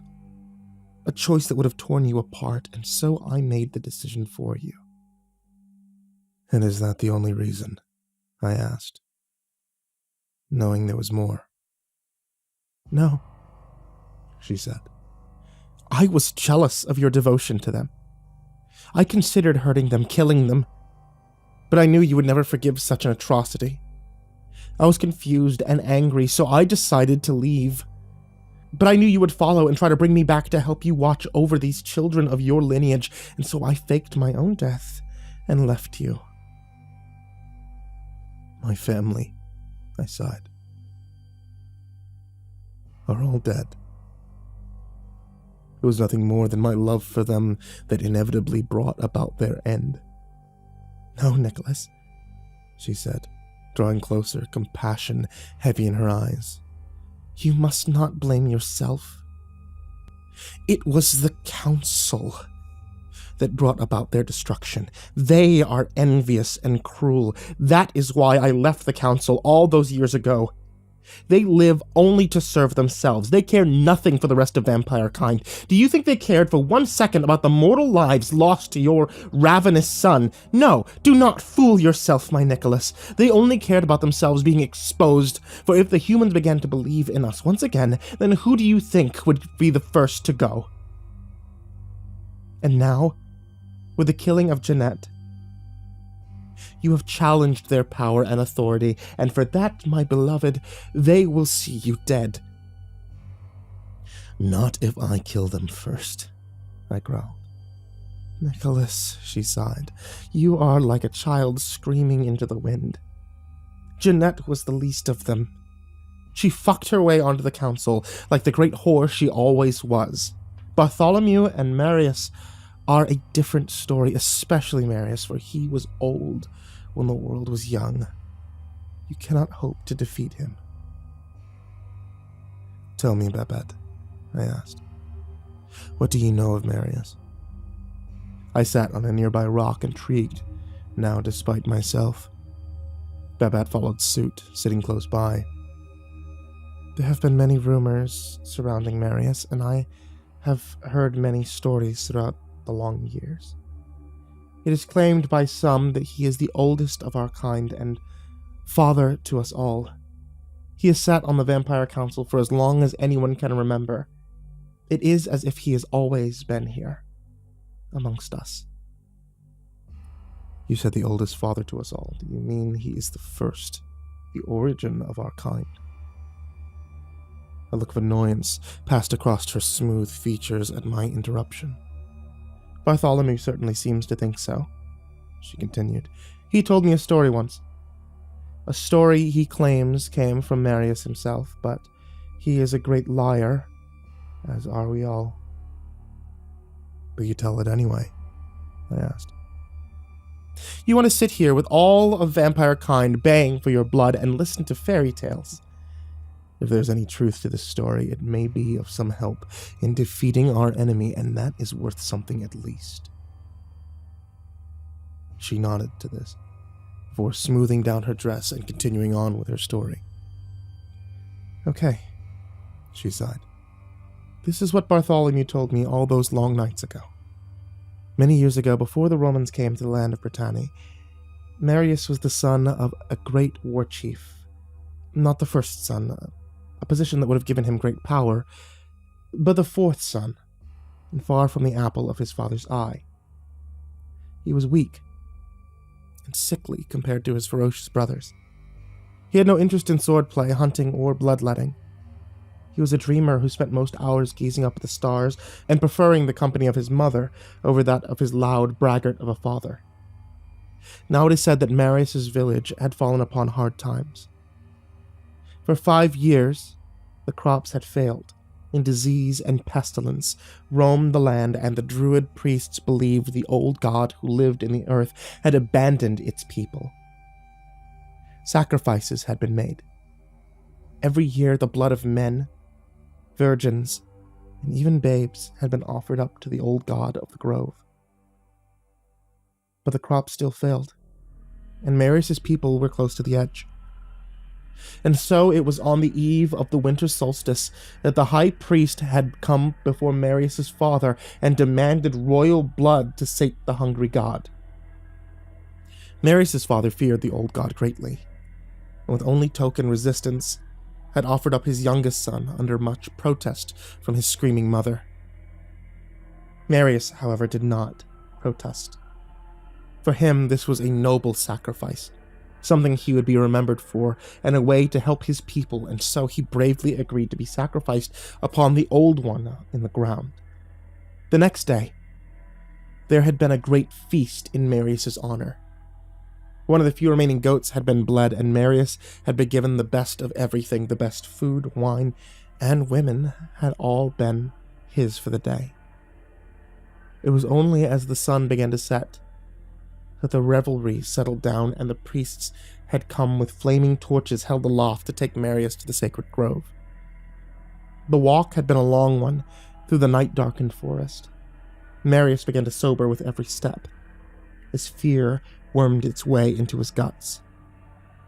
By the time they arrived at the grove, he was now fully conscious and in a state of abject terror.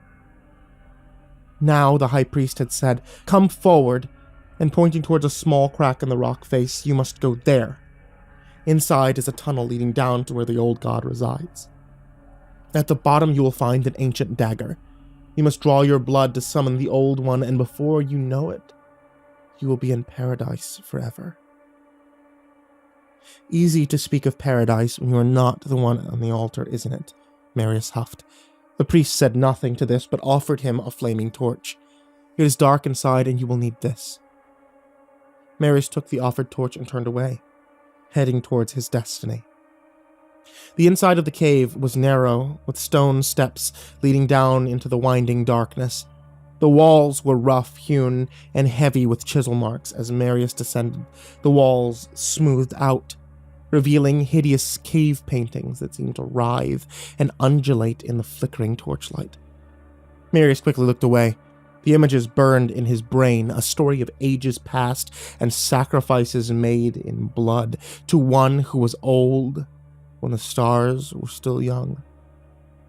But not once did Marius consider fleeing. He had this duty to perform and was honor-bound to see it through. Deeper and deeper he descended, beginning to fear his guttering torch would go out, leaving him alone in the darkness when suddenly the stairs beneath him stopped, grinding him to a halt. He looked in terror at the cavern before him. The cavern was small, but with a high ceiling from which dripping stalactites hung like jagged teeth. The walls were covered with a strange-looking lichen that let out a sickening green glow, illuminating the cavern floor that was covered with age-old blackened bones. Protruding from the pile of ancient decay was a large well cut of rough-hewn stone, darkened and stained with the spilled lives of countless victims. Upon the edge of this ancient monastery lay an equally looking ancient dagger, and as Marius approached, he noted it was not made from iron, but from white-pitted bone. Reaching down with a shaky hand, he scooped the thing up. It felt incredibly heavy and cold in his hand. This was the gateway. This was how to summon the old god that dwelled, sleeping within the earth. Casting his torch aside, wishing only to get this thing finished, he dragged the blade across the palm of his hand. He hissed in pain as he raised his hand and let his blood fall into the black depths of the ancient well. For a moment, there was nothing. But then the very earth beneath his feet began to shake, and he cried out, falling amongst the ancient bones. Something was coming, racing towards him. He could feel it now, sense its eagerness and terrible greed. From the well came an explosion of foul-smelling water as a giant gray worm suddenly burst forth. Hundreds of crimson eyes burned across its segmented sides where it swayed above him like a hooded leech. Marius screamed and tried to scramble away as the creature opened its gaping maw, revealing a throat lined with hook-like teeth. For a moment, he was sure the thing was going to swallow him whole, but instead, it wrapped him up in its many squirming coils and dragged him screaming into the darkness. Marius began to pray until he realized that he was praying to the very creature that was about to kill him, the old god of the grove. "I am not going to kill you," a voice whispered into his mind like a clinging fog. "You will be my vengeance, a great plague I shall release upon the world, for I am the last of my kind. The infinite made flesh by the prayers of men. My fate is now sealed, as their faith in my kind fades throughout the aching centuries, but through you, my son, something of me shall live on. And with the last of my strength, I bequeath unto you the gift of flesh and blood." Darius opened his mouth to scream as the creature's strange flesh began to fill his body, surging down his throat, invading his bleeding ears, enveloping his brain, filling every crevice with its vile, squirming flesh. And even in his delirium of pain, he could sense the creature's strange satisfaction and a desire he could not possibly comprehend. This torture seemed to last for an eternity, and Marius wished himself dead 1,000 times as the creature took from him over and over again, before giving something of itself back. At last, after what seemed to Marius 1,000 years, the creature's cruel hooks were withdrawn, and he was gently deposited back onto the chamber floor. For a moment, the creature swayed above him. The light in its many eyes began to fade as it shuddered and trembled. With a bellowing roar, it collapsed beside him, white patches forming over its loathsome hide. The last thing Marius saw before the darkness dragged him under was the loathsome body crumble into dust. "My God," I said, climbing to my feet. "Do you believe it to be true that Marius is the first of us?" She shrugged. "I can only tell you what Bartholomew told me, although he is a great liar, as are we all. But if it's true," I said, taking her hand, "then what do we do?" "Running would seem the obvious choice. Hiding until this all blows over." I laughed then. "You think this will all blow over?" "Sure." She grinned back at me. "In about 1,000 years, but until then, I have arranged transport for us out of this country." "Where? How?" "I had my man book us aboard a ship. A cruise liner, to be precise, headed for England." "England?" I raised a cynical eyebrow. "What's in England?" "Rain, mostly," she replied. "That and a rather large estate I came into some years ago. It is secluded deep in the heart of the country. We can buy a little time there until we figure this thing out. The ship leaves from Boston in 3 days on its return journey to Southampton." "Great," I replied. "A week stuck in a box in the cargo hold." She chuckled at this. "I have booked us first class in a rather expensive suite. Like I said, my man has made all the arrangements. We board in the evening, 9 p.m. to be precise. The company has also been told that we are a wealthy brother and sister suffering from a severe solar urticaria, and are heading for England to try our newly developed treatment. The cruise liner company were very helpful." She laughed again. They even shuttered and painted the cabin windows for us. I laughed then and took her into my arms. Is there anything you didn't think of? Sure, she said, her smile wilting. How to save your life.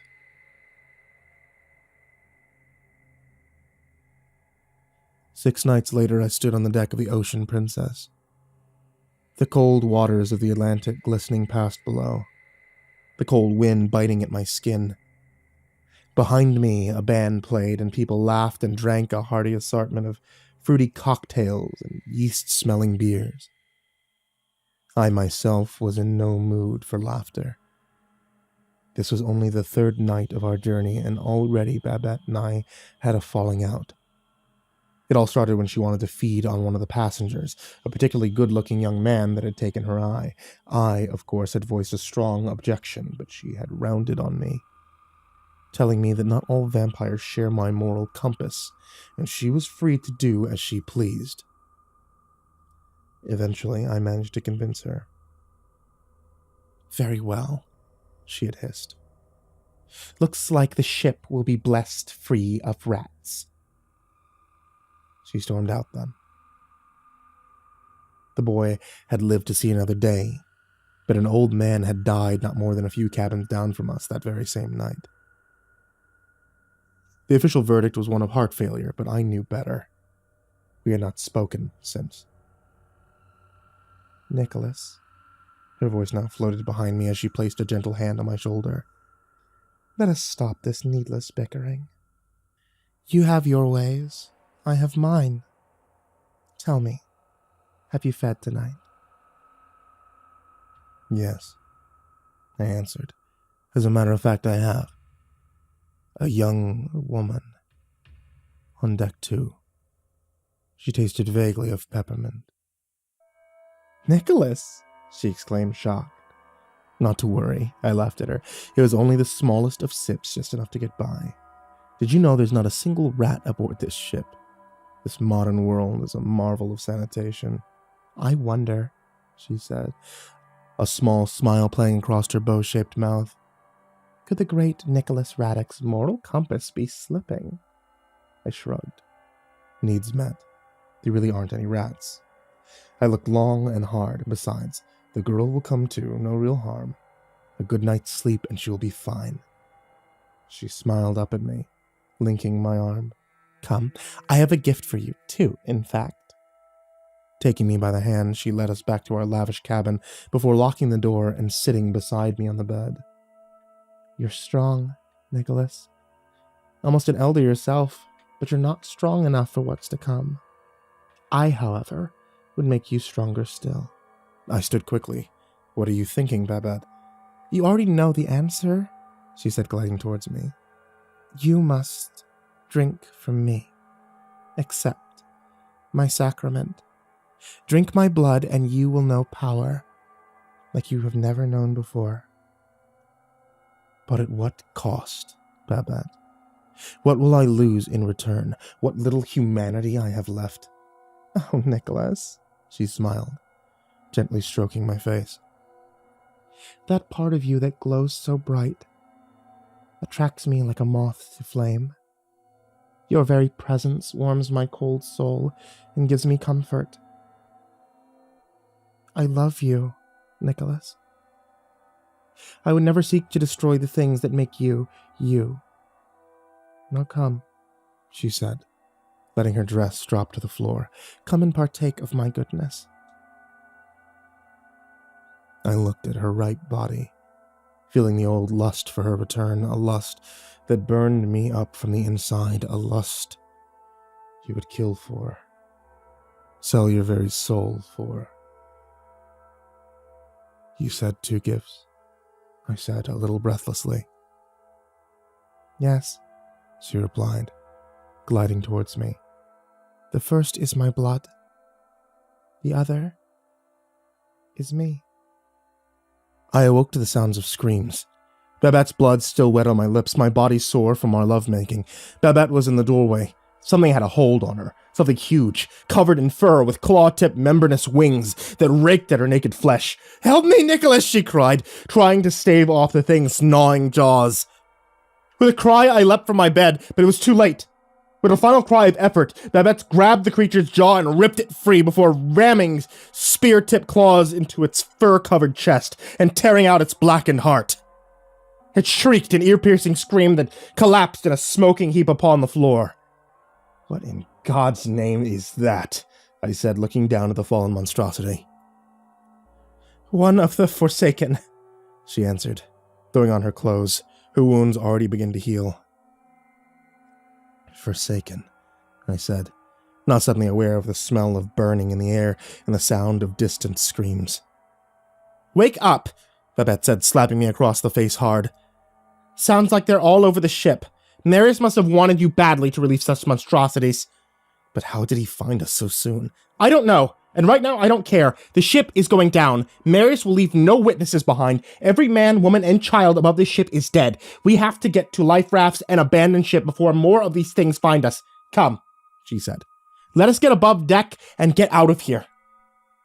As we entered the hallway, a woman came screaming past, a bloody bundle in her arms.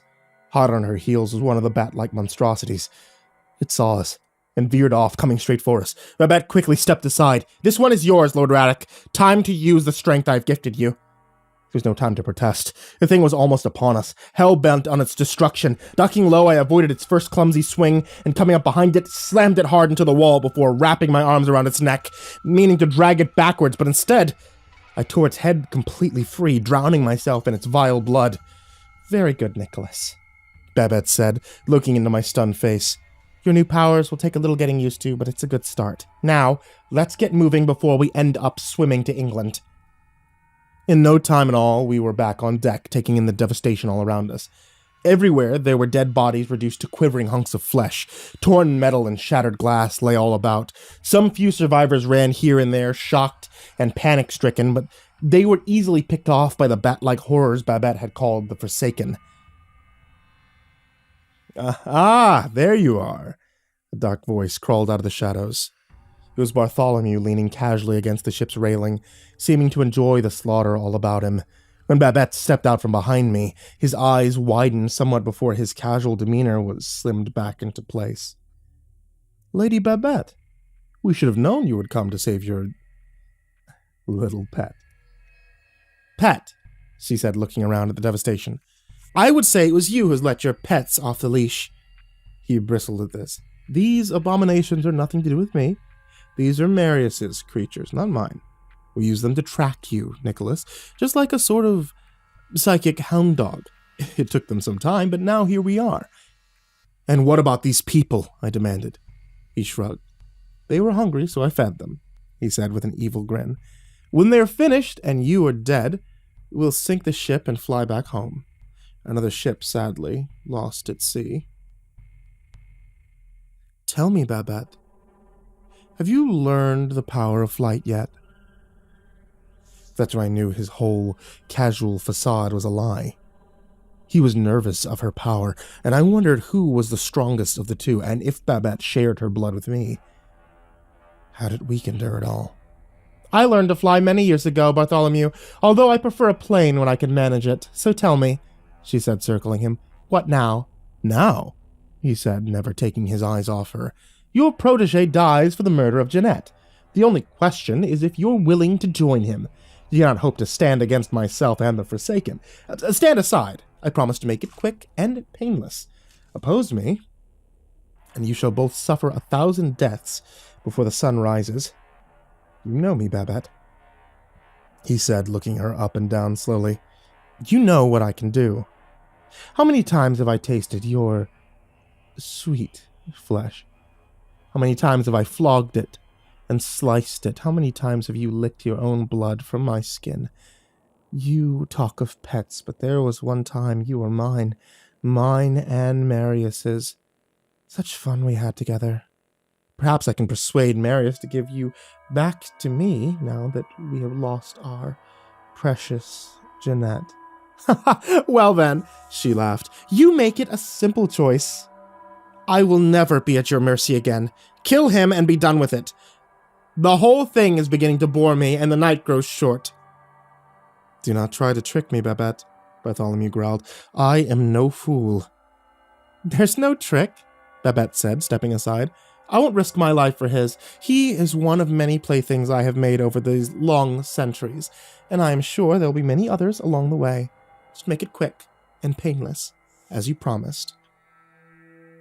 For a minute, he just stood there, looking at her as if weighing up her words. Okay, he said. I have a better idea. You kill him instead. She sighed deeply. As you will. Sorry, my love, she said, pacing towards me. But you're just not worth it. I tried to back away, but she so suddenly had me by the throat, her razor-sharp nails piercing my flesh. Behind her, Bartholomew began to laugh uproariously. Sorry, he grinned at me, but this is going to hurt somewhat. Suddenly she spun around and flung me with all of her might at the laughing Bartholomew, who I crashed into with bone-breaking force, smashing the steel railing behind us, sending us both hurtling into the frozen sea. I was falling now, falling through the inky black darkness. Above me was some kind of maelstrom.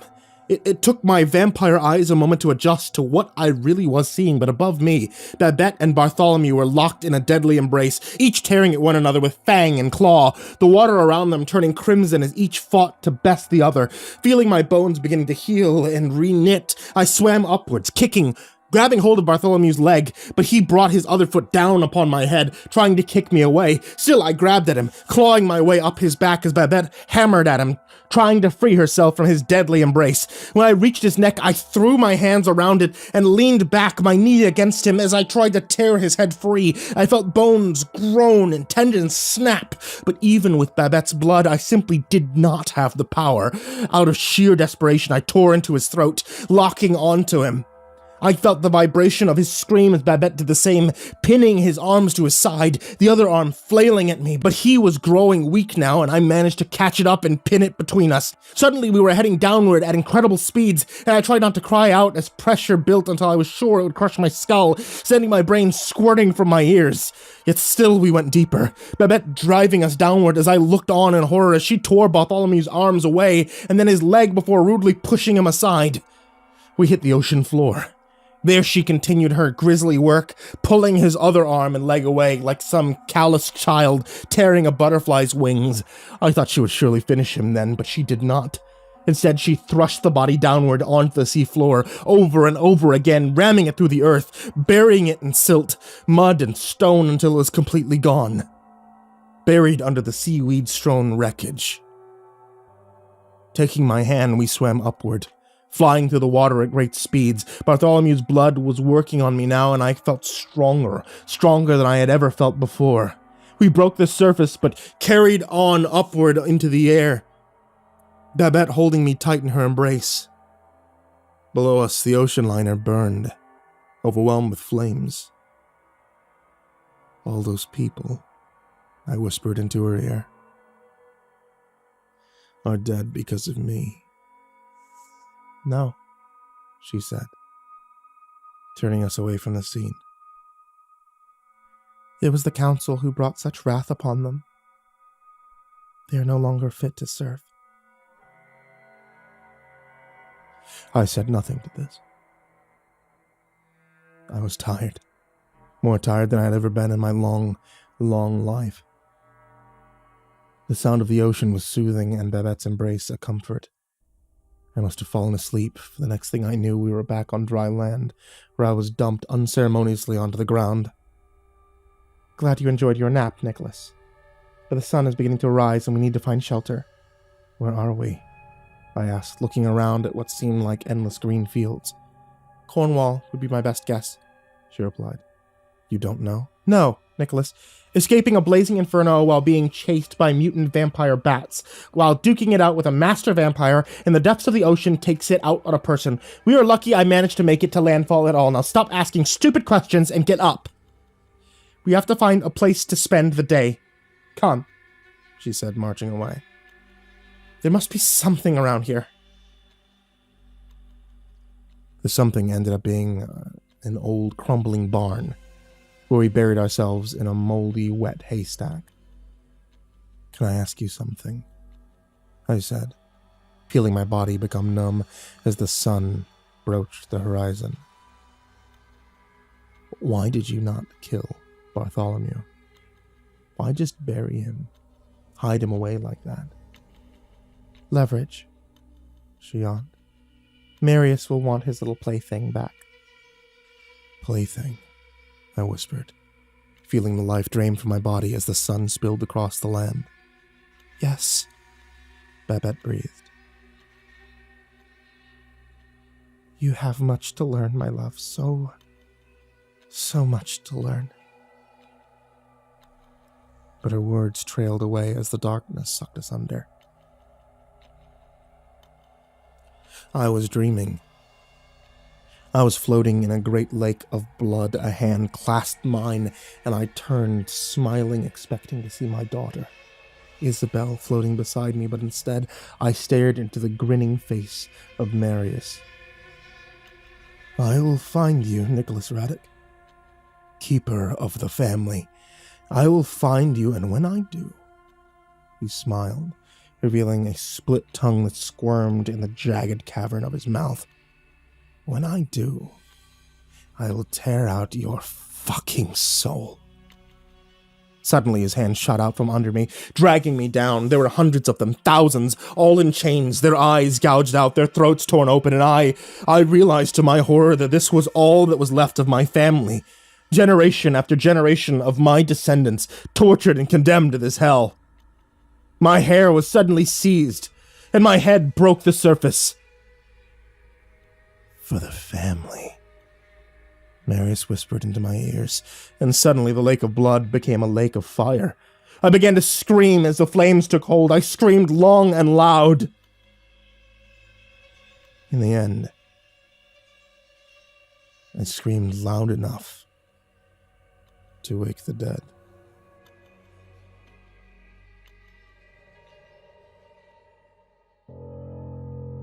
I awoke to a strange vampire grinning down at me. The boy was young, perhaps no more than 20 when he died. He was a handsome youth, and not long dead. I could still smell the human blood that coursed through his veins. "Wake up, sleepyhead," he tittered. "My mistress Babette is waiting for you in the car." I ignored his words and sat up, brushing damp hay from my shoulders.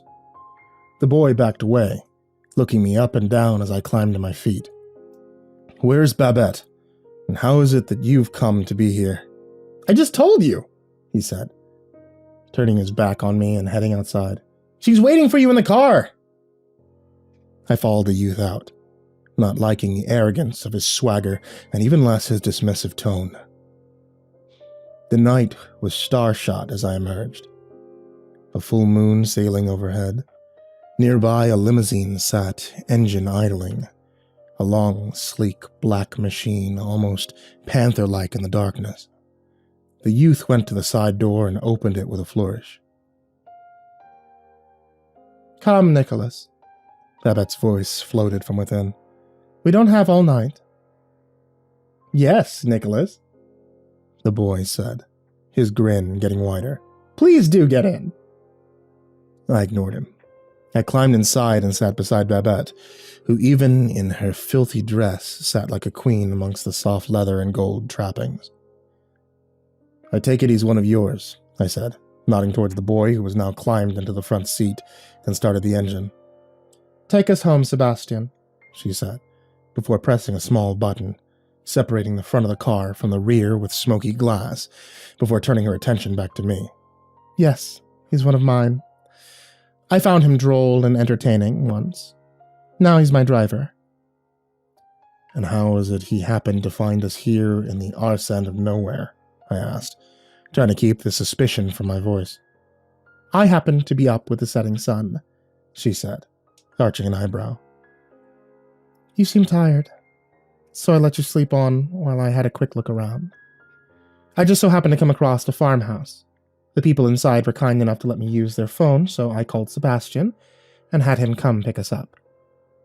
"Really?"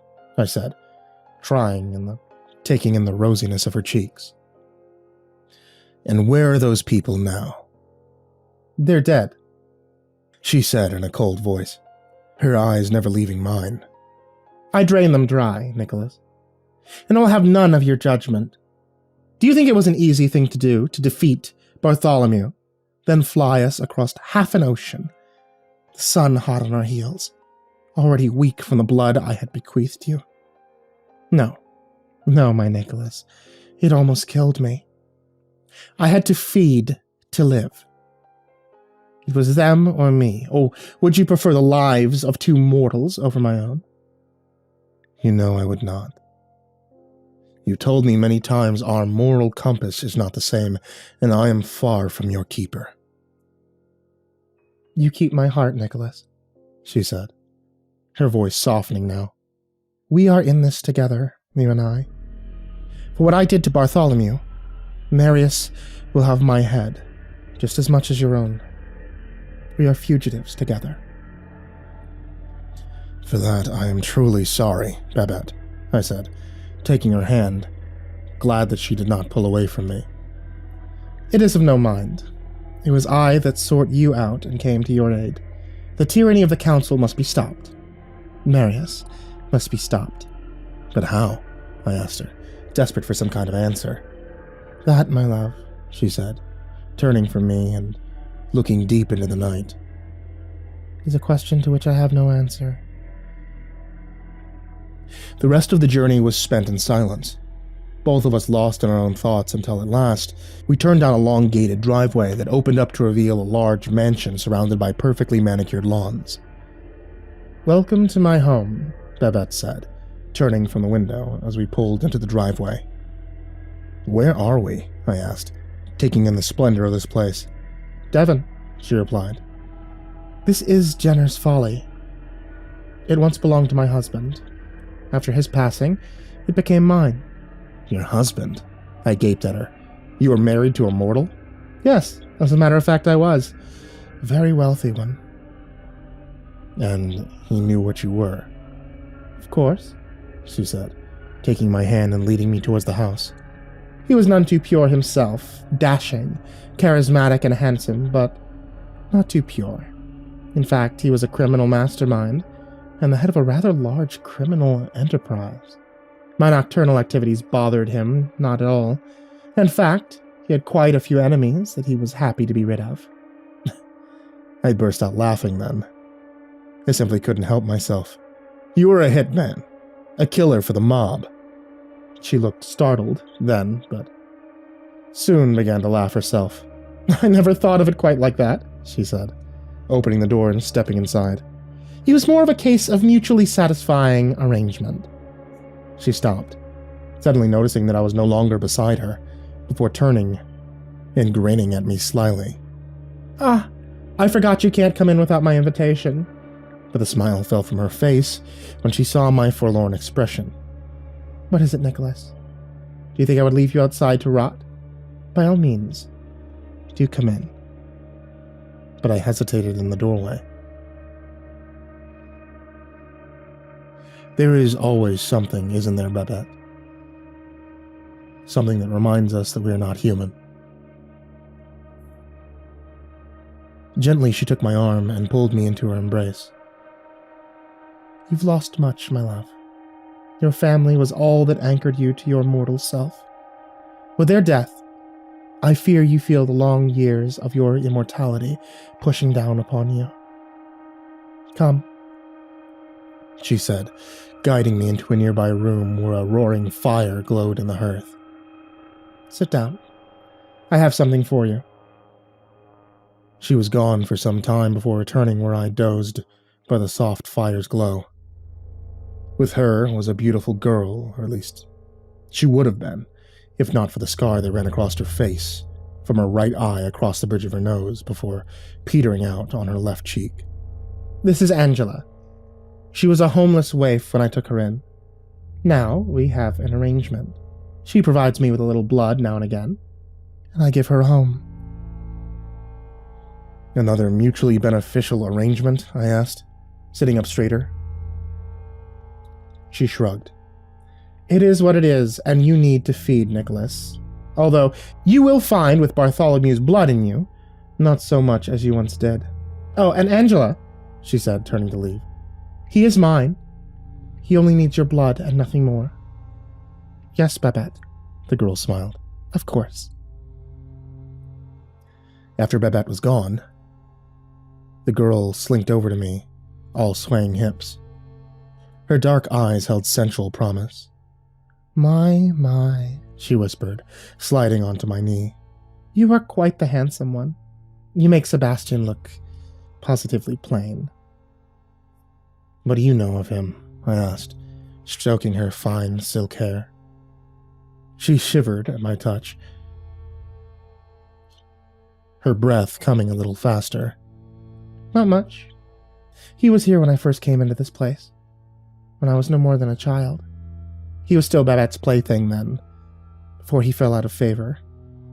And why did he fall out of favor? This, for a start, she said, tracing one delicate finger down her scarred face. I was nearly 20 by then, and had finally found my way into Babette's bed after many years of trying, she giggled. But Sebastian became jealous and attacked me, giving me this. After that, neither of us saw her bed again, and Sebastian was demoted to General Dog's body and I, she said, snuggling closer. A gift. For guests. You must hate him very much for what he's done to you, I said, brushing the hair from her pulsing throat. At first, yes. But our banishment from the great lady's bedroom actually served to draw us closer together. Now there's peace between us. Perhaps even fondness. But I was no longer listening. All I could see was the deep throbbing pulse of her throat and the rich smell of her flesh. So young, so full of life. Gently I bit into her. As soon as her blood hit my mouth, I knew I was lost. A great hunger swelled within me.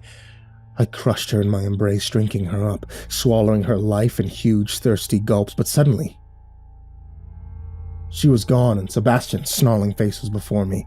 In his hand he held an iron poker, grabbing up from the fireplace, which he now sent sailing towards my heart. With a cry, I pistoned my leg forward, catching him hard in the chest. He flew backwards, crashing to a large oak desk and onto the wall with bone-shattering force. I thought that would be the end of it, but instantly he was back on his feet, and I realized he and Babette shared more with this youngling than just her bed. He smiled at me, then, as if perhaps reading something of my thoughts. Oh yes, Nicholas, he laughed. I have tasted the blood of the goddess. She's made me strong. You nearly killed our beloved Angela, and for that, I'll have your head. That said, he charged a blur of motion, but I had tasted the blood of Bartholomew, and to me, his movements were nothing more than that of a clumsy child. As he came on, I simply stood aside, grabbing up his slashing arm and using his own wild momentum against him. I threw him screaming into the roaring fire. Suddenly, Babette was amongst us, snarling and cursing, as Sebastian flung himself free from the fire's burning embrace. As his clothes and hair a raging inferno, howling in pain, he rolled back and forth across the deep carpeted floor, extinguishing the lapping flames. Enough! Babette screeched, shoving me hard in the chest, meaning to thrust me back into the chair, but her eyes widened in surprise when she realized she could not budge me. Cursing, she turned to Sebastian, who lay dazed upon the floor, his burnt flesh already beginning to knit and heal. God curse you, she shrieked at him, grabbing him by the back of the neck and dragging him across the room. If it wasn't for these damnable killings, I would banish you from my house forever.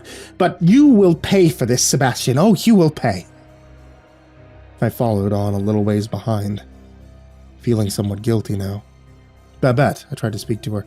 It was my fault. He was only trying to defend the girl. My hunger got the better of me. Nonsense, she hissed at me, her face feral.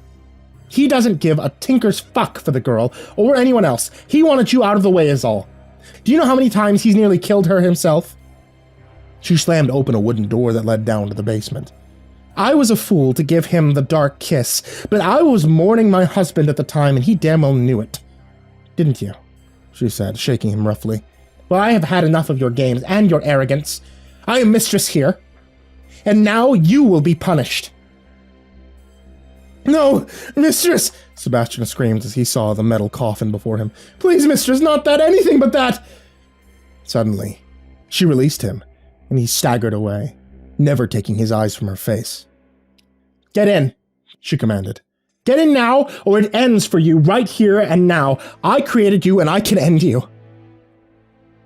Sebastian looked at me, as if seeking help, but looked away, knowing better than to cross Babette when her temper was up.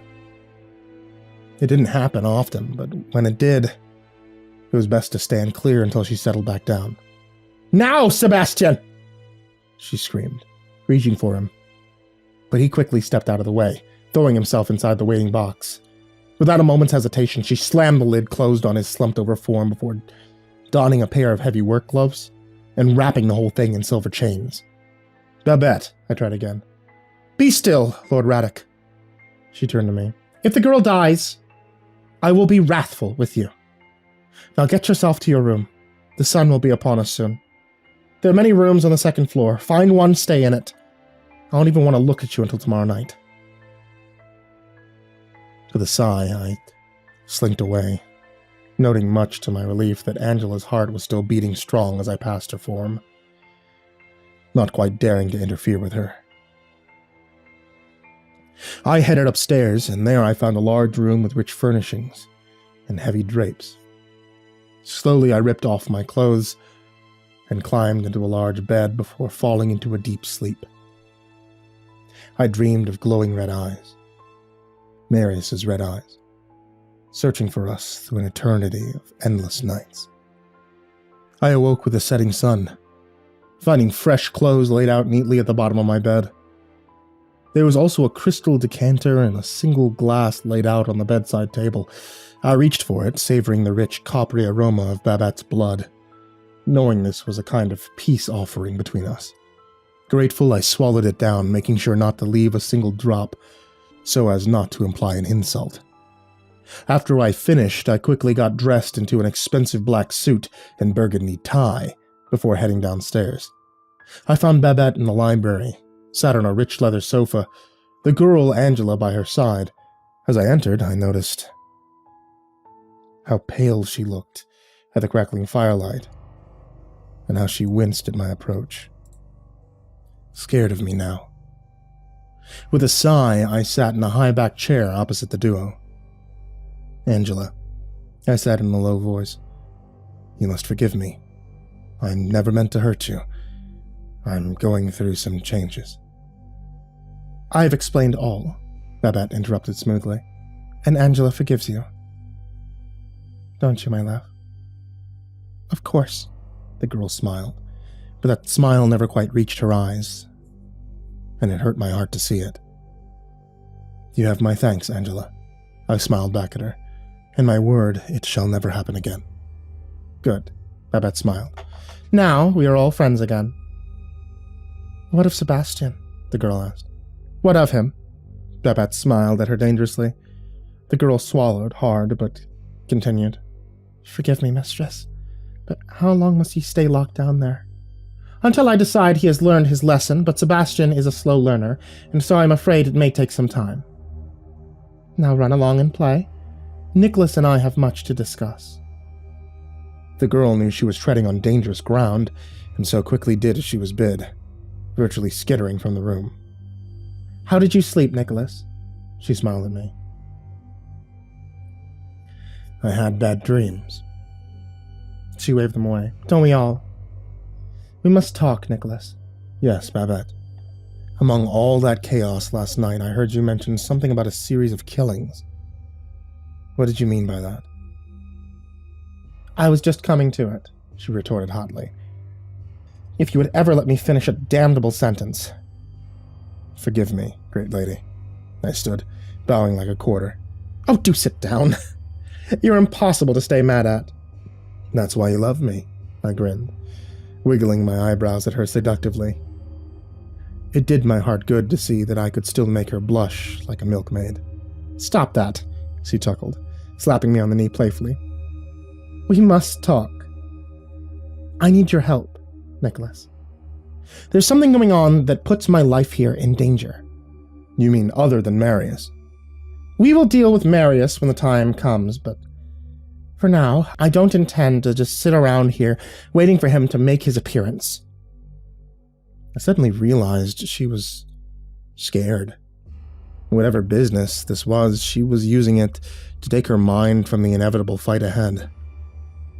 There's a small town not far from here, by the name of Hansberry. For over a month now, people have turned up missing or dead, their throats torn open. The local newspaper has started to call them the vampire murders. I've done everything in my considerable power to keep it out of the mainstream press. I've called in 100 favors, made 1,000 bribes, and even threatened the penalty of death to conceal this outrage, but that can only last so long. Something must be done, and quickly. What do you think it is? A rogue vampire? That would be my guess. Or a blood-crazed revenant like your poor, misbegotten son. That could explain it, I said, sitting back, my mind racing. But that wouldn't explain the missing people. A blood fiend like my son would not steal people away, he would simply have torn them to pieces. So where does that leave us? That's why we're going to town, Nicholas. To see Crazy Maureen. Grab your coat, my love. We're going on a little adventure. We walked through the night, down narrow tree-laden country lanes, the moon full and bright. So, are you going to tell me who this Maureen is, or are we going to play 20 questions? She's a drunk, she replied, taking my arm. A drunk and a powerful psychic. A drunken psychic. That sounds helpful. Don't mock her, Nicholas, she rounded on me. She has a great power. She drinks only to numb her heightened senses. Her gift has made her a pariah amongst her own kind. She lives in a small cottage on the outskirts of town. I help her out from time to time. Now it's her turn to help us. I pulled her up short. Babette, does she know what you are? What we are? Yes, she replied, her eyes silver in the moonlight. She knows. Could all this be something to do with her? She laughed then. Oh no, Nicholas, not her. You will understand when you see her. 30 minutes later, we stood outside of a small thatched-roof cottage, all white paint and lead-lined windows. Babette raised her hand to knock, but the door was pulled open before the blow landed. A woman stood in the doorway. She could have been anywhere from 40 to 60. Her hair was black and streaked with gray, and she wore dark glasses that covered much of her face. Babette, she whispered, pulling her scruffy-looking cardigan tighter around her, as if to ward off a chill. I've been expecting you. Please do come in, she said, stepping to one side. I'm afraid my friend here will need an invite, Babette said, nodding towards me. The woman did not track her movement, and I suddenly realized she was blind. Come in then, Nicholas Radek. You know of me, I said, startled. Some of us do not need eyes to see, she replied, as we slid past her and into a homely-looking kitchen. Please, sit, she said, shuffling in behind us. We did as she asked, waiting until she was more comfortably seated, a slight way across from us. What do you require of me, Babette? I need your help. I know it pains you to use your gift, but people are dying. You mean the vampire killings? Yes, Babette continued. I need to find this creature and kill it before its bloodthirsty nature leads the authorities to my door. Will you help me? Of course, she said more softly. I owe you everything. Even the very roof over my head is down to you. Now give me your hand, and we shall see what we shall see. Babette reached for her, and as soon as their hands met, the woman called Maureen spasmed and convulsed, her eyes rolling back in her head. Jealousy! She shrieked. Jealousy and hate drives their master. Legion, for they are many in the cold blackness. They crave in the stone prison, deep in the earth, the sound of the ocean roars around the dead man's curve. Babette pulled her hand free, and the other woman slumped down, seemingly exhausted. Dead Man's Curve, Babette gaped at me. I know that place. It's on the coast, not far from here, but there's no cave there, only an old tin mine. That's it then. Whoever's doing these things must be hiding there, I said, leaping to my feet. Can you find this place? Oh, yes, she grinned. The night is still young, Nicholas. Shall we go pay them a visit? What of her? I said, pointing to the seemingly sleeping woman. She will be fine. A slight headache in the morning, nothing more, she said, heading for the door. I hurried after her, my arm brushing past the sleeping woman who jerked upright, seizing my arm in a frenzied death grip of froth pouring from her lips. Hail, Nicholas Radek, keeper of the family that is no more. Your path ends where his did begin. Look for your foe in the dead forest at the edge of the sea. There your fate will be decided. That said, she slumped back down, unconscious. Nicholas! Babette called from outside. Are you coming or no? Yes. I stalked out into the darkness. Babette. She spoke to me. I heard it, Nicholas. We will speak more of that later, but for now, one thing at a time. I think she spoke of Marius. Nicholas! She turned to me, her eyes flashing. Marius is not here, not yet.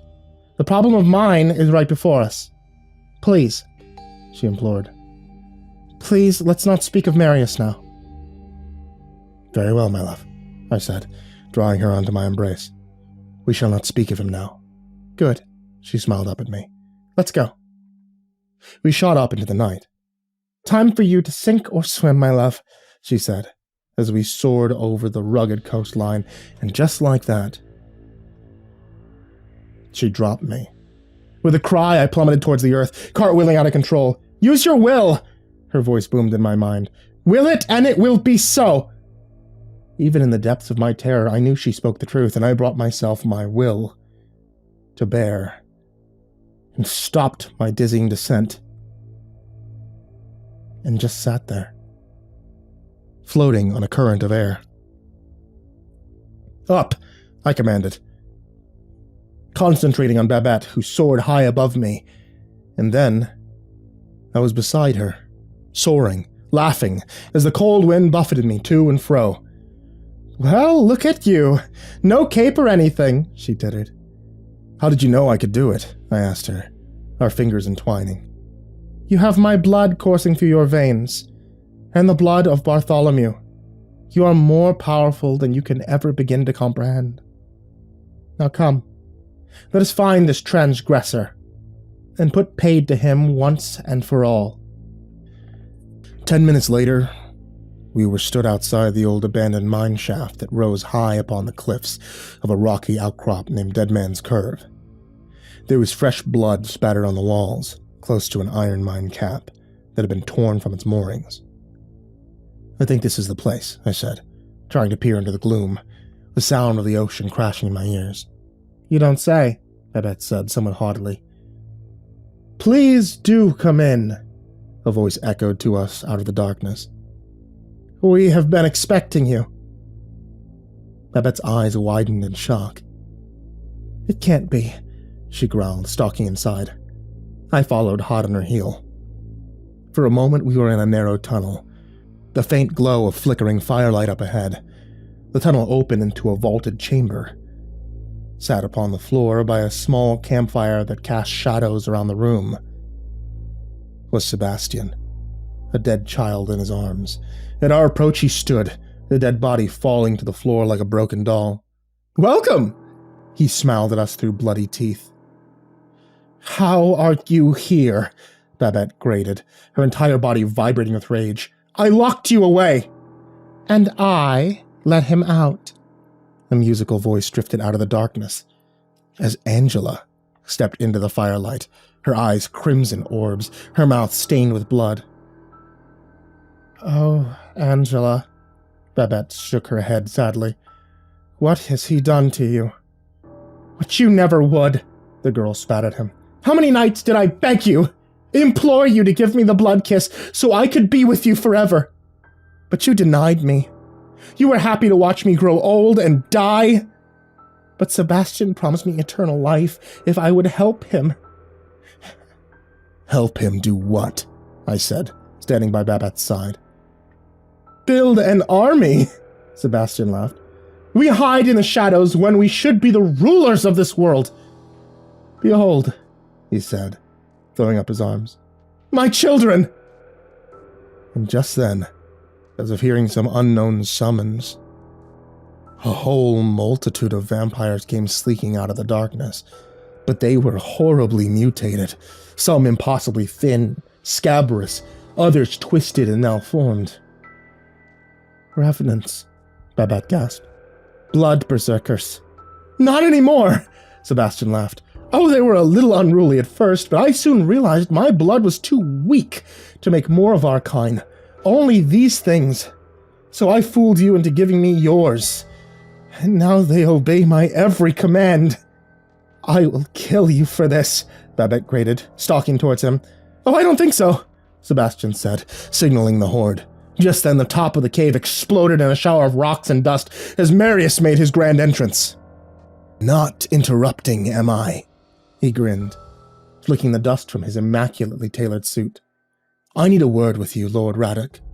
He glared at me with crimson eyes. Well, well, well, Sebastian grinned, stalking towards him. What do we have here? A new player in town. Marius looked him up and down. With a bored sigh, casually tore his head free from his shoulders in a shower of blood, bone, and gristle. No! Angela screamed, but soon was silenced as the vampire horde, now free from any restraint, reverted back to its crazed, bloodthirsty nature.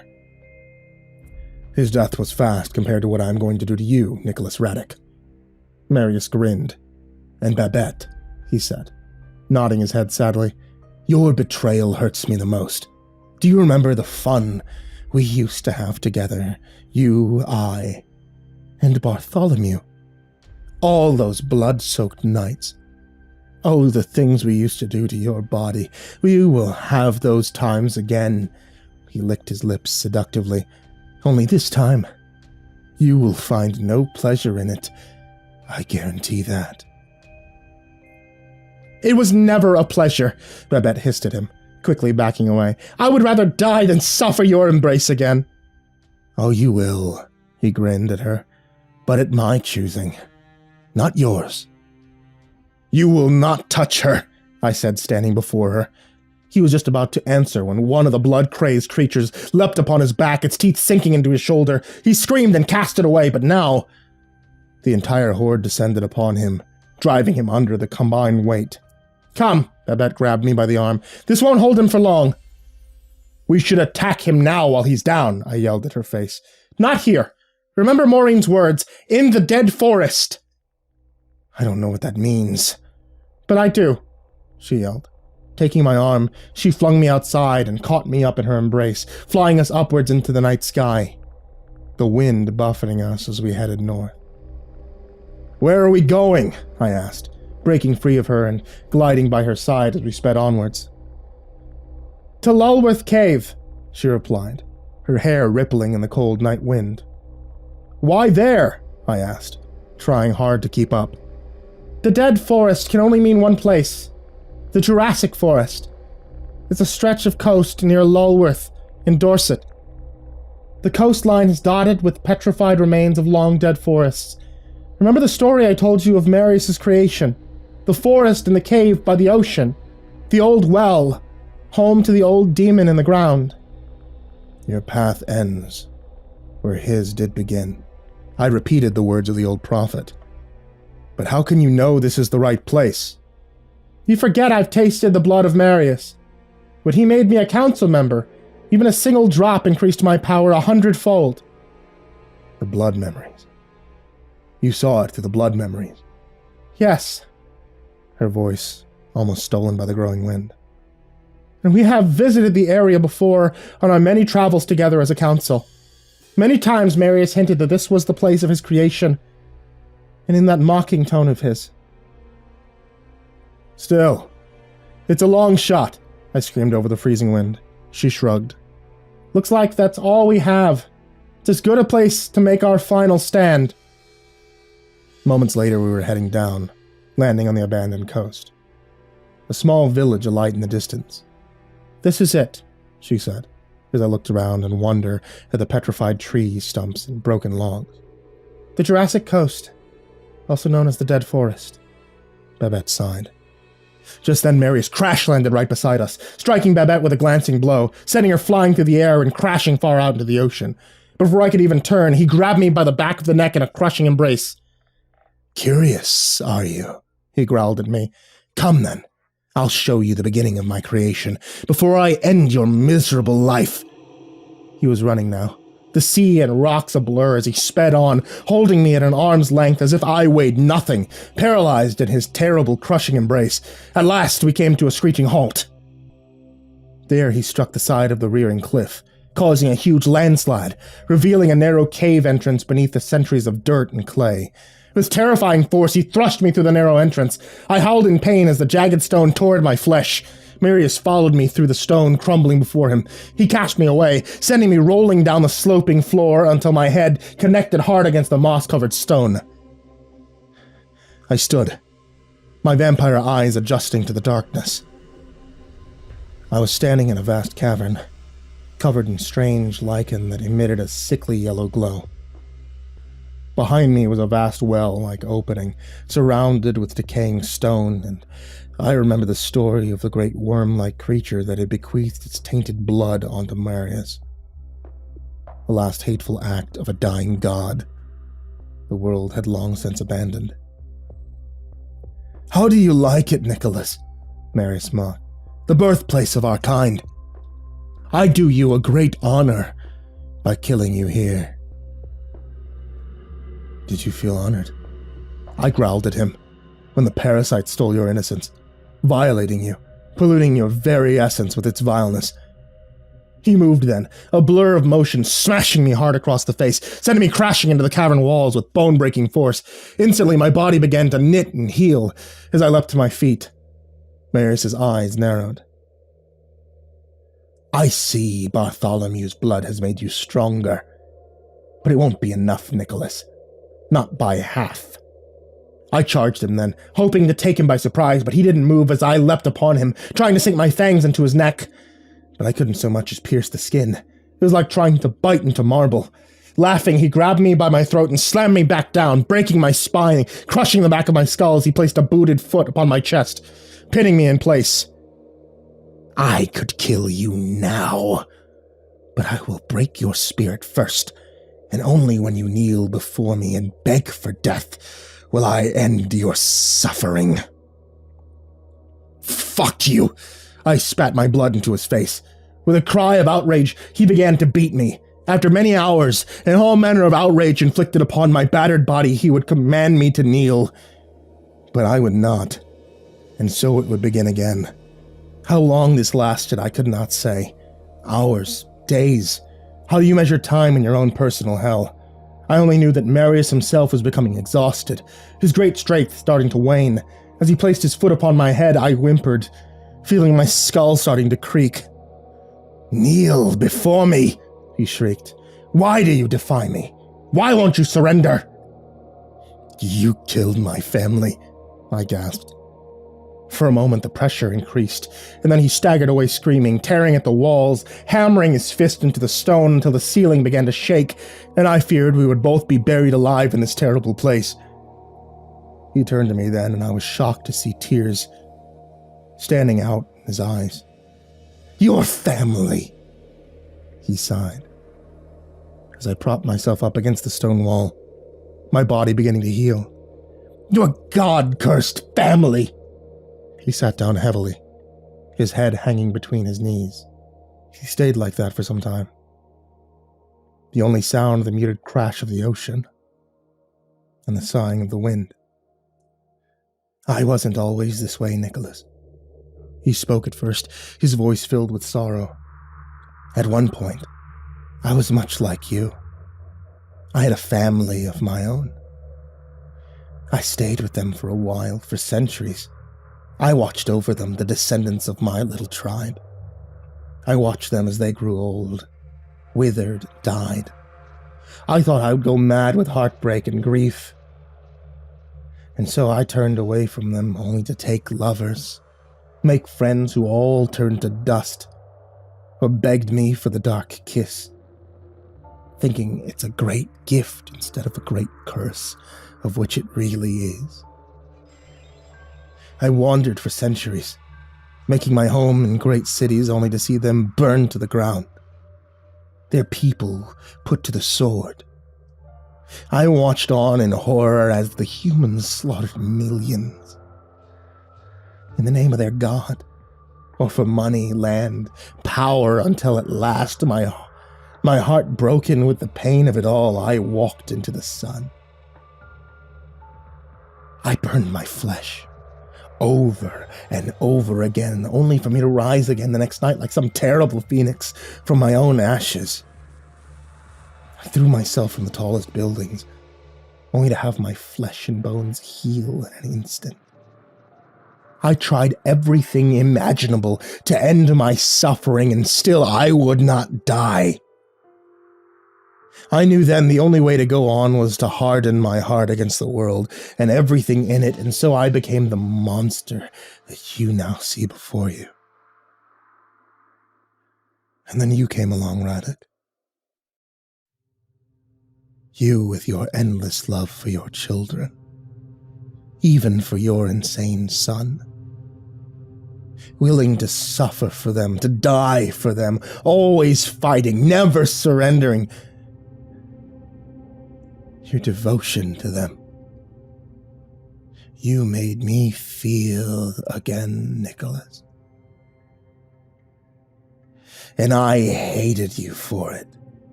I thought if I destroyed everything you love, you would turn into the soulless monster I'd become. But you did not. You would not. And so, Nicholas, you have defeated me without even drawing your sword. What will you do now? I asked, fearing him yet pitying him at the same time. I will end it once and for all. How? I asked, climbing to my feet. You said yourself, you cannot die. Oh, but I can, he said, dragging an ancient-looking dagger from under the back of his jacket and looking at it fondly. I came back to this place some few hundred years ago. Perhaps I was feeling nostalgic, maybe just a little bored.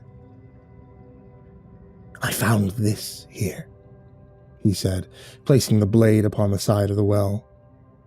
Exactly where I left it over a millennia ago. Can you imagine my surprise when I scooped it up and it did this? He said, drawing the blade across the palm of his hand. Instantly the skin split open and his blood began to flow. Do you know how long it's been since I saw my own blood? Why does it not heal? I do not know, he said, gently pulling away. Perhaps it's because this blade is the last thing that tasted my mortal flesh. Perhaps it's a reprieve from God, or perhaps even the devil himself. If you have had it all this time, then why haven't I ended it? He shook his head softly. Because by the time I found it again, my heart had already turned to stone. But you've made it bleed again. And that I cannot stand, he said, grabbing my shaking wrist and raising the blade towards his throat. And so, you may have your vengeance, Nicholas. But there is price to vengeance. Lord Radek. What price?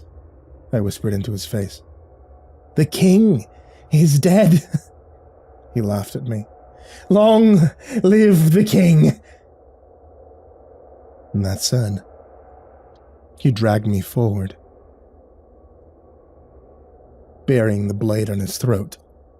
Cold blood sprang across my face. I opened my mouth to scream and tried to pull away, but he held me fast. His blood pouring down my throat, pushing up my nose, blinding my eyes, soaking into every pore like some terrible osmosis. At last he fell away. His body, a wasted husk. "What have you done?" I whispered, feeling a terrible power flow through my veins. "Oh, Marius, what have you done to me?" "Heavy is the head that wears the crown, Nicholas," he gasped. "Share this gift with your Babette. Form another council. Do better, Nicholas. Do better than I did. Now end this." "I hope God forgives you," I said, placing the blade over his heart. "What God?" He smiled warily. I nodded and thrust the blade into his chest, piercing his diseased heart. And just like that, Marius, our creator and the first of our kind, was no more than dust on the wind. "Nicholas!" It was Babette. "You must forgive me," she wept, slowly emerging from the shadows. "I heard your screams, but my courage failed me. I should have come to your aid." "And then what?"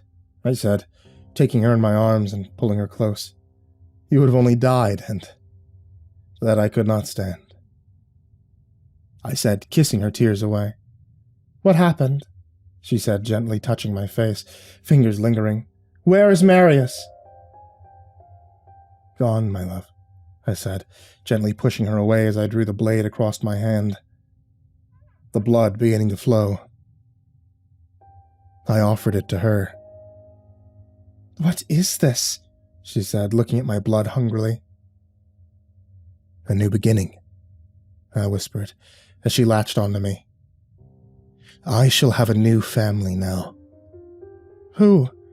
She looked up at me, her beautiful face smeared with my blood. "You," I smiled down at her. "You and all of vampire kind." Outside, the sun began to rise. But I was no longer afraid. In fact, for the first time in a long, long life, I was grateful for the coming of a new dawn.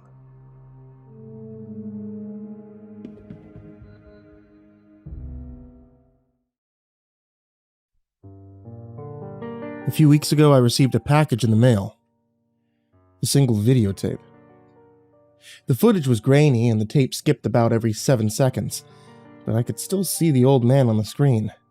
The timestamp read August 5th, 1998, and I could hear it very clearly when he spoke. "Congratulations! You've been cordially invited to the last unwrapping party on Earth." The old man, wide-lensed glasses, and large gray mustache obscuring a large portion of his withered face, pitched his story quite plainly. "In the 1800s, Egyptomania gripped this great country. Egyptian culture was celebrated, appropriated, exploited until there was nothing left. Treasures that were excavated were sold for profit. Tombs were pillaged into oblivion, and bodies were ground up into all sorts of things. Paint, face cream, even edible powder." At this, he paused and shook his head sadly. "Such a shame." Then he cleared his throat and straightened up. "I, Regis Hannigan, consider myself to be somewhat of a philanthropist, as anyone with more wealth than they need should be. A preserver of culture, if you will." He chuckled. Static filtered in from the speakers as he enjoyed some private joke. "So this is my gift A final gift for the beloved land of the living. After my departure from your company. He smiled. As you all know, as a member of my family, that upon my death, my estate is to remain in the custody of my trust holder. Then, once 25 years have passed, my will be read, and inheritance will be distributed. He smiled even wider. And all at an unwrapping party, just like in the old days.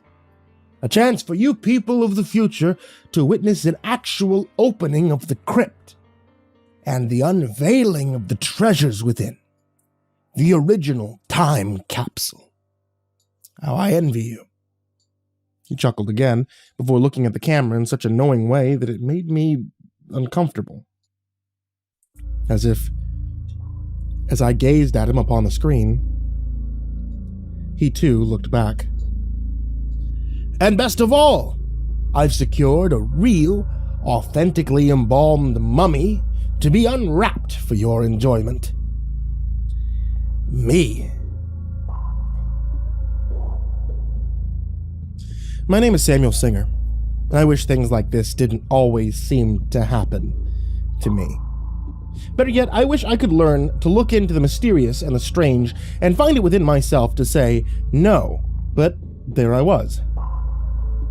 Standing amongst strangers in the parlor of an old Victorian home, watching the way the candlelit flickered off the polished surface of the solid gold sarcophagus in the center of the room.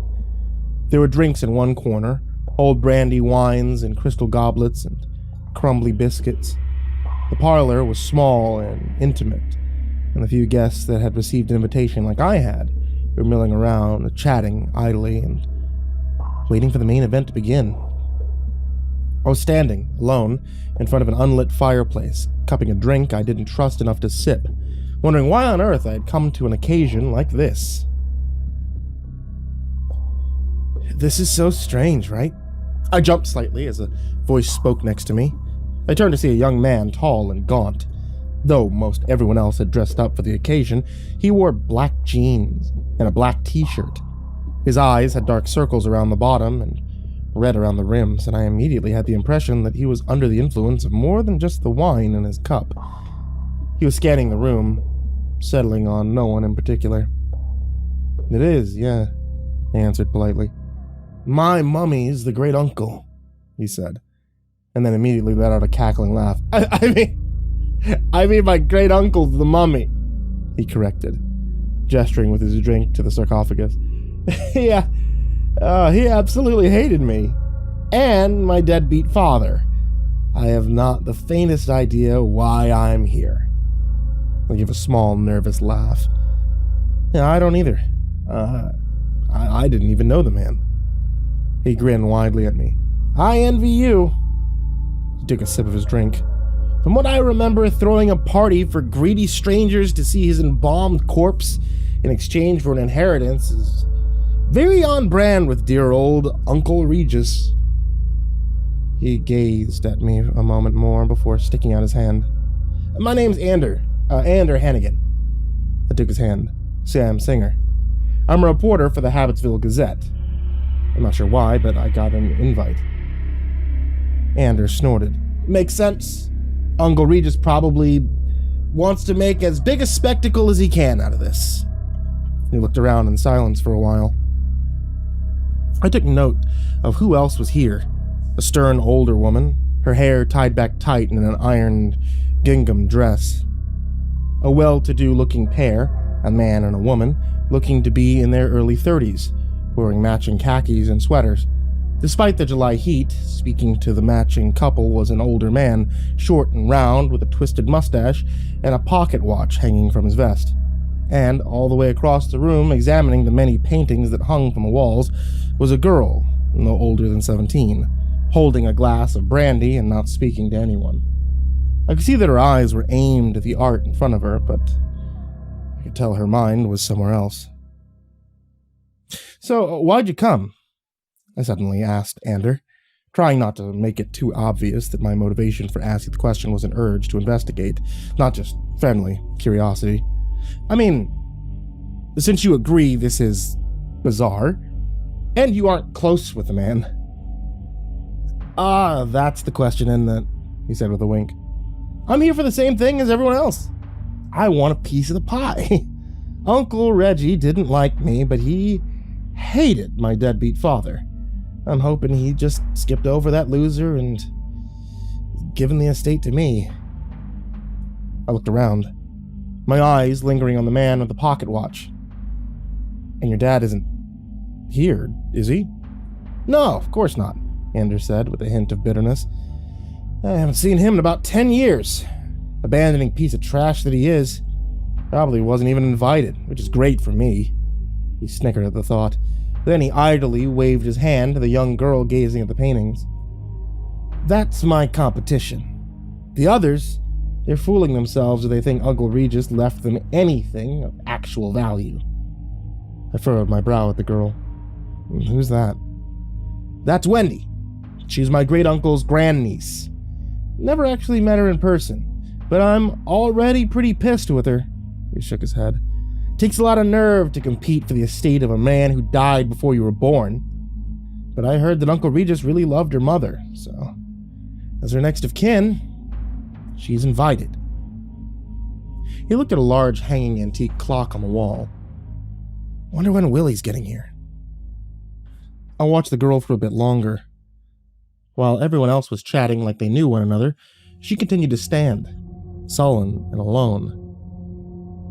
And who's Willie? I asked casually. Oh, there he is, Anders said. He motioned to a clean-cut man in his 60s who had just entered from the far side of the parlor holding a briefcase. Uncle Regis's apprentice, Andy answered with a scoff. Looks normal, but don't let that fool you. He's the one who's held on to Uncle Reggie's stuff until it was ready to be passed on. He looked around at all the ornaments that had lined the walls and the antique furniture that lay around the room. And he never touched a single thing in this house, he said, with a shake of his head.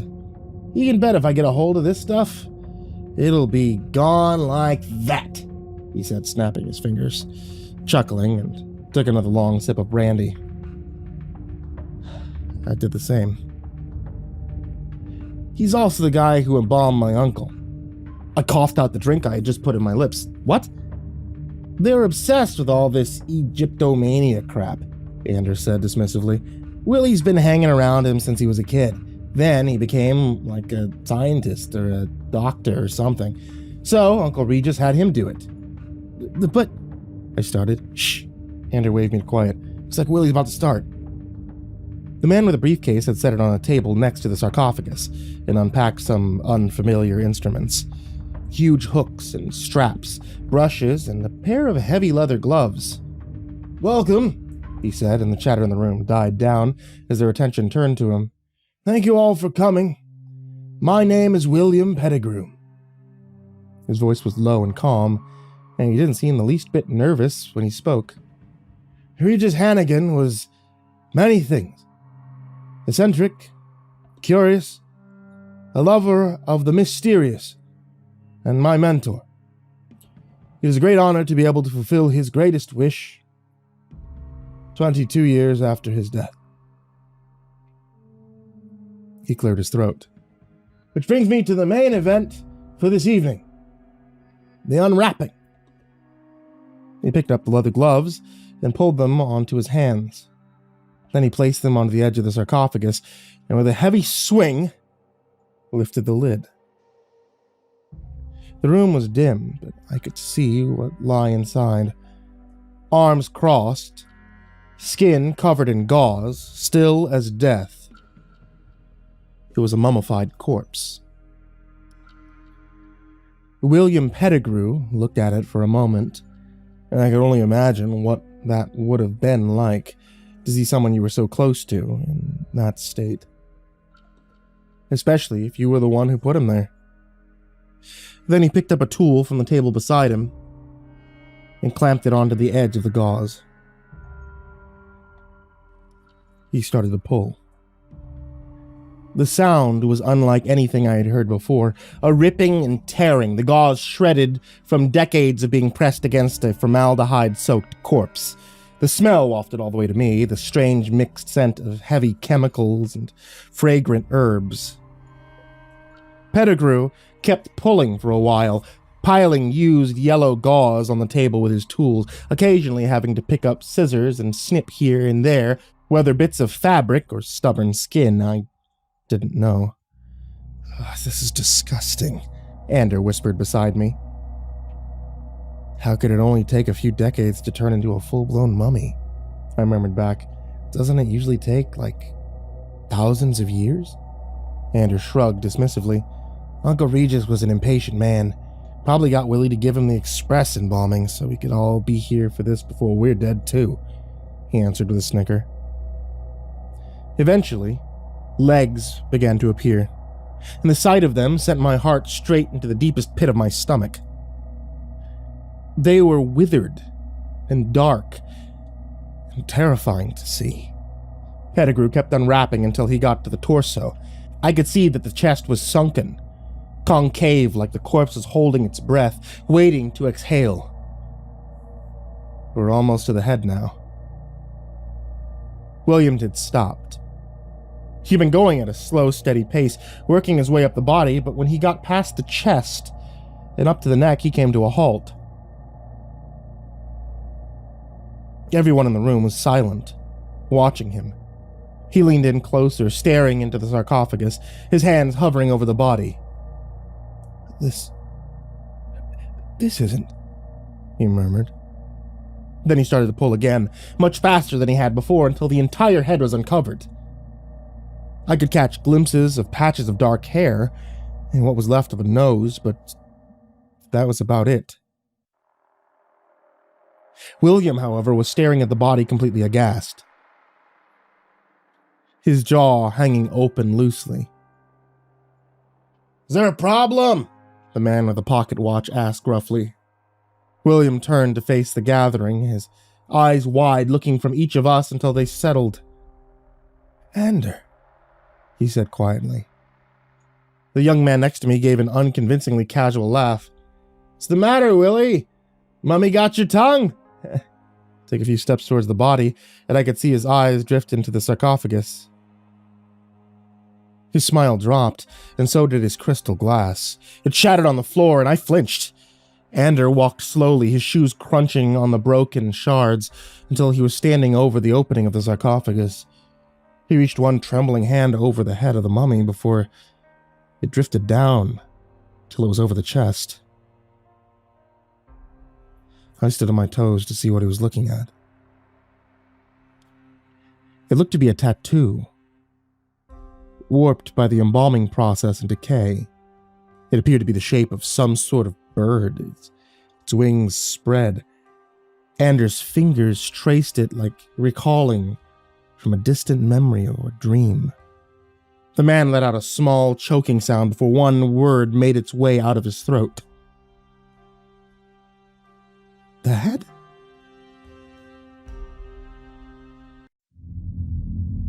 The rules of the game are simple. We found them in the mouth of Ander's father's corpse.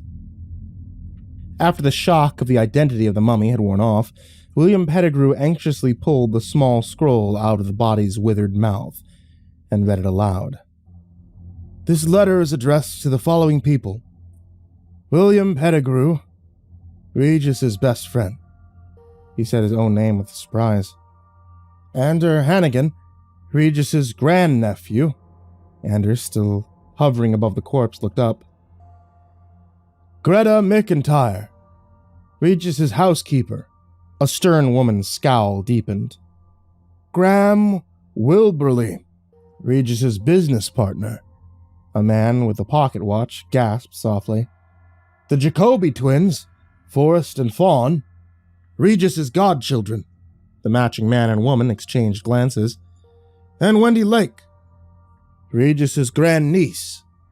The young woman's face remained blank, but her cheeks flushed.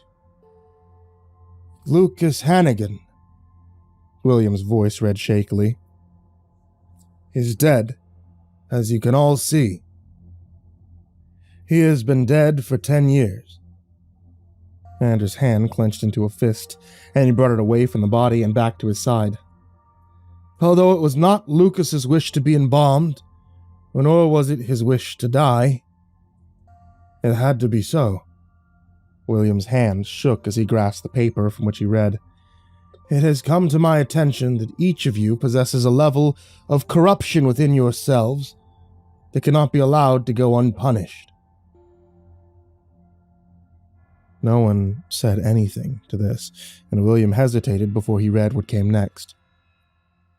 Each of you is responsible for a number of atrocities that you, up until recently, have mistakenly believed to be unknown to those around you. I regret to inform you that this is not the case. It's time to atone for your sins that you've committed, as Lucas has made recompense for his. William glanced to the body lying still in the gold encasement before he forced his eyes back onto the paper. His crime: theft of property belonging to the Hannigan estate. His sentence: death. William took a deep breath. I preserved him as a warning. Repent, confess, or face your sentence. Graham hesitated, one foot still turned towards the door. He looked from William to the body of Lucas Hannigan, and then finally, he looked at the ground. He muttered a few more words of frustration, but took a step back. The rules for your repentance are simple. The organs of Regis Hannigan and Lucas Hannigan were put into 7 canopic jars, 1 jar for each party member, each with instructions on how to atone for your sins. Find each jar and be permitted to leave. William took a shaky breath. Fail to do so by dawn tomorrow, and suffer the consequences. There was a long pause. Everyone looked at one another, each trying to stifle the panic that was plain on all of their faces. Then William spoke once more. His eyes ran across the very bottom of the page now, wide with alarm. One more thing, he read. Like you, I am not guiltless, nor am I so proud as to think myself undeserving of punishment. Therefore, I will play the game with you.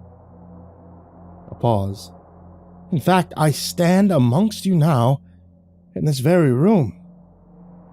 This, everyone took an immediate step away from who they had been standing next to, save for the twins, who took one step in the same direction in unison.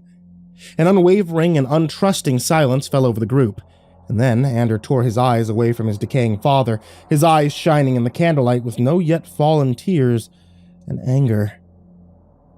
Who did this? He said coldly. No one spoke. Then suddenly Andler's hand was tightened into a fist onto the collar of William's shirt. The paper fell from the old man's grasp as Anders' slim arm pulled him up to his eye level with surprising strength. This is your MO, old man. Did you do this? Did you? Of course not, the man cried, his face turning red from the force of Anders' hand around his throat. The whole time, I thought he abandoned me. But you knew. You knew where he was. You knew he was dead, he said the last word with a particularly high dose of venom. You killed him! William tried to push Anders' hand away, and he flinched as the younger man yelled in his face. No! He sputtered. Of course not. Your father had issues, but we were friends. You and Uncle Regis were friends too, and you yanked his organs out of his body too, didn't you? Anders said, his head bending maniacally over the old man's. Where is Uncle Regis's body? William shook his head frantically. I don't know. It was supposed to be in there. He whimpered, waving one hand at the open sarcophagus. Ander looked back to the opening, back to his father's decaying body, and his face fell from anger to sadness. He loosened his grip on William's shirt and let him go. He slowly sank to the ground, leaning his head on the large, golden surface of the sarcophagus's side. He was a terrible father, he said in a hollow voice.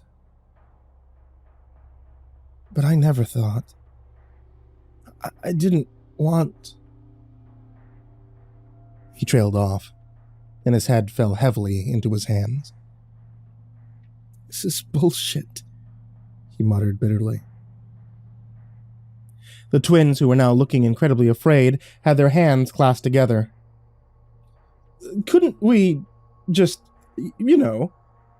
Forrest stammered. Try to leave? Fawn finished. Greta, the stern woman, let out a snort. Go ahead. They'll probably be standing all around your bodies next. Do you want separate caskets, or would you prefer to be wrapped up together? The twins shrank back at the woman's icy words, and their hands released from one another. That's uncalled for, the young girl, Wendy, said coolly, and Greta rolled her eyes. Don't scold me, little girl. You shouldn't even be here. What atrocities could they even be talking about? Fawn said nervously. Forrest and I haven't done anything. Me neither, Greta added quickly. Everyone began to make arguments of their innocence. No one listened to another's defense in favor of shouting their own. Let's all just settle down now, William said loudly, though he looked anything but settled. Everyone fell into a pensive silence. I, meanwhile, was growing increasingly uncomfortable. My heart was beating fast and hard in the quiet, and my hands grew slick with sweat. I set my glass on the mantel of the fireplace behind me to keep it from slipping from my grip and joining the remains of Anders that still glimmered on the floor. Something about this was very wrong, and I knew it was only a matter of time before someone noticed. A matter of seconds, actually. Sam? I looked up. Ander was staring at me. Every ounce of the friendly air he had when we last spoke before the unveiling of his father's corpse was gone.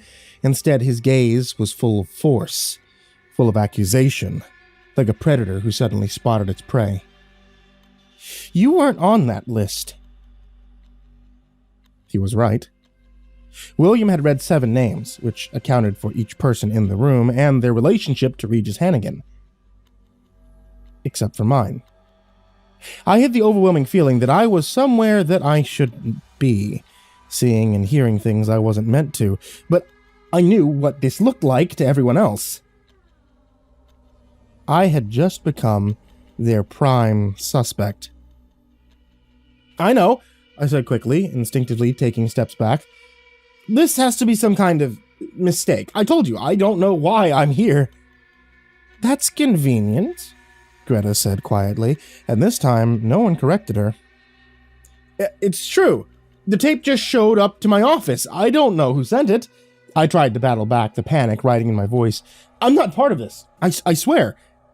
Ander took a step towards me, his eyes redder than they had been before, his hands clenched tight into fists. You are part of this. You have to be. You're the only stranger here. I shook my head and took a step back. Ander, the letter said your dad died 10 years ago when I was a kid. That doesn't make any sense. Doesn't mean you couldn't be working with someone, he interrupted with barely contained rage. Tell us the truth. He let out an anguished shout of grief and fear, and I took one more step back, tripping over the fireplace poker in the stand and slamming my back hard against the brick of the fireplace. Clang! Anders' pursuit ceased, and I stood still. As we both looked at what had just fallen down from the chimney and into the fireplace. It was a shiny brass container, dusty with the ash of the hearth. It was about as large as a loaf of bread, and it had cracked as it landed, spilling its contents, which were now seeping out across the brick and down onto the carpet. It pooled at my feet, reddish-brown and murky, bits of something spongy and squelched over the edge and onto the floor. The smell that drifted from the slurry was acrid, bitter, and unfortunately, familiar. I picked up the 2 halves of the container, still dripping with stagnant blood, and pressed them together at the crack. Then I turned it around to show the others the 2 very distinct images that were on the front.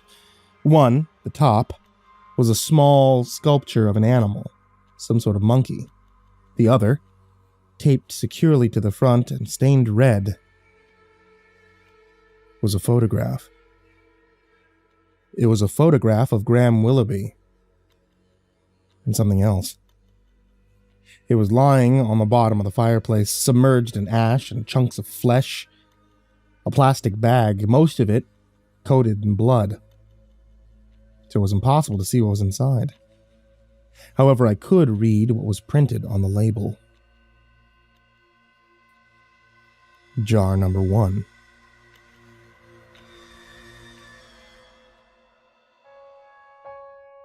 The plastic bag we pulled from the viscous mixture of blood and ash had contained 2 things: a photograph and a folded piece of paper. We placed each on a side table in the parlor and gathered around to examine our findings. The photograph sent a cold shiver down my spine. Despite the fact that I couldn't tell exactly what the image was, it was some sort of entrance. At first I thought it was the stairs leading down into some crude basement. So dark was the center of the hallway. But once I spotted the dirt and the dust on the margins of the picture, I thought perhaps a mine shaft. I glanced as inconspicuously as I could at the faces peering over the photograph and was somewhat disappointed and simultaneously relieved. I didn't see anything resembling recognition or self-satisfaction, 2 things I might expect from the creator of the jar.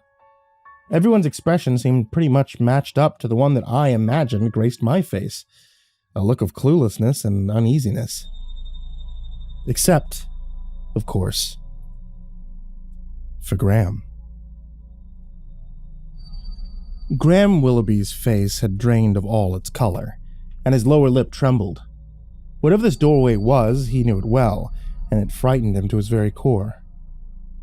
"What is this?" William Pettigrew finally asked. He gave a tentative side glance to the shaken man. "Graham?" "Read the paper," Graham replied, in a hoarse voice barely above a whisper. It was as if he couldn't tear his eyes from the photograph on the table, not even to read the words that came with it. As William unfolded the paper, something fell out and quickly fluttered to the ground. He picked it up and held it out for us to see. It was a small, red envelope about the size of a business card. He set it to the side and held the paper up to his face. He cleared his throat. "Graham Willoughby, confess your sins. After your confession, open the envelope. Accept your punishment." We waited in anxious silence, watching the mustached man. Beads of sweat were rising like dew across his creased forehead. He said nothing, only stared deeper and deeper into the photograph, the emptiness of the entryway reflected back and hollow in his pupils. "I can't." Although I had only heard his voice full of nothing but confidence and assuredness, this phrase parted from his lips with a whimper. It was the sound of defeat. "You have to." Greta said this with as much less empathy than what the situation called for. "Oh, we're all gonna end up like that," she added, pointing to the shriveled body of Lucas Hannigan, the one that still lay in the sarcophagus. Andrew winced. Graham raised his eyes to the tomb, but quickly brought them back down to the photograph. He took a deep breath. "As you know, I was Regis's business partner. He researched ancient cultures, civilizations. I'd help him organize archaeological digs at locations his data led us to." I looked to the photograph again, and I could see it now. Not a mine shaft, but the entrance to an underground dig site. It was somewhere close to Abydos, in Egypt, about 15 years ago. Regis had found evidence that suggested of another ancient city somewhere close by, so I secured him the logical things he would need to sponsor a dig. I got a group of archaeologists, kids from a university and their professors looking to get their hands dirty at a real site. I got other things ready too. He hesitated. Including equipment. He was obviously getting more agitated. He used one hand to wipe the excess sweat from his upper lip, and used his other to trace the outline of the dig entrance on the photo. I had gotten a tip on some less expensive bracers. The things they use to keep tunnels supported during underground digs. He clarified. I'd used the same supplier for years. I thought I could save some money and... He trailed off. Started shaking his head. They had some success at the site. And they wanted permission to dig deeper. The bracers were new. I only meant to try them out for an upper-level dig, but the more they find, the better for me, so... They were about 70 feet down when the tunnel collapsed. I could see his eyes glaze over as he stared transfixed at the photograph. Cheap bracers. The cheap bracers I bought, they failed. The whole thing came crumbling down, one fall triggering the next. It took a few weeks to dig back down to them, but by then... He closed his eyes. Everyone was already dead, crushed by the rocks. They died immediately. No one said anything. Not that I blame them. What could you say to something like that? Instead, William solemnly offered the small red envelope. Graham took it. We watched as he tore it open with shaky hands. His eyes moved right to left only once. There was a moment of confusion, as though he hadn't quite understood what he read, then comprehension dawned and the reaction was immediate. His skin turned even paler, and his breath stopped short in his throat. He very slowly placed the paper inside, on the table, next to the photo. It read,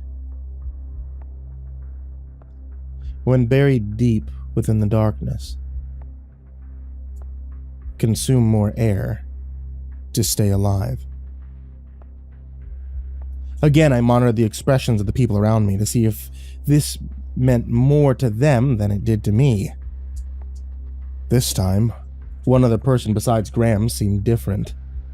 William Pettigrew. His face was one of solemn pity mixed with disgust. He looked at Graham, who was still staring dumbstruck at the cryptic message he had just unveiled. "Graham, are you sure you've told us everything?" The other man shuddered and turned his face partially away from the group.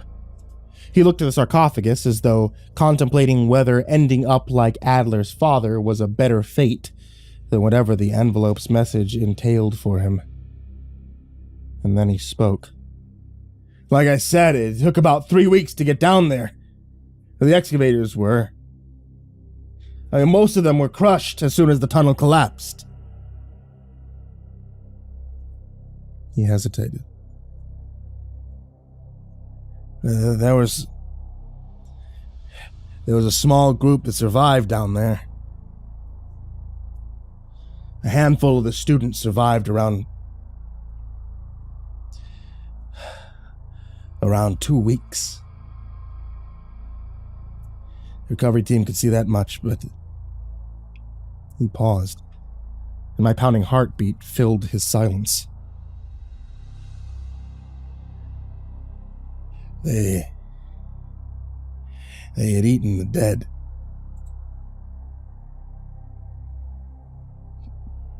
The reaction from the audience was noticeable.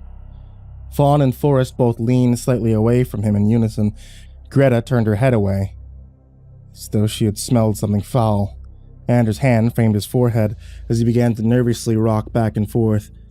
Graham didn't meet anyone else's eyes as he continued. They had dug out the bodies from the soil in an attempt to survive, but they had no water, so none did. A wave of nausea swept over me, so powerful I feared I'd be sick. Anders swallowed hard before posing a valid question. So what does this mean? What's your punishment? He frowned at the small paper. Consume more air to stay alive? But the archaeologists didn't suffocate. They died from dehydration and being crushed. Graham opened his mouth to speak, but closed it, as though no words would come out. Instead, William spoke for him. The canopic jar, it's happy. The baboon-headed god. William stated this slowly, as though with each word our understanding was meant to grow. I, however, was still lost. He sighed heavily and gazed at Graham with something like sympathy in his eyes. It's the jar that holds the lungs. That dark sludge that seeped out of the jar's divide, the spongy bits that fell into the carpet, pieces of human lungs, whether they were Regis Hannigan's or Lucas's, I had no idea. That's horrible, Fawn said, she and Forrest both looking reproachfully back at the fireplace. I still don't get it, Anders said, shaking his head. I do, Wendy said suddenly. She exchanged glances with William and looked at Graham, who was now holding his hands to either of his temples as though trying to manually keep his body from trembling with fear. Graham's greed turned those college kids into cannibals, she said matter-of-factly. I blinked in surprise at her brashness, as though she wasn't wrong. The punishment fits the crime. Oh, shit, Anders suddenly said, as though it had just hit him. And just like that, it came to me too. My head shot back towards the hearth, to the thick, dark paste that had coagulated on the brick. Consume more air to stay alive. Graham Willoughby would have to eat the lungs.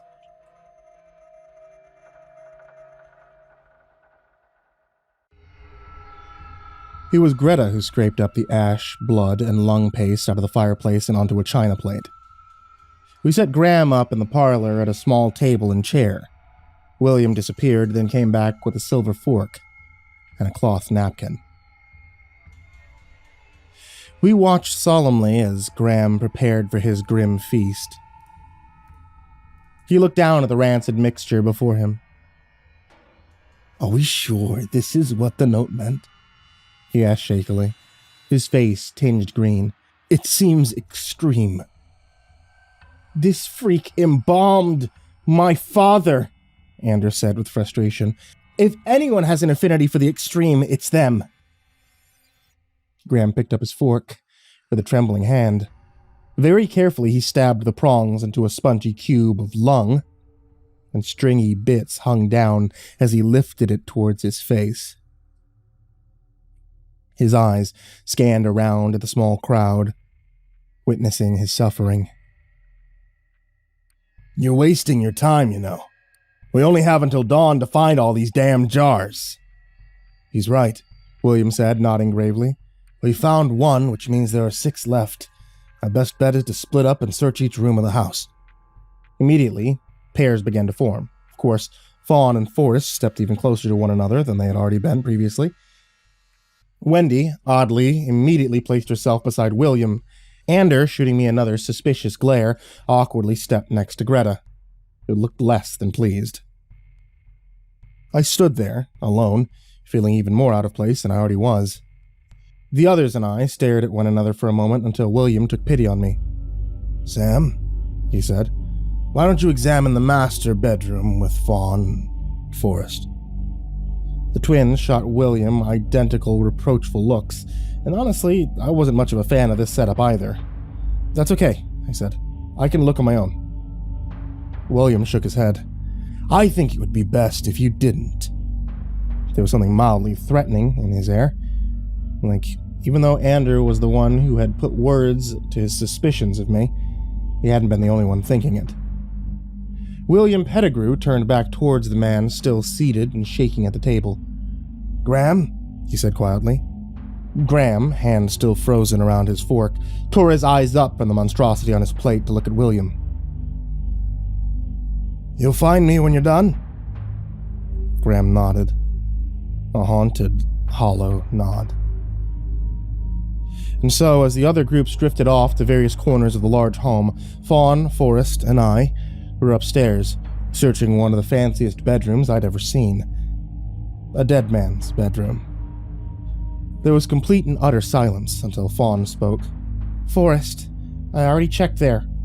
The male twin closed the drawer of the tall mahogany dresser that he was peering into. He looked at his sister, who was standing on her toes, searching the top of the closet. "Well, I already looked there," he said with exasperation. Fawn stepped out of the closet with a huff. "Must be that psychological twin link people are always talking about," I said nervously, trying to lighten the tension. They didn't even glance in my direction. "This is ridiculous," Fawn muttered, moving over to the wardrobe. "This is why you have at least one kid. So that you don't need an elaborate will reading that gets hijacked by an insane person. Just one direct blood relative that you leave all of your stuff to." "So the people who are here are the only family Regis had?" I asked tentatively. Forrest gave a heavy sigh. "He wasn't much of a people person. Our parents only made him our godfather because they wanted a bigger donation to their foundation," he said with a humorless laugh. "Majority of his family's dead, so yes, his only family's here." Then his eyes narrowed into my direction. Plus a few extras, apparently. I gave him a weak smile. Graham, Greta, and William aren't really family either. Yes, but they at least knew the man. The hostility in the room was rising, and I didn't like it. Not because I don't enjoy conflict, although I don't, but for one specific fact. Either one of these people could be a deranged murderer. It might be a stretch, given their young age, but teenagers can be killers too, and something told me that if one twin was behind it, the other wasn't going to be innocent. "Well, Wendy didn't know him. She was born after he died," I wagered. "Blood is blood," Fawn said forcefully. "It's the most important bond there is." She and Forrest exchanged a brief look. At this point, I was getting annoyed. My irritation fueled by the fact that time was ticking away faster than I would have liked, and the distrust and suspicion that was being thrust upon me. "You know, we're all in the same boat here," I said. "I didn't want to get that creepy video, and I definitely didn't want to be a part of this bizarre murder mystery party." I bent down to the floor to search under the bed, but there was nothing there. When I brought my head back up, the twins had both stopped rifling the room. Instead, they were staring at me, confusion on their face. "What?" I asked, my face flushed. "We didn't get any video." My heart started beating faster, and I got up from the floor. "The video. The one where Regis kind of rambles on about Egyptomania and how he's going to be embalmed?" I looked anxiously into each of their faces, but there was no hint of recognition. "It was basically the invitation to this party. 25 years after his death, he wanted to have us all watch his unwrapping." "Still nothing? You didn't get a copy?" The twins both shook their heads. They seemed less frustrated than they had been before. Now they just looked scared. "We got paper invitations through the mail. It was totally normal. Calligraphy and stationery," Fawn said. "And when was this video from?" Forrest asked with hesitation. The footage was grainy and the tape skipped about every 7 seconds, but I could still see the old man on the screen, the timestamp that read August 5th, 1998, and I could hear it very clearly when he spoke. "Congratulations, you've been cordially invited to the last unwrapping party on Earth." Something didn't make sense. The video was from 1998. William Pettigrew, when he first addressed the crowd before we found out how big of a mess that we were in, he said, "It's a great honor to be able to fulfill his greatest wish, 22 years after his death." "It was from 1998, I said quietly. 22 years ago. How had I not noticed? It was impossible for the party to be taking place 25 years after Regis died, since I had seen him in a 22-year-old video. Something else. Regis Hannigan had to have died soon after making that tape. The twins and I stood shocked, pensive silence. I stared at the floor beneath my feet, trying to make sense of what I'd learned. The air hung around us, quiet and empty, and then I lifted my head, expecting their gazes of accusation to be even more potent than they had been before this new discovery. But they weren't looking at me. Instead, their eyes were aimed at something behind me. I followed their stares and turned to see the object of their attention. At first, I didn't see anything. Then, there it suddenly was. The lamp on the bedside table, which was off, glinted a familiar gold in the overhead light. I soon realized it wasn't a lamp at all. Quickly, I lifted off the shade, which had merely been propped on the jar's lid. Though the smooth side had been facing out, I turned it over quickly to reveal what lay on the other side. As soon as we saw who was in the photograph, the jar was snatched from my hands. Fawn grabbed it quickly, and she and Forrest were now staring at it in despair. And I understood why. Again, there were two images on the second canopic jar. One, the engraving of a human head in Egyptian style. Another, a photograph of Fawn, smiling brightly with her arm wrapped around Forrest's shoulders. Fawn had the lid off the jar in record time. The unfortunately familiar smell drifted immediately up and out of the jar, and I thought of poor Graham downstairs. I wondered if he managed to take that first bite yet. Before anyone could speak, Fawn's arm was elbow deep in a scarlet mixture of blood and organ. She felt around for a moment, then pulled it back out. The jar fell easily from her grasp and onto the floor. The sludge stood out stark against her skin, like one long velvet glove. Held in her grip was another blood-smeared plastic bag, labeled Jar Number 4. She opened it, and with her clean hand pulled out the contents. First, the photograph. When Fawn and Forrest saw it, there was a change in their expressions from apprehension to horror. Slowly, I crept up behind the two in order to see what they had uncovered. It wasn't what I thought it was going to be, though I'm not sure what I had expected. It was a car. A bright, shiny classic one, with the rounded hubcaps and light blue paint. It was parked in a driveway on a sunny day.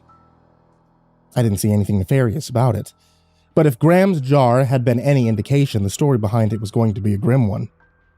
Fawn reached out a blood-stained finger, gently stroked the edge of the photograph, dyeing it red.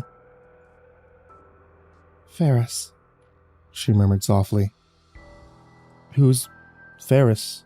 I asked carefully. Forrest's mouth hardened into a set jaw straight line. "We're triplets," he said tersely. "Ferris was our brother." I tried to hide my surprise and spoke slowly. "Was?" Neither of the siblings said anything. Forrest wordlessly took the folded paper from Fawn and unfurled it. Inside, just like before, was a scarlet envelope. He removed it and read from the paper first. "Fawn and Forrest Jacoby, confess your sins. After your confession, open the envelope. Accept your punishment." "It's for both of you?" I asked quickly, a bleak realization gradually dawning on me. "Both our pictures are on the front," Fawn answered, still gazing deeply into the photograph of the car. She didn't even glance up as Forrest opened the red envelope. "When difficult to choose a direction, choose a space within the center of yourself." A remarkably similar expression suddenly crossed the faces of each of the strangers before me. A look of anxiety, of worry, of sadness, and of fear. If I had to give it a name, it would be guilt. Then they snapped their heads to the side, one to the right, one to the left, as they both looked at one another in absolute fury. In perfect unison, they growled, "What did you do?" Neither had the opportunity to answer because suddenly there came a great crash from downstairs. We ran down the steps, Forrest with the notes from the jar, Fawn with the photograph of the strange car still clutched in her bloodied fist. Back in the parlor, much was the same as when we had left it. There, the sarcophagus lay open, and Adler's father still remained shriveled and musty within it. The plate, the one with the mixture of ash and lung that had been set before Graham Willoughby, still sat on a small table, apparently mostly untouched. But the man himself, Graham, was gone. "Graham?" Forrest called out. "In here," a voice responded, and we ran to it. In the foyer, beside the great wooden door I had walked through when I had arrived at the Harrington house, was a lifeless body laying still on a rug. Standing over it were two people, William Pettigrew and Greta McIntyre,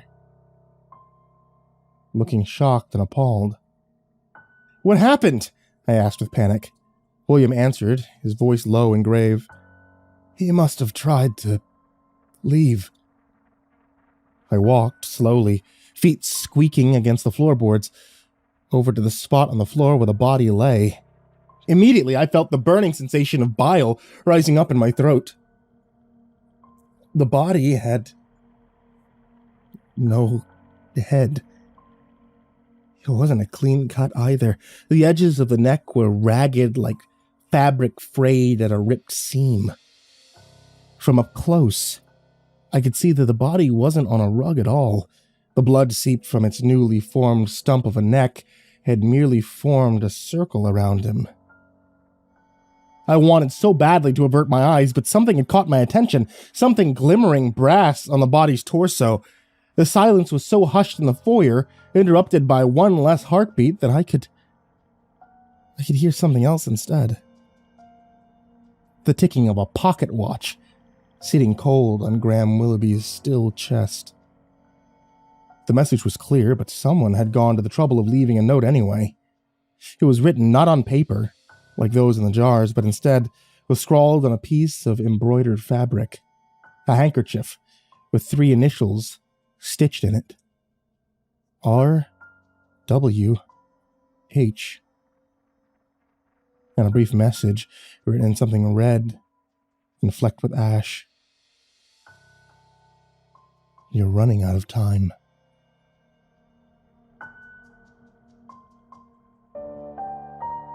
It was a little past midnight and Graham Willoughby was dead. William placed a white tablecloth over his body, but we left him in the foyer. We decided it was best not to disturb the crime scene when we made it out of this, if we made it out of this, and are able to call the police, since we definitely didn't dare to now. Eventually, Andrew and Wendy joined us. We gathered once again in the parlor, where Graham's untouched last meal of lung sat on the small table. We were silent for a moment, but not out of respect for the dead. It was the reverberating quiet of 6 people, rendered speechless in the face of palpable fear.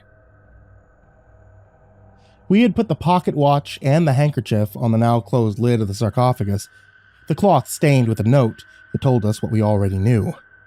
We were running out of time. "Are we going to talk about it?" Andrew said bitterly. "Talk about what?" William asked. "The initials," Andrew answered impatiently. "R.W.H.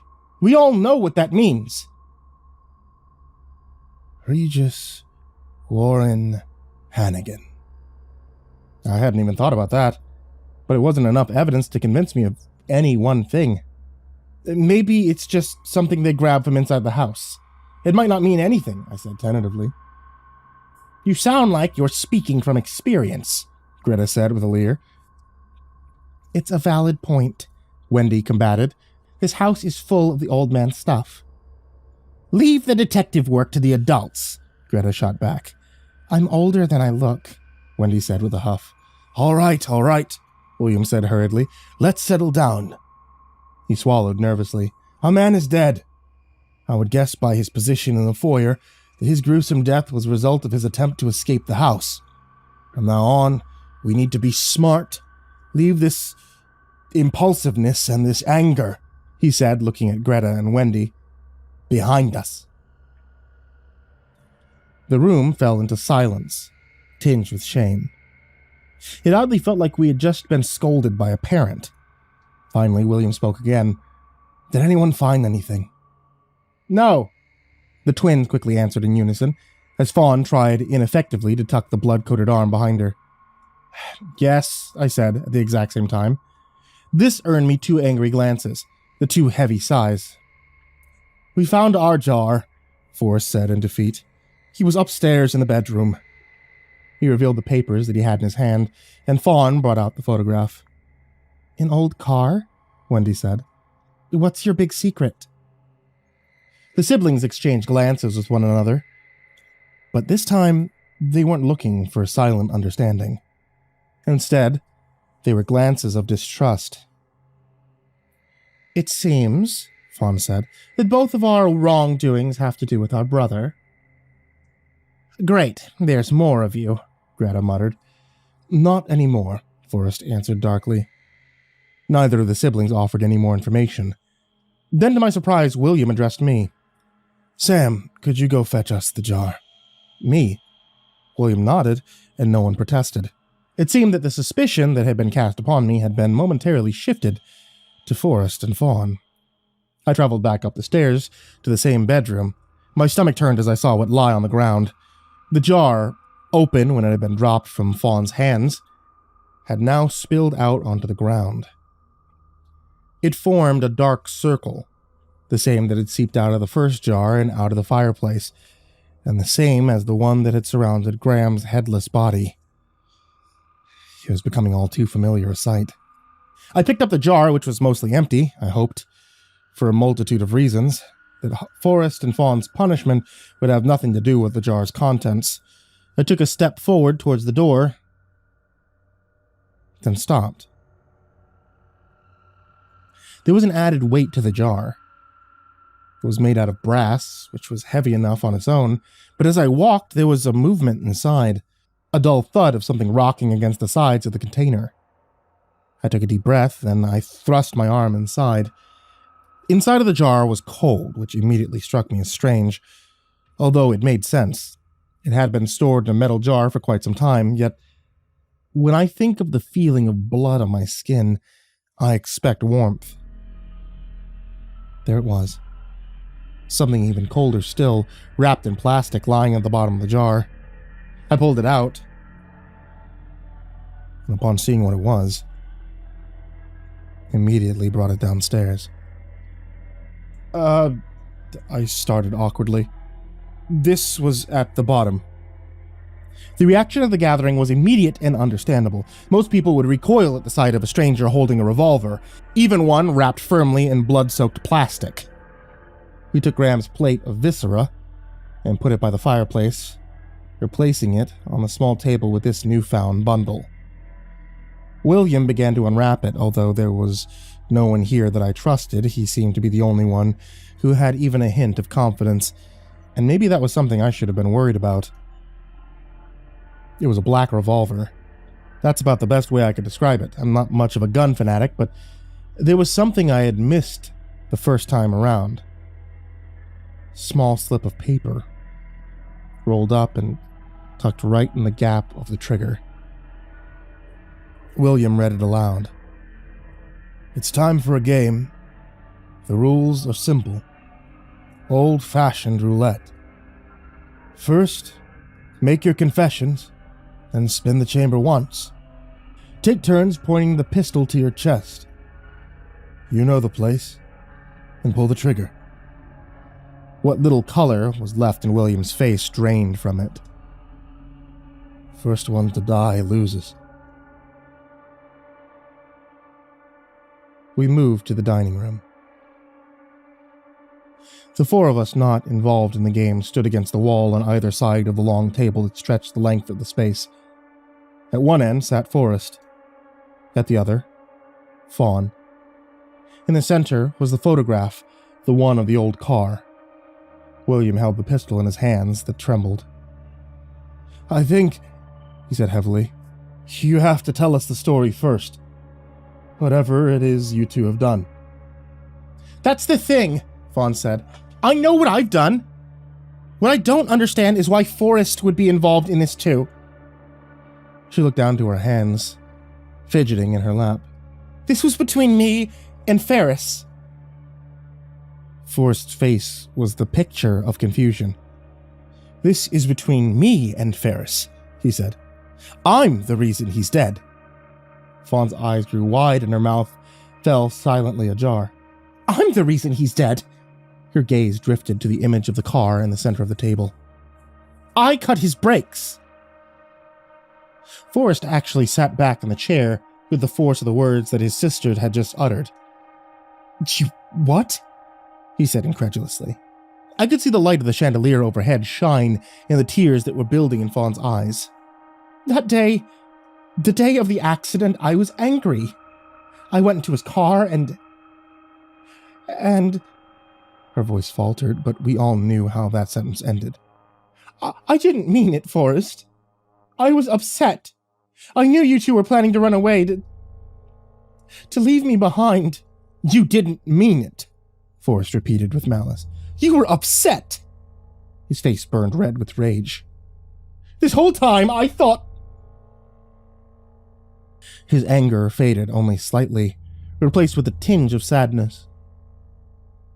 He was coming to me. We were leaving that night, and he was supposed to pick me up. He looked back to Fawn coldly. I didn't know you even knew what we were planning.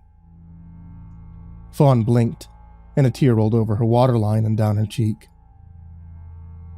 Why were you going to leave without me? You don't deserve an explanation, you murderer, he hissed back at her. And then he turned to William. We're ready to start. Let's get this over with. The old man hesitated. That's it? Are you sure that's all you're meant to say? He questioned tentatively. I understood his suspicion. Fawn cut her brother's brakes and killed him, sure, but Forrest's entire crime had been attempting to run away with his brother when they were teenagers. Something seemed off. That's it, Forrest said, his mouth thin and grim. He glared at Fawn from across the table. Give me the gun! William waited a moment before then. He gave the cylinder one hard spin. We all listened in hushed silence, and the metal clicked into place. 7 bullets in a round, William said nervously. Then he handed the gun to Forrest, who took it. Forrest turned the barrel of the gun at his chest. He moved it around slightly until it was in a spot in his right side, directly across from his heart on the left. This is the spot, isn't it, Fawn? He said bitterly. This is where that fence post went straight through our brother after you cut his brakes, right? Fawn didn't answer. She only watched as Forrest, staring hatefully back at her, pulled the trigger. Nothing. First bullet was cleared. Forrest put the gun back on the table, his body shaking with adrenaline. He let out a gust of air, then he slid the revolver across the length of the table. Fawn caught it at her end. She picked it up, but didn't aim it. Why were you two going to run away? She asked quietly. Our parents were rich, emotionally unavailable sociopaths, Fawn. How could we not want to leave that behind? But, she said even softer, without me. It was complicated, Forrest said vaguely. I thought I saw a hint of guilt break through the anger in his expression, but he didn't add anything more. Fawn waited a moment before turning the gun towards herself. She too adjusted it to the exact same spot in the right of her chest. She looked at her brother, a long, sad look, and then she pulled the trigger. The second shot was empty.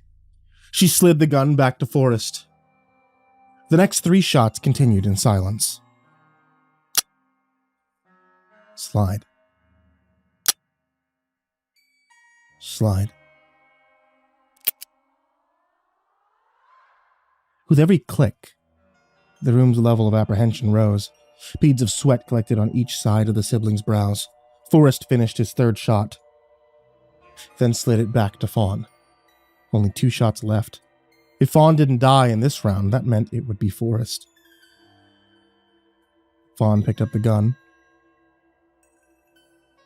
but just held it in her hands, not taking aim. She looked at her brother. Forrest, you're not telling us everything. The man avoided her eyes as his gaze skirted across the room at the audience that was witnessing his fate unfold. Fawn motioned to the revolver in her hands. Please, only 2 shots left. Don't let me die with unanswered questions. Silence hung heavy in the air. We were going to kill Mom and Dad. Everyone's attention turned to Forrest. He stared at his hands clasped on the table in front of him. We had everything ready. A special kind of poison. Expensive, undetectable. It was supposed to go into their drinks that night.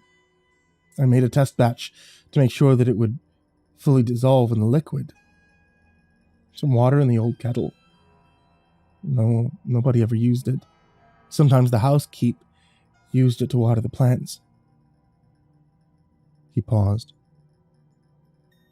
I was already out, gathering supplies, when I realized I hadn't emptied the kettle. He twisted his hands together with discomfort as he continued. Like I said, no one used it. But I had a bad feeling. I found a payphone. I called the house. I asked Ferris what he was doing. He said... He choked slightly, as though the words were difficult to get out. He said he'd just had a cup of tea. Our housekeeper had given that day off, and he couldn't find out how to use the electric one, so he used the old kettle. He took a shaky breath. I panicked. I told him to come meet me. I didn't want to tell him about the mistake I'd made. He agreed. We hung up the phone, and that was the last time we spoke. He looked at his sister. I always thought I had killed him. But at least that would have been an accident. You took him away on purpose. Fawn still held the gun in her hand. She was staring at her brother with a hollow, blank expression that was difficult to place. You were going to kill our parents and run away with our brother, leaving me completely alone, an orphan. Forrest didn't say anything. I loved you, Fawn said in a low voice. I thought you loved me too. I always loved him more, Fawn. And I thought you knew that. That's why he had to go, right? Forrest met his sister's eyes, each lit with an identical fire of rage and hurt. Forrest leaned forward, slightly closing the gap between his sister and himself at either end of the lengthy table. Then he said something he wouldn't be able to take back. It should have been you. The words hovered in the air around the two for a brief moment. Then Fawn raised the revolver. She aimed it directly at the spot on the chest, the one on the right side across from the heart. Only she didn't turn it towards herself. Instead, she had her arm outstretched, aiming at the spot on her only remaining brother, the same spot that had ended the life of the first. Wait, William said quietly, taking a half step forward. This isn't right. This wasn't what the rules said. Fawn didn't listen. Instead, she met eyes with her brother, and again, they seemed to share the same silent understanding, the kind that only two people have been together since the beginning began. She pulled the trigger once.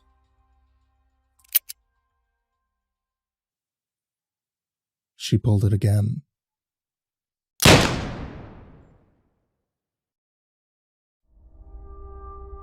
I've heard gunshots before.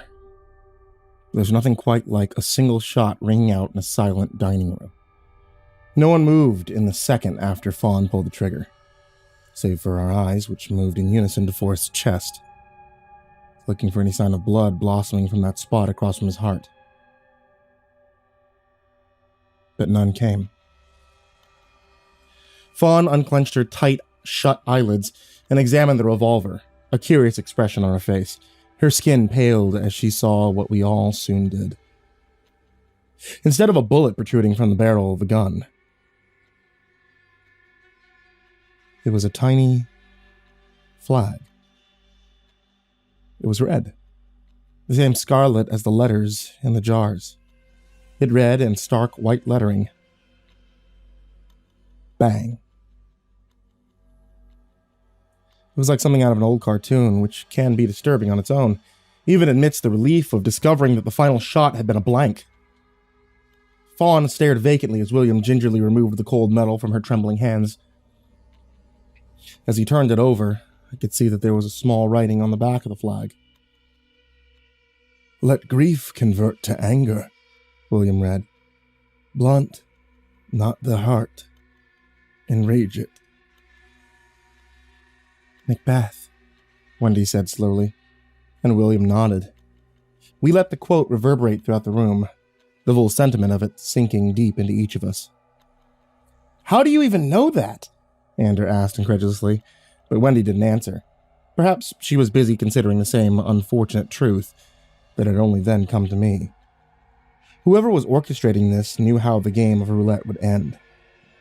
That one of the twins, in the wake of learning the full truth, wouldn't be able to resist spending the last bullet on the other. It was reassuring, at least, to know that Fawn hadn't broken the rules after all. But still, knowing secret information about each of the party's attendants was one thing. But being able to correctly guess how their minds would react in a tense situation is something else entirely. Unless, of course, the twins were behind all of this. Forrest, clearly shaken, raised a hand and pressed it against the spot on his chest where we had all expected a wound to be. He looked at his sister. His voice was quiet and empty. "You would have done it." Fawn slowly started to shake her head. "No, I wasn't," she started, but realized there was no real defense she could make for herself. Instead, fell silent. William, however, wasn't listening to the words being exchanged. Instead, he absent-mindedly took a seat on the side of the table, his attention focused on the revolver and flag in his hands. "It's interesting," he said, "that the perpetrator would choose to quote Macbeth." "I thought so too," Greta said, taking a seat next to him. "Why is that?" Wendy asked. William smiled softly. "Regis loved Shakespeare. He has a complete anthology of his work in his study." I felt a pang of sadness at William's sudden tenderness. It was easy to forget, amongst all of this, that he was closer to Regis than anyone.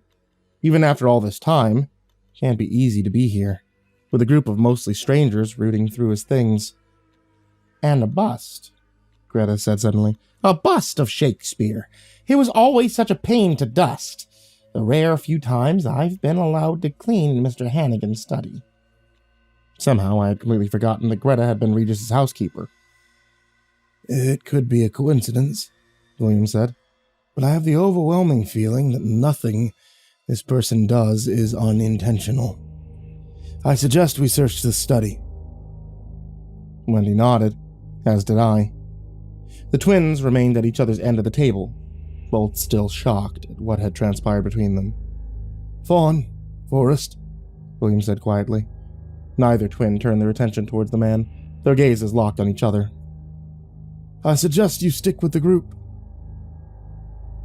Though they seemed mentally detached, they got up from the table with the rest of us and followed as we made our way to the study. They seemed to be in shock, and to be honest, I was sort of glad.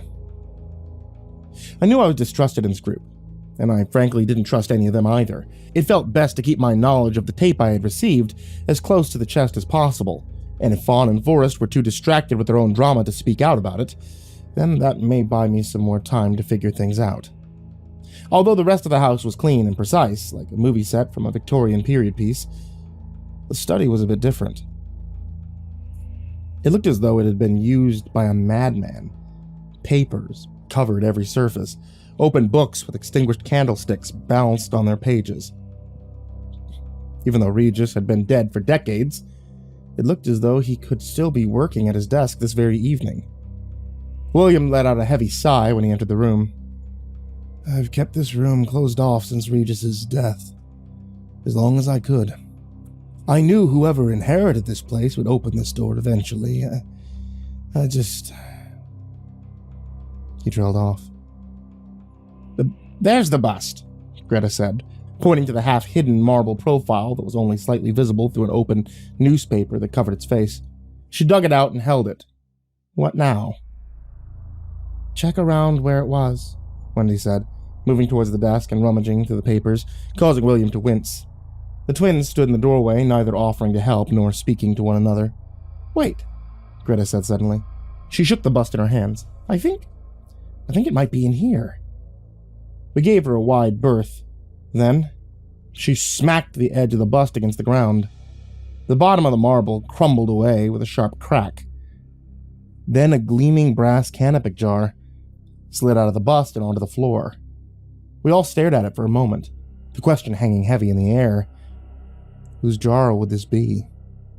Greta used her hand to wipe away some of the rocky dust that had obscured the photograph on the jar's surface. Then, when the face came into view, she quickly jerked her hand back, as though something had bitten her. And it was clear to see why. Greta's picture was on the jar. She let out a small sound like a whimper of fear, or else disappointment. The rest of us looked at her with pity, and from Wendy, Ander, and William, a bit of relief. It's a shame about the bust, she said shakily, nudging the broken pieces with her foot. It seemed as though she was stalling, no doubt dreading whatever the thing contained within the jar would reveal. One less part of the inheritance. To my surprise, Ander gave out a short, involuntary laugh. That's so weird. I had actually forgotten why we'd come here in the first place. Then he looked to William. You never told us who inherited Uncle Reggie's property. It won't matter if we're all dead by the end of the night, Wendy said bitterly. William shook his head. I'm afraid I don't know myself. That information is in a sealed envelope in the parlor. I was instructed by Regis to open it at this very party, after the unwrapping, and no sooner. Then his eyes widened a bit. Actually, someone better go fetch that. It's the only copy I have. Someone could tear it up, and then Regis's final will would be lost. He turned to me, and the two figures beside me. Sam, why don't you, Forrest and Fawn, go look? Maybe give them a chance to cool off. Safety in numbers, I said back, though I had an uneasy feeling in the pit of my stomach. I walked in silence back to the parlor, the twins trailing behind me. My eyes kept flitting to check on each corner, to ensure they hadn't reconciled just in time to plan my murder. Back in the parlor, I started looking around, searching for the envelope that William had described. Fawn began to search too, but Forrest didn't move. I don't see anything, I said, after checking the surface of the table. Me neither, Fawn answered. She glared at Forrest, who appeared to be staring into the fireplace, at the last bit of a goo that hadn't been scraped up and served to Graham. You're not helping, she said to her brother, in a low, malice-filled voice. Still, the other twin said nothing. I moved over to the sarcophagus and knelt down. William had been standing right beside it. It wasn't too far of a stretch for it to have fallen from his person, and under the podium that had the golden casket. As I peered into the small crack of darkness between the piece of furniture and the carpet, I did something I'd been trying to avoid, I thought. I thought about what was going to happen if we didn't find the jars in time. What sort of terrible punishment this lunatic would have waiting for us at dawn. We'd found jar number 1, which had been Graham's, and jar number 4, which had been Forrest and Fawn's. They just found Greta's, so we'd see what number hers is when she got done opening it in the other room. Uh-oh. Just then, it hit me. The note that William had read said that there would be 7 jars we would need to find over the course of that night. 7 jars, which each jar being attributed to one of the 7 guests that were also included on the list, William, Graham, Greta, Fawn, Forrest, Ander, and Wendy. Except Fawn and Forrest shared a jar that was assigned to a single number. Jar number 4. Meaning that there was going to be one for a guest that wasn't on the original invite list. In other words, I realized that I might very well have some atonement in store. I stayed on the ground, staring deep into the empty chasm. There was no envelope there, but I wasn't ready to come up yet. I certainly wasn't sure if I should tell anyone, but the total number of secrets I was keeping from the rest of this group was piling higher and higher. "There's nothing under here," I started to say, but I was interrupted by a strange series of noises. Schlack! There was a soft, wet sound followed by the gust of air being sharply exhaled. I brought my head up. Forrest was still standing by the fireplace, but I could see now that he hadn't been staring at the residue of Graham's last meal coagulated in the ash. No, he had his gaze fixed on the fire pokers that stood in the stand next to it. The same stand that I had tripped over at the beginning of all this, that led me to finding the first jar. Not all of them were in the stand. Instead, one was in Forrest's grasp. His arm pointed straight out, and the tip emerging scarlet from the right side of Fawn's back.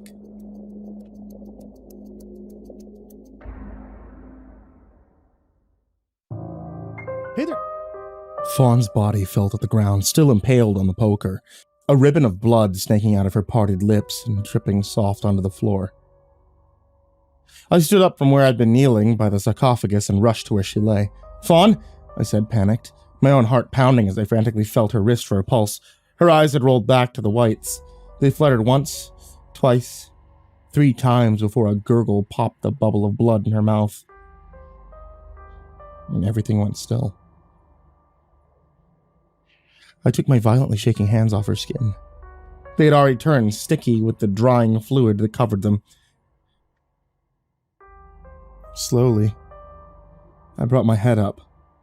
Forrest was standing above us both. His face held the same expression of hollow shock that his sister had when she realized that she had fired that final bullet at her brother's chest. Then Forrest opened his mouth, and out came the loudest, most mournful wail I had ever heard. He lunged at me. It seemed instinctual. I think the image of me, a stranger, kneeling next to his sister's dead body made more sense to his mind in that moment than what he had actually done. He quickly was on top of me, hands pounded my chest with fists of rage and grief. I tried to fight him off, but he had the advantage as soon as he decided to attack. I looked to my right where Fawn's white eyes stared back at me. I had little doubt that if I didn't find a way to stop Forrest soon, that would be me in a few short minutes. Then I turned to my left. I brought my hand up quickly, striking Forrest across the face with the object that I held. He immediately fell backwards, clasping his hands over his right eye as red seeped down his fingers. Glancing down at my own palm, my blood intermingling with the stain of Fawn's, I could see what I had found. A particularly large shard of crystal from Anders' dropped brandy glass, when he had first discovered his father's death. That seemed so long ago. Before Forrest recovered, I took off. By some miracle, I remembered the path back to the study. I burst into the room, but everyone was already staring at the doorway, no doubt because they had heard Forrest's outburst. I stood there for a moment out of breath, the soreness in my chest making it hard to fill my lungs. William, Wendy, and Ander still stood around the room, forming a half-circle around Greta, who was on the floor. Her jar was still closed. She cradled it in her arms like a child. "Sam?" William said cautiously. "What happened?" I realized how it must have looked. Me, the unknown guest, barging into the room, my hands covered in blood. Forrest, I was surprised at how hard it was to actually say. "He killed Fawn." Greta got up off the floor. Then the room quickly separated. Me standing by the door, and the other 4 gazing at me with mistrust. Ander looked as though he might pass out. "He did?" he croaked, and I nodded. If I'd gotten the correct impression that he had been under the influence of something at the start of this. 4 sets of eyes collectively scanned my hands for blood, and my eyes for truth. Then, without a sound, Forrest walked in. He wasn't covering his head anymore, and I could see the full extent of the damage I'd done. The shard of glass I had raked across his face had made a deep gash from his right temple all the way to the left side of his jaw. His one eye was staring at me, bloodshot and angry, while the other was just gone. I couldn't tell if it was somewhere destroyed within the mottled flesh that hung from his face, or if we would find it later, rolled under some chair in the parlor. Slowly, he raised his hand and pointed directly at me. The two of us, so close his finger brushed the end of my nose, causing me to flinch. I was too frightened to move, my legs suddenly heavy and useless. Bits of spittle flecked red from his mouth as he spoke 3 remarkable words. He killed Fawn. I swallowed hard, my stomach turning. Forced, you killed Fawn. I stole a glance at the rest of the group. This couldn't look good. I was literally red-handed. While my gaze was turned, Forrest stepped forward, and before I knew it, his hands were around my throat. He began to squeeze. There immediately was yelling. I tore at his grip, but it was too powerful, and the lack of oxygen was making me weak. Andrew and William pulled at Forrest, yanking him by the waist backward, but he wasn't working. Forrest was looking into my eyes as I lost feeling in my face, the one remaining eye so much like Fawn's, who still lay dead on the floor in the parlor. Then, just as I was starting to see spots, the grip loosened. There was a great thump, but I was too busy sputtering and coughing to look. I gingerly rubbed my neck as my vision sharpened, and I was able to make out the sight in front of me. Forrest on the floor, the one intact eye closed. There was so much blood and viscera in a pile on his head and the carpet that I thought for a moment that his head had actually exploded. Then I looked up. Greta stood, one jagged half of her canopic jar raised above her head, ready to let it swing at Forrest's head again. We decided to tie Forrest up in the dining room. Seemed like the best course of action. The parlor had the sarcophagus, the broken glass, all sorts of things in that he could potentially get into trouble with, plus his sister's dead body. The contents of Greta's jar had been much the same as everyone else's. A photograph that seemed to cause her deep emotional pain, a piece of folded paper, and an envelope. She hadn't opened the paper yet, nor the envelope, but the photograph. The photograph she stared at for quite some time. It was a little creepy to me. It was a picture of one of those corn husk dolls, kind you see in books about colonial times. Looked old, smudged with dirt. The worst thing about it, a crude red smile drawn onto the face with a shaky hand. After Greta had been able to set down her jar's contents, she had expertly wrapped a bandage across Forrest's eye, a long piece of gauze that wrapped around his head. William went back to the master bedroom and used some of Regis's old neckties to tie Forrest's wrists and ankles to the chair that he sat in, the one at the end of the table, where he had last spoken with his sister. He had stayed unconscious from Greta's blow until after William was done tying him up. Then his head began to roll and his eye fluttered open. It darted from person to person as he saw everyone watching him. It settled on me, and his hands and feet jerked like he was trying to move towards me. I immediately took a sharp step back, even though I knew that he couldn't get up. "What is this?" he spat angrily, looking at his bonds. "What's happening?" William spoke softly and slowly. "There was an accident, Forrest." He paused, his hands nervously intertwining in front of him. "Fawn has died." His gaze turned back to me. "That was no accident. He killed her." "No, I didn't," I said. My voice, weak and raspy from Forrest's throttling. I couldn't tell if Forrest was just trying to pin his own murder on me, or if he genuinely experienced a mental break. It was him! He's a liar! Forrest said, and it was clear that he was getting more and more worked up. He began writing in his chair, the legs scraping slightly against the floorboards. Red was bleeding through the gauze now, and the sight was nightmarish. Ander looked at me skeptically. What's he talking about? I don't know, I croaked back. That wasn't necessarily true. There was a number of things I had kept quiet about. At this point, it was only a matter of time before they came out. Perhaps we should go to the parlor to talk, William said, and of course, to attend to Fawn's body. The rest of the group nodded. Wendy looked grim, and Greta still cradled the one unshattered half of her jar. At the mention of his sister's corpse, or perhaps at the sight of the rest of us exiting, Forrest began to writhe even more. Foaming spit began to seep from his mouth, tinged pink from the blood of the wound on his face. Wait! Wait! Wait! He let out an animalistic scream. But we didn't stop. Ask him about the tape! That was the last thing we heard before we left the room. We stopped, and everyone's attention turned to me. And an even more powerful sense of dread spread throughout my body. Each person looked at me in a mix of confusion and apprehension. William, however, appeared more curious than anything else. Yeah, we definitely need to talk.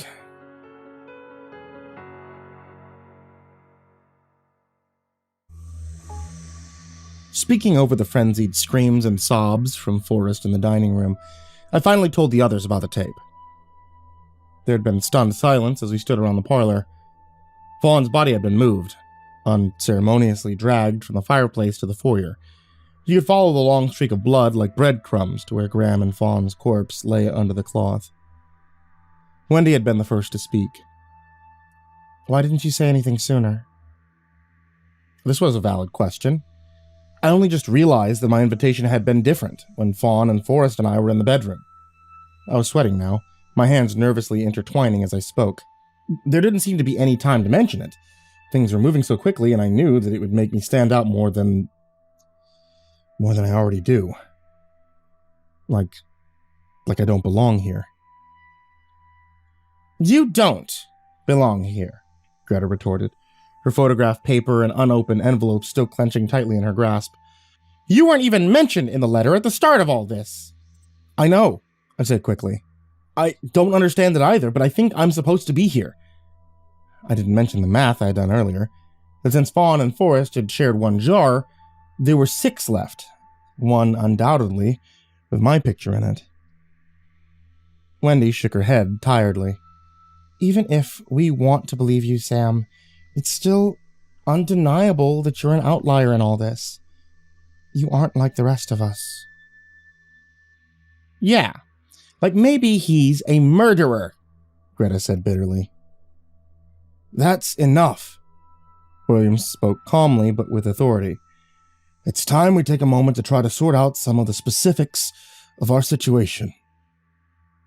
He took out of his pocket a small pad of paper and a pen and flipped through to a blank page.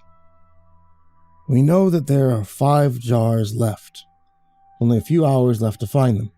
We aren't even halfway done, he said grimly. As he wrote out 5 jars on the paper, out of the corner of my eye I thought that I saw Ander shifting uncomfortably, but decided I imagined it.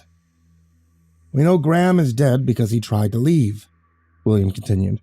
We know Fawn is dead because Forrest killed her. His eyes flitted to me for just a moment, and I wondered how firmly he believed what he was saying. Here's what we should be wondering, William said. He wrote the following list on the sheet. Rules. Head. Regis. 22. 7. He held up the pad of paper and pointed to his first word. First off, rules. I'm a bit concerned over the nature of Fawn's death. He swallowed nervously. Graham died as part of the system. He tried to leave, and he paid the price. Fawn, however, another suspicious glance towards me, died under circumstances outside of the game. I'm concerned, as we all should be, that this may bring unwanted consequences upon the group, or upon the offending parties. It was my turn to feel uncomfortable, as I sensed everyone's attention turn to me for a moment. Next, head, William continued. Graham Willoughby's body was found by the door. Where is his head? I blinked in surprise. It seemed so obvious, yet I hadn't even considered it. Our tormentor is obsessed with Egyptology, to the point where they embalmed Lucas Hannigan. So why decapitate Graham, then hold on to his head? His fingers moved down the page. Similarly, Regis, if we are to believe that the contents of half of the canopic jars belongs to the body of Regis Hannigan, then where is his mummy? He turned his head solemnly towards the sarcophagus in the center of the room. I embalmed him myself, placed him into this sarcophagus 22 years ago. Sometime between then and now, his body has been moved. But to where? His fingers moved again. Which brings me to my next point. Sam has shared with us that he received a video of Regis as his invitation to this gathering, instead of the paper envelopes that the rest of us received. As executor of Regis's estate, I admit that I am the one who mailed out the invitations, which had been left under lock and key in a safety deposit box by Regis before his passing. However, there seems to be a 3-year discrepancy between the two. Sam's tape says the unwrapping party was to take place 25 years after Regis's death. Yet the invitations state 22. At this, Ander interrupted. Assuming Sam's video is the untampered invitation, why would someone want to move the party up 3 years? That is precisely the question, William said. His fingers slid down once more. And finally, 7. His eyes drifted up, filled with something between suspicion and pity, until they met mine. A familiar cold spread from my neck down my spine. 7 jars, which we took to mean each of us, mentioned in the letter, would have one. But Forrest and Fawn shared theirs. The room grew even quieter, as all movement stopped. Then, 4 sets of eyes turned to me. Mr. Singer, William said softly, I'm afraid you might have a jar. There was dead silence as I struggled to form words. To tell them I'd already come to the same conclusion hours ago wouldn't do me any favors. Neither would telling them that hearing someone say it out loud filled me with a dread I had never felt before. Rather than voice the emotions that were violently swirling around within me, I decided instead to make an observation. It's gone quiet. Almost in unison, the group looked confused, and then disturbed. We couldn't hear Forrest anymore. It didn't take long to get back into the dining room, but I'd already suspected what we would find. There was the chair at the end of the table, the neckties dangling loose on the armrests, the seat empty. I felt a deep, terrible feeling in the pit of my stomach. Forrest, who may or may not believe that I had murdered his sister, whose eye I had definitely gouged out, was now loose inside the large, unfamiliar house. I didn't have to wonder who was most in danger. I think I'm going to be sick, I said, clutching my stomach. Where's the bathroom? William looked at me for a moment, as though to discern whether or not I was faking.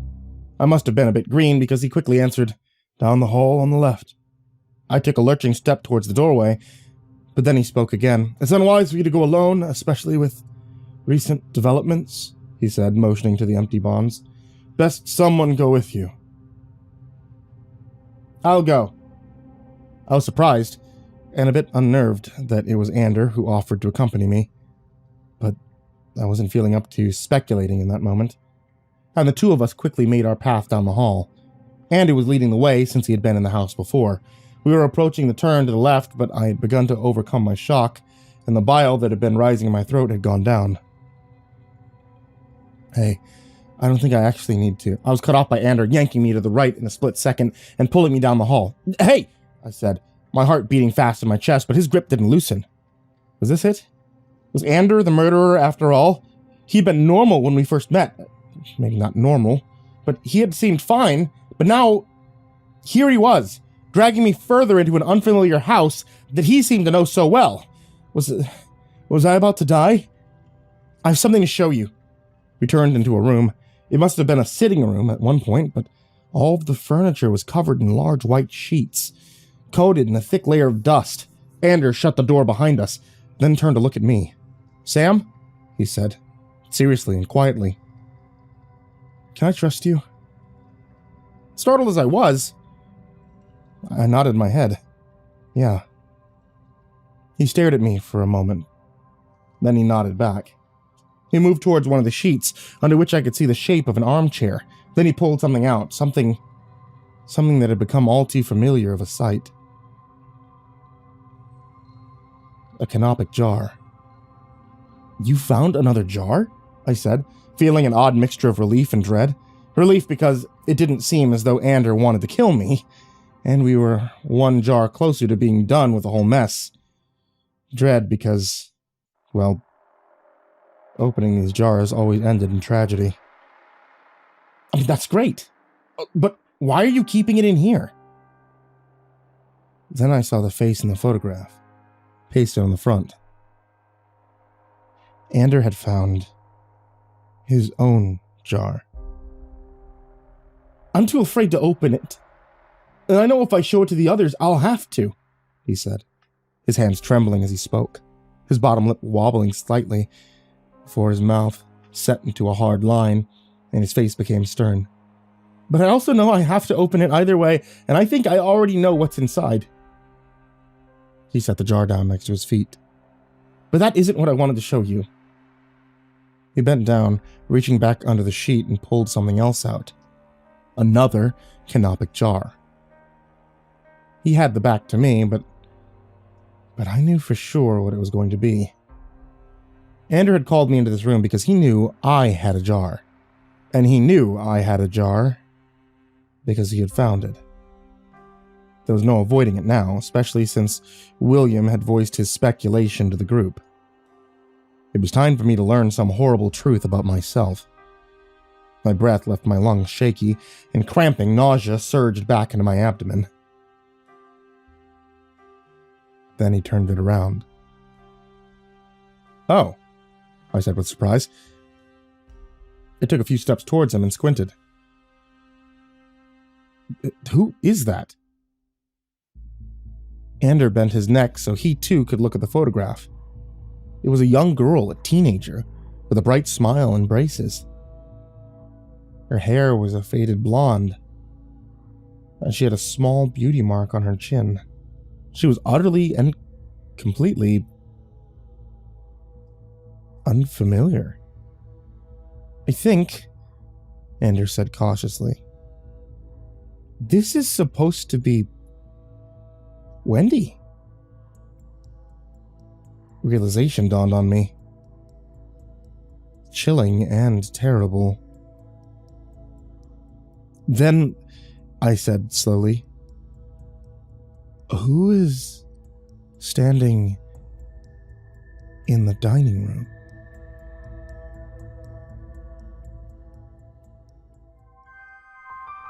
When Ander and I returned to the dining room, we had only one canopic jar with us.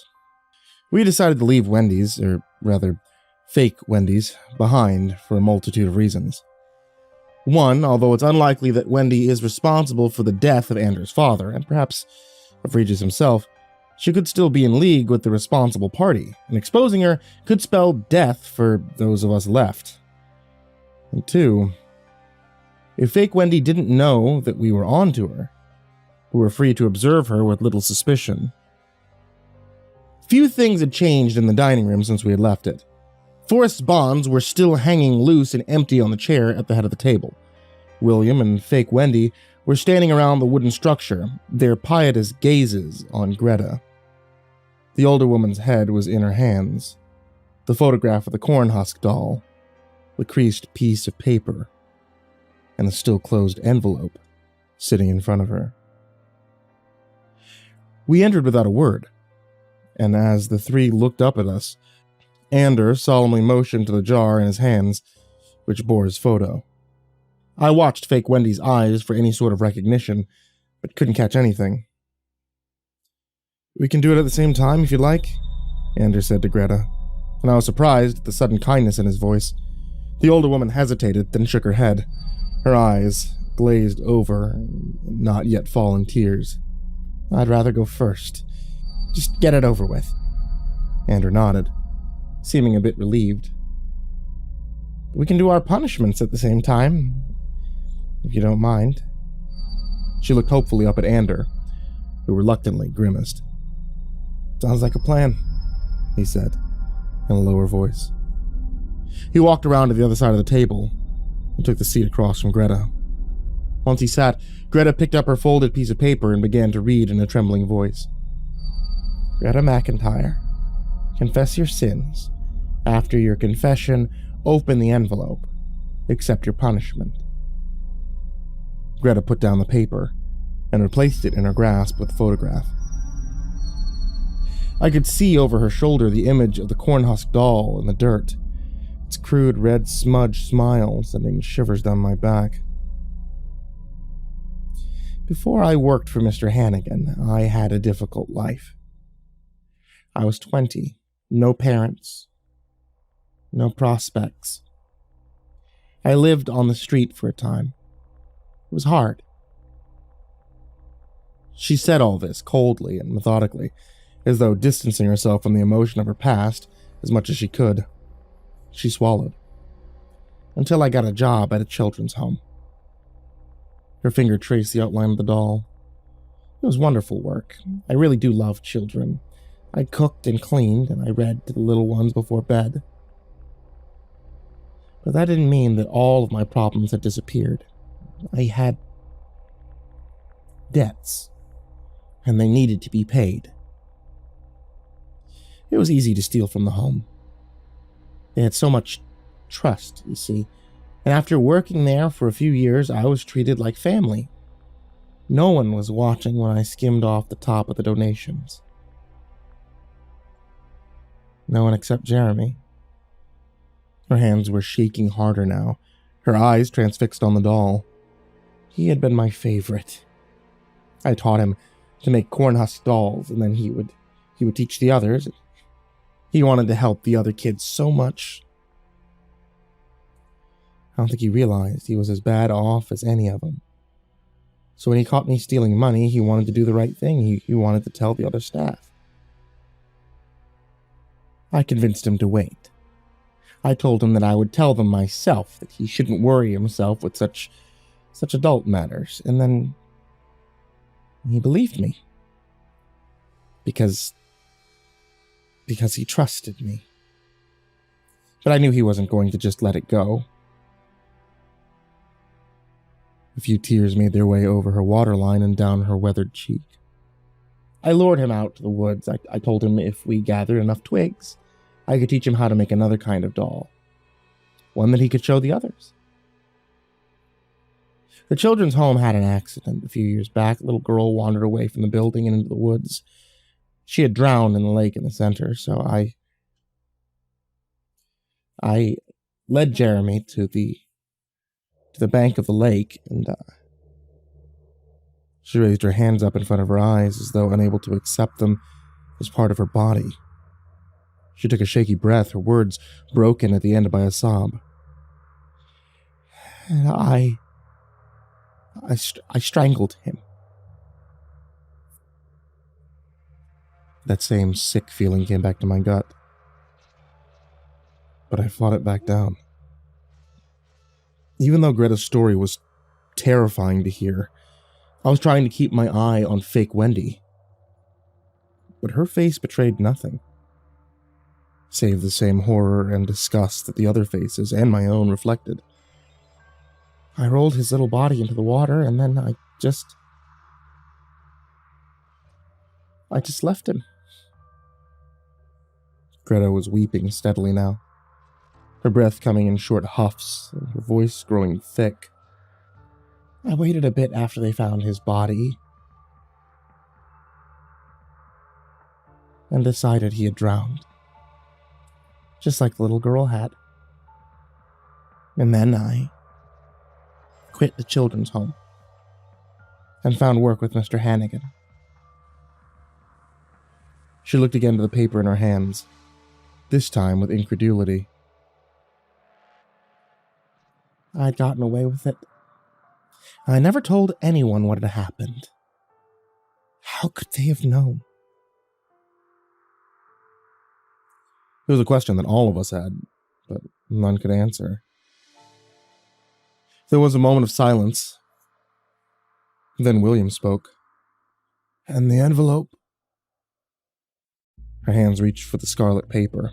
Peeling it open with long fingernails, she turned it upside down, shook it slightly, and two things fell out. One, the piece of paper with the cryptic instructions for her punishment. And two, a small, white pill. Greta read the paper first. No blow as strong as a betrayal of trust, the strength of which may take your breath away. William leaned over, peered skeptically at the pill in her hand, then his eyes widened, and he pulled away quickly.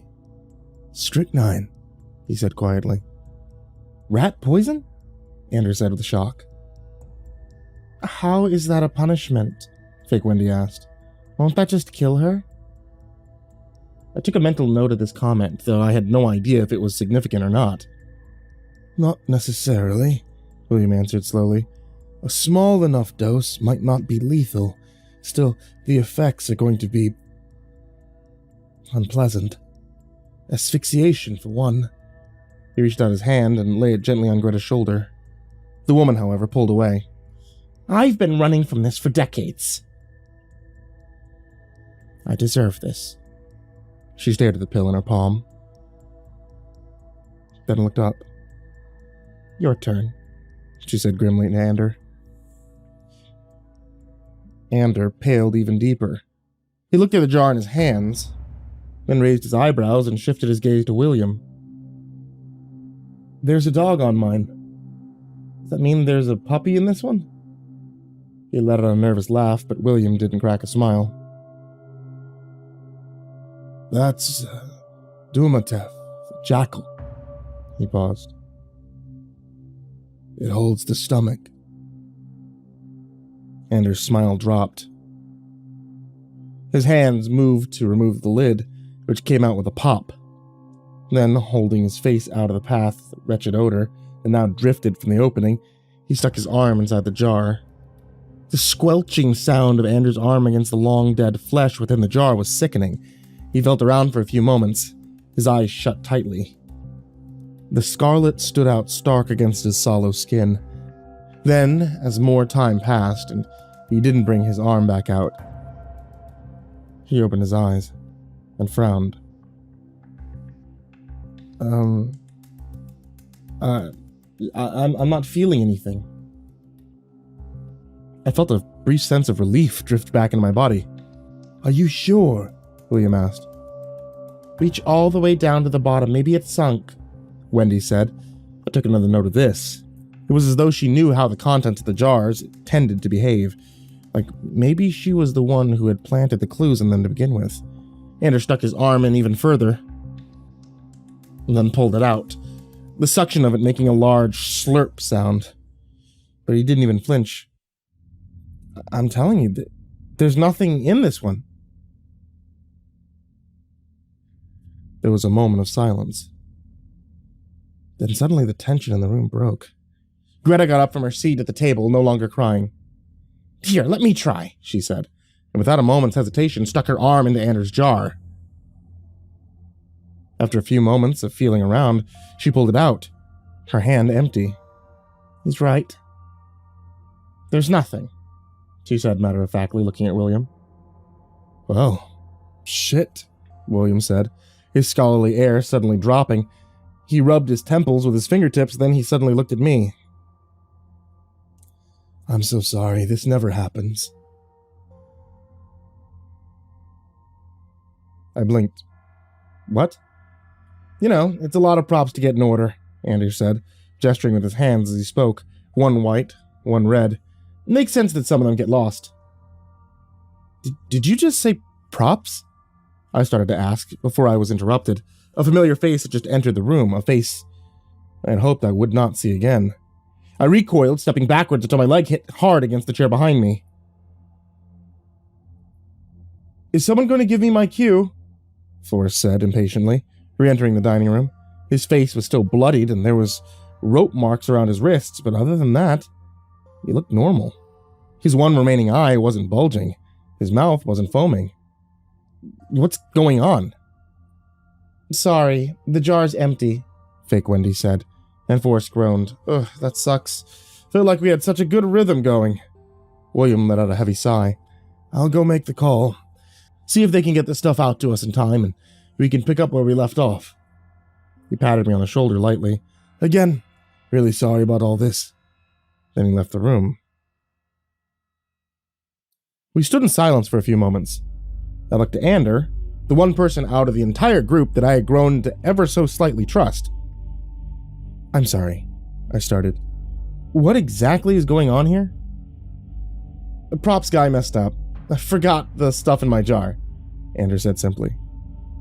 No, I mean, like, what are we doing here? Are we not... Is this not... I took a deep breath, feeling scared and stupid at the same time. I didn't know how to phrase the question. Fake Wendy, Greta, Forrest, and Ander all stared at me in mild confusion. Then, one by one, realization rose to their face. You do know this is fake, right? My mind was reeling. What? Ander said with a disbelieving laugh. You think this is real? Seriously, a mummy-themed horror puzzle? Don't be rude, man. He's really freaked out, Fake Wendy said, looking at me with pity. You mean you didn't sign up for this? Didn't sign the waivers or anything? Greta asked. Her cold demeanor dropped as she spoke to me with concern. I only shook my head. Well, someone did it for you, I suppose. What a nasty prank. Oh, wow, Anders said, all humor gone from his face. I thought you were really into the story, or that you had some serious acting chops.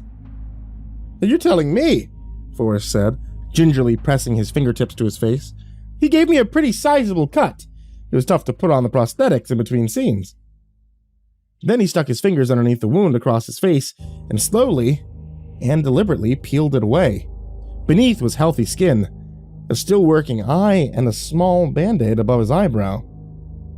Panic seized me. Someone tell me what this is right now. Anders stood up from his seat at the table and walked until he was in front of me. He reached out a lanky arm, the one that wasn't coated in red, and placed it on my shoulder. I'm sorry, Sam. We thought you knew. He paused.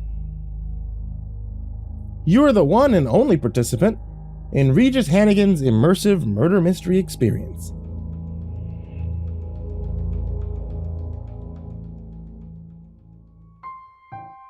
To say I was surprised is a bit of an understatement. But after a couple of minutes of shocked silence, a few deep breathing exercises, and falling heavily into a chair, an explanation was brought forth. To put it simply, this had all been an elaborate game. One lucky participant willingly signs up to be the main character in a horror story. The side characters are all the same, and the protagonist is always missing from the list of party invitees at the start. It's an incredibly high-budget production. And an extensive number of waivers are supposed to be filled out prior to the event because, as we've seen, there are pretty much no rules. Minor injury is permitted, and you have free range over the house. You just can't kill anyone, or leave the premises. It was the ultimate choose-your-own adventure. You alright, man? Ander asked, squatting down so that we were eye level. Is your name even really Ander? I asked in a quiet croak. A warm smile spread softly across his face. No, but we are contractually obligated to insist that you call us by our character names. We wouldn't want to break the fiction. He laughed. I nodded hollowly. Although relief had seeped back into my bones, so did embarrassment. It was ridiculous that I had ever thought any of it was real. The sudden drop in adrenaline had made my body feel heavy, and I was officially drained. In the doorway, Forrest reached into his pocket and pulled out something small, square, and black. A walkie-talkie. He pressed the button and spoke into it. Hey, we've hit a bit of a snag down here. You might want to meet us in the dining room. At first, I had been confused as to who he was talking about, but when she arrived, it made perfect sense. Though the last time I'd seen her, I had been frantically feeling for a pulse on her wrist. There was Fawn, looking as healthy as ever. Her shirt still had a circular spread of scarlet from her puncture wound. There was no longer a fire poker protruding from her chest. What's going on? She asked the room. Nothing in my jar, Ander answered, motioning to the red mess within his container, though I was relieved to know that it most likely wasn't human organs that swam within the jar. I had no desire to ask what the substance truly was, because I know blood when I smell it. Well, that sucks, she said casually. Then she turned to me and smiled, a customer service smile. There's our special guest. You're doing really well. Better than most we've seen. How are you liking it so far? I opened my mouth slightly, faltered, and then closed it again. Forrest gave her a slight nudge and shook his head. Let's talk in the next room, he said quietly, and the two walked out. Ander must have seen the way that I had looked at Fawn because he suddenly spoke up. I suppose it's worth mentioning that Graham is fine too. He got himself a deal, so he only had to work the early shift. Beheaded, replaced with a decapitated dummy, and he's home for dinner. Lucky bastard. I nodded. Of course. There'd never been a meal of lung or a crude decapitation. Just a story that I had fallen for, wholly and completely. A few moments passed. What's taking William so long? Wendy asked with a yawn. If he plans on picking up where we left off, he's really cutting it close. I was just thinking the same thing, Greta added with a nod. I'll go check on the old man, Ander said. Want to come with me, Sam? Look like you could use the walk. Although my knees felt weak, even when sitting in the chair, I agreed. The two of us left the room in search of William. Wandering the halls with Ander felt strange, since the tone had shifted so drastically from the last time, when Andy had dragged me into the spare room and showed me fake Wendy's jar. It had been so shocking to find out that there had been a case of mistaken identity. Little did I know that everything that had happened up to that point had been a lie. It was a rubber ball under the armpit, by the way. I furrowed my brow at the shape of Ander walking in front of me. What? You were wondering why you didn't feel a pulse on Fawn? Rubber ball under the armpit does the trick, cuts the blood flow to the wrist. Oldest trick in the book. I nodded absent-mindedly. Of course. How could it have been anything else? We passed through the parlor where the body, which I now knew to be fake, still lay underneath the sheet. Ander, a true professional, didn't even spare it a second glance before stepping around it. I, however, hesitated. Wait. I knelt down, feeling silly as my hands trembled. Ander watched as I peeled back the sheet. It was remarkable. I'd never seen a headless body, but I was sure the difference between this dummy and a real one were few and far between. The skin had torn so perfectly, the elasticity pulling back on itself so it bloomed like petals around the raw edge. The stump and everything that lay within it, despite being a new sight, seemed disturbingly familiar, as though the body will always recognize something that lies within itself, even if the mind cannot. Gently, I pressed a finger to the open wound. It came back red and cold. Amazingly real. Let's go. The others are waiting, Ander said patiently. I couldn't help my incredulity, but I slowly stood up and continued with him.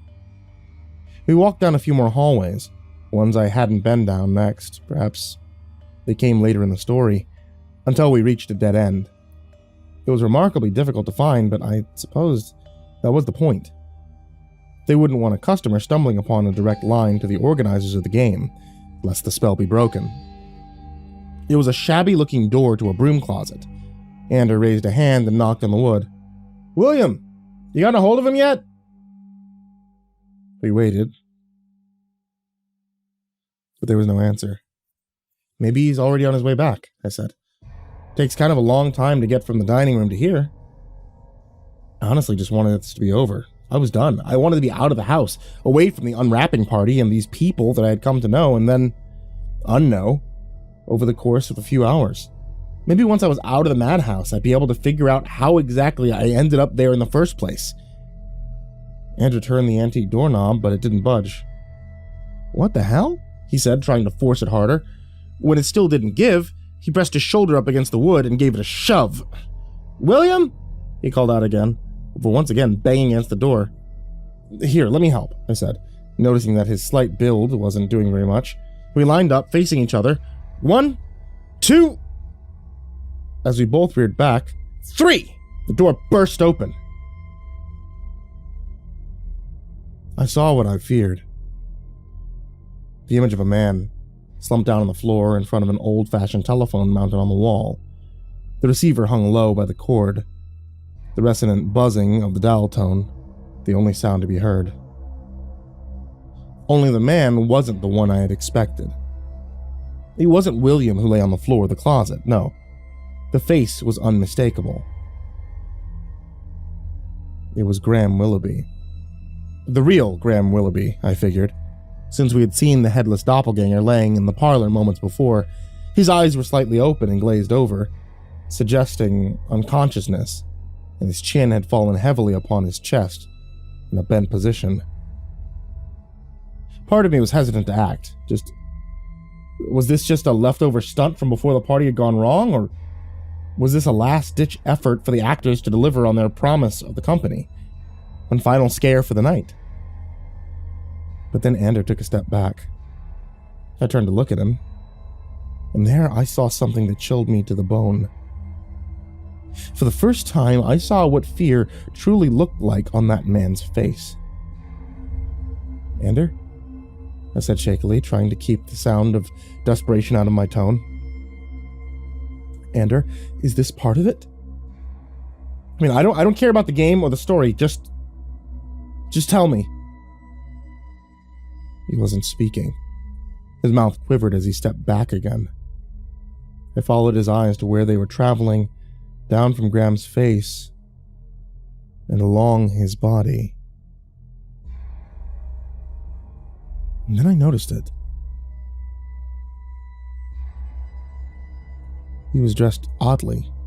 He hadn't just changed clothes from his costume. There's something that felt strange, almost discordant in the way that he looked. More than just the clothes. The proportions of his very being just seemed off, like a funhouse version of the man I had briefly known. He was wearing khakis and a sweater, which was an odd choice, seeing as it was a muggy July night. And that was when it hit me. He looked disturbing because his bottom didn't match his top. The detached body of Forrest Jacoby, still clothed in the outfit that matched his sister's, lay still and dead upon the floorboards, proudly wearing Graham Willoughby's head like a crown.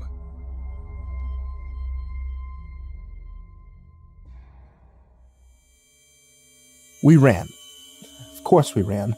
The sight of Graham's head so crudely stacked up on Forrest's fresh corpse was almost too much to bear.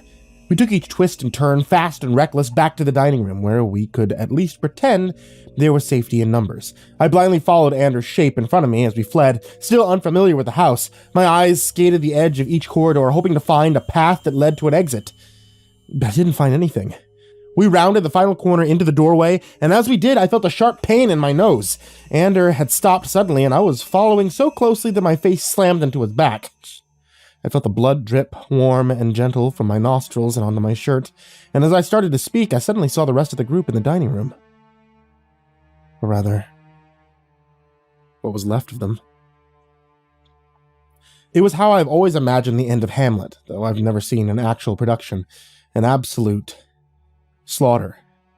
Greta was still sitting on her chair, her head laid flat against the table. There was purpling bruising swelling around her neck, and a bit of foam dripping from her mouth. The spittle crept over to the wood and wet the photograph and papers that still sit in front of her. The alleged strychnine pill from her jar was missing. Wendy was still across from her, sitting upright in her chair, not through any will of her own. Instead, as her vacant eyes looked on, the fresh bullet wound dripped from the very center of her forehead, in time with the blood from my nose. At least I thought it was a bullet wound. Letting my gaze fall behind her head, I could see what it really was. The fire poker, driven through the back of her head, through the wood of the chair, staking it in place. The tip broke through the other side, just barely exposed beneath the broken skin of her forehead. My first thought was Fawn. She was the only one that wasn't in either of the massacre rooms, and although I now knew her to merely be an actor playing a part, I still couldn't shake the image of her shooting the revolver at her brother. Maybe there was something there. Something that wasn't part of the game. But then we saw her feet. They were peeking out from the other doorway, on the far side of the dining room. "Ander," I said cautiously, nodding towards them. "I see," he answered. We both began to creep towards the other doorway. We stepped past Greta's slumped-over form, and I tried to avoid looking at Wendy, though it still felt like her eyes were following me across the room. We stepped carefully and quietly to the other side of the doorway. Fawn must have been coming back from where she and Forrest had stepped out to, and he was going to fill her in on my situation. What had happened in that brief moment that had allowed for such violent scenes to play out? Her feet had been the first thing that we'd seen, but we hadn't expected them to be the only thing. Turning the corner, we saw the bottom part of her legs, clothed in the same khaki as her brother's body, lying in the closet, with his shoes at the bottom. But above the calf, there was only a huge rectangle of wood. An overturned bookcase had fallen, volumes scattered everywhere, with Fawn's body crushed beneath. "Christ," Anders said quietly, his eyes transfixed on the pile before us. Then he quickly turned to me. "We have to get out of here. Follow me." And then we were off again, this time running away from the dining room. As we traveled, things began to look a bit more familiar. I remember some of the paintings on the walls from where I had first made my leisurely walk into the building, but felt like lives ago. We were getting closer to our escape. I began to hear the distant hum of cicadas singing in the grass outside, and then, suddenly, Ander was gone. Some sort of force, an unseen arm, pulled him down a hallway. I was running so fast, I was a few steps past before I realized what had happened. I hate to admit it, but I hesitated. Part of me, a large part of me, felt the animalistic urge to leave everything behind for the sake of my own safety, fight or flight. But through this entire ordeal, Ander had been sort of comforting to me. Even if he was just another liar, even if he had been part of an experience that had been terrifying and horrific, he'd also become somewhat of a friend. This, whatever this was, neither of us had signed up for it. The hallway he'd been pulled into was dark, and though I knew I had to move quickly, I stepped slowly and cautiously into the inky blackness. "Ander?" I called out, but heard no response. There was one sound, a slight creak of the floorboards, other than that under my own feet. The creeping feeling worked its way back into me, that there was someone else there, someone very close. Something cloth was suddenly forced up against my mouth and nostrils. A sweet taste hit my tongue, and suddenly, the darkness of the hallway was replaced with a darkness of a wholly different kind. Long before my eyes knew to open, I could smell it. It was like the very worst aromas of a doctor's office, all sharp and chemically. When I did open my eyes, I couldn't see. There was a large light hanging overhead, blinding me for a moment, but after a few blinks, they adjusted, and a newfound surge of terror coursed through my body. It was one of the very worst sights one could wake up to. I was lying flat on a cold metal slab in a freezing room. The walls were lined with shelves of various jars full of pickled things that looked like they were once alive. The air had the heavy, musty feeling of the underground, and I suspected I was in a basement of some sort. I tried to sit up, but it was no use. There was a large leather strap buckled around my chest, pinning my arms down. My hands were strapped similarly to the platform I lay on. Same for my legs and feet. "Hello?" I called out, turning my head to one side, only to be met by another unwelcome sight. A metal tray full of instruments, like at the dentist's office. Only there was no brushes or plaque scrapers.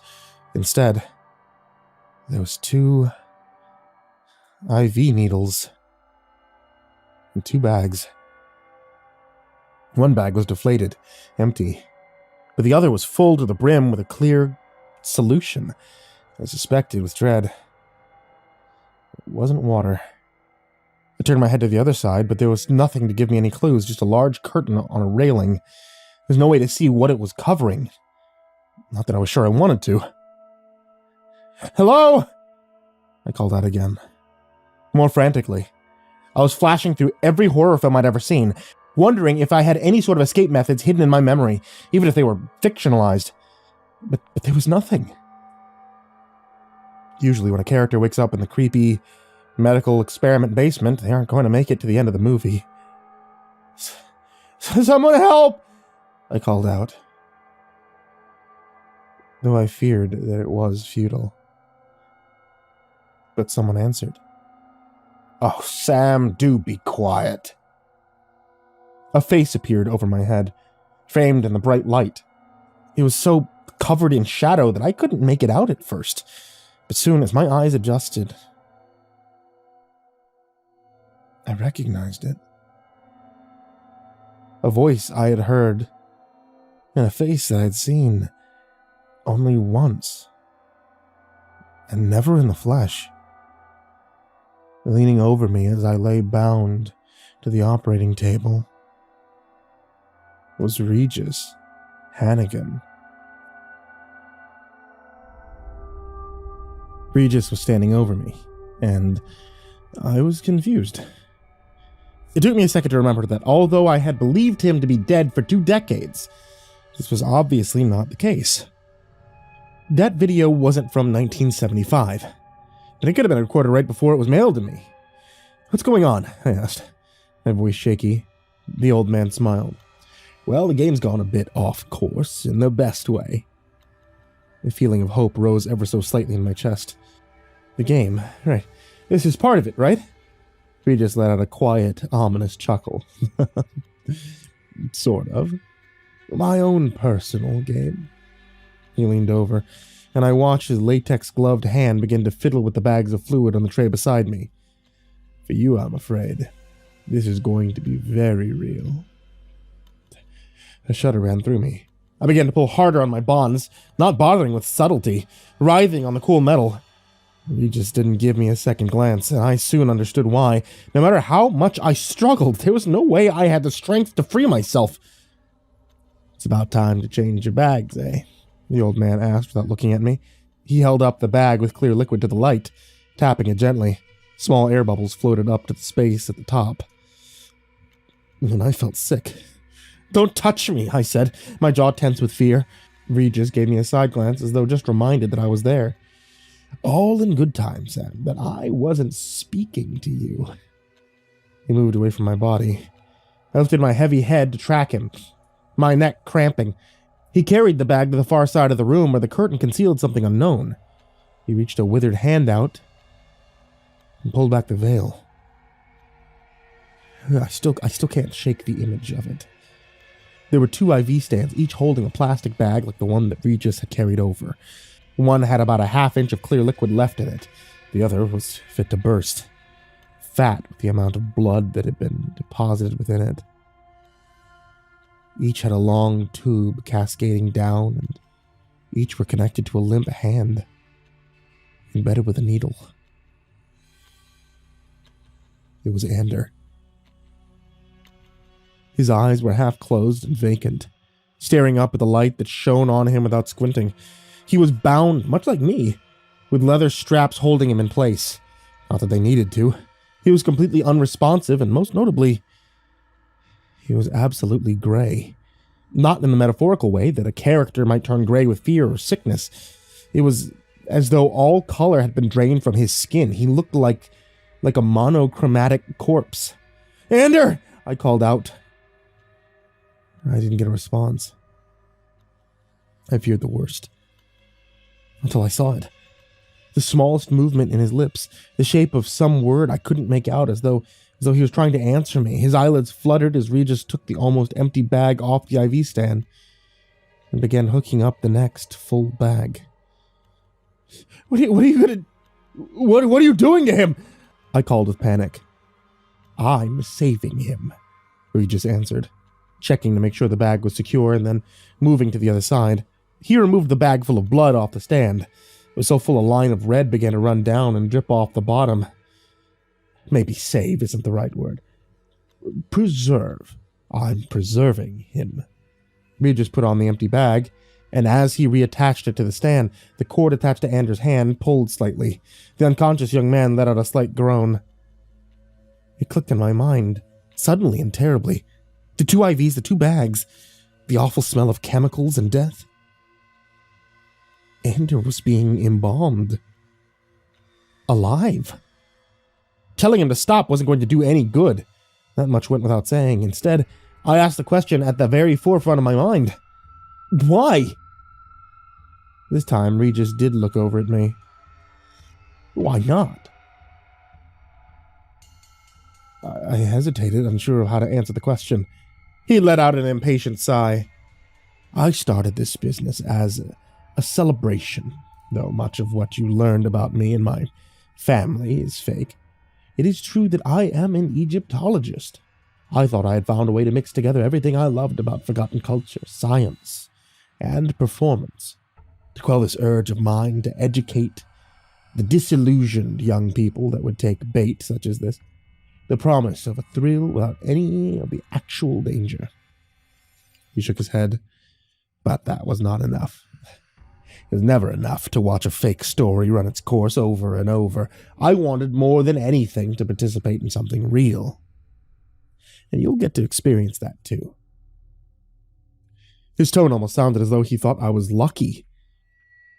Well, isn't this some sort of business?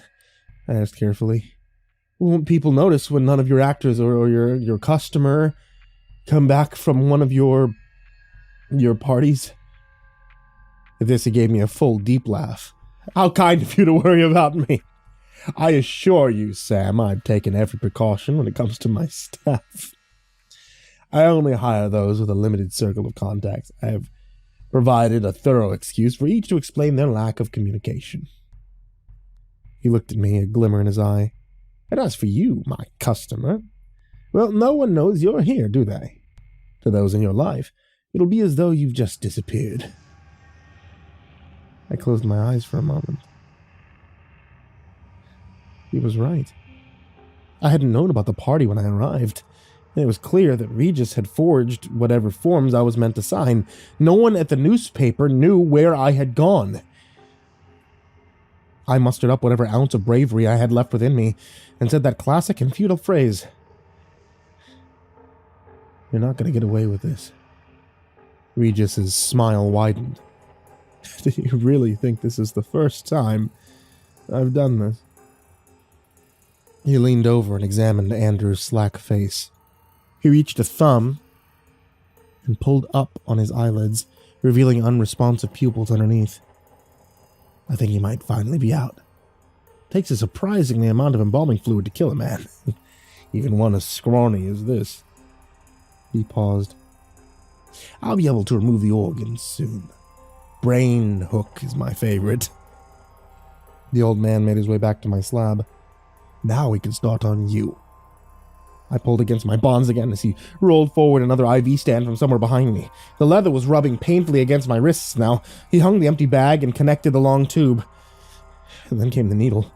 Despite the violent shaking of my entire body, I felt the familiar bee-sting bite of a needle going into the flesh of my arm. He adjusted something. As I watched, drops of my own blood began to fall from my vein and into the plastic. Then came the second bag. The one I feared the most. Please don't! He ignored me. Soon the bag was hung on the second stand. You don't have to do this! He traced the tubing to its end and inserted it into the needle. I turned my head to look at Ander. His eyelids gave 2 more flutters. So he wasn't dead yet. I wondered if he could tell what had happened to him, or if he knew I was about to meet the same fate. The sharp point of the needle pressed against my skin. I squeezed my eyes shut. I quickly opened my eyes. The old man was no longer looming over me, and the needle was no longer aimed at my arm. Instead, a woman stood in his place, in a pose that I'd seen her in before. Greta. Spittle and blood streaming from her mouth, eyes more red than white, stood with a large piece of her canopic jar raised over her head. Greta, I said breathlessly, briefly forgetting that this was not this woman's real name. She didn't say anything as she lowered the jar and began to undo my bonds. Her hands were shaking violently, and she blinked quickly.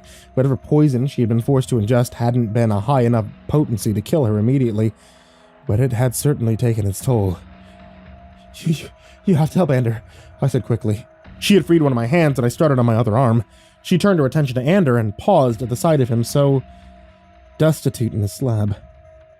She stepped towards him. I'll get him, you go, she croaked, before coughing violently, gasping for air.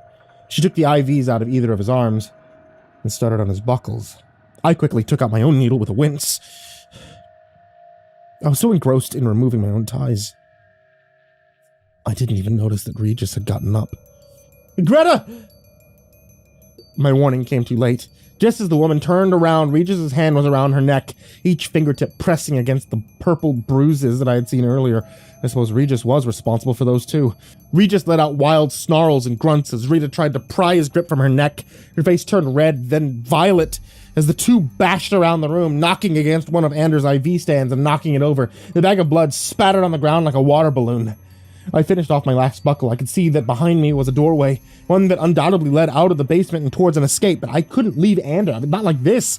I was undoing his bonds as fast as I could as Regis and Greta continued to swirl around the room. Greta pushed Regis hard against the shelves on one wall, and one jar fell to the ground.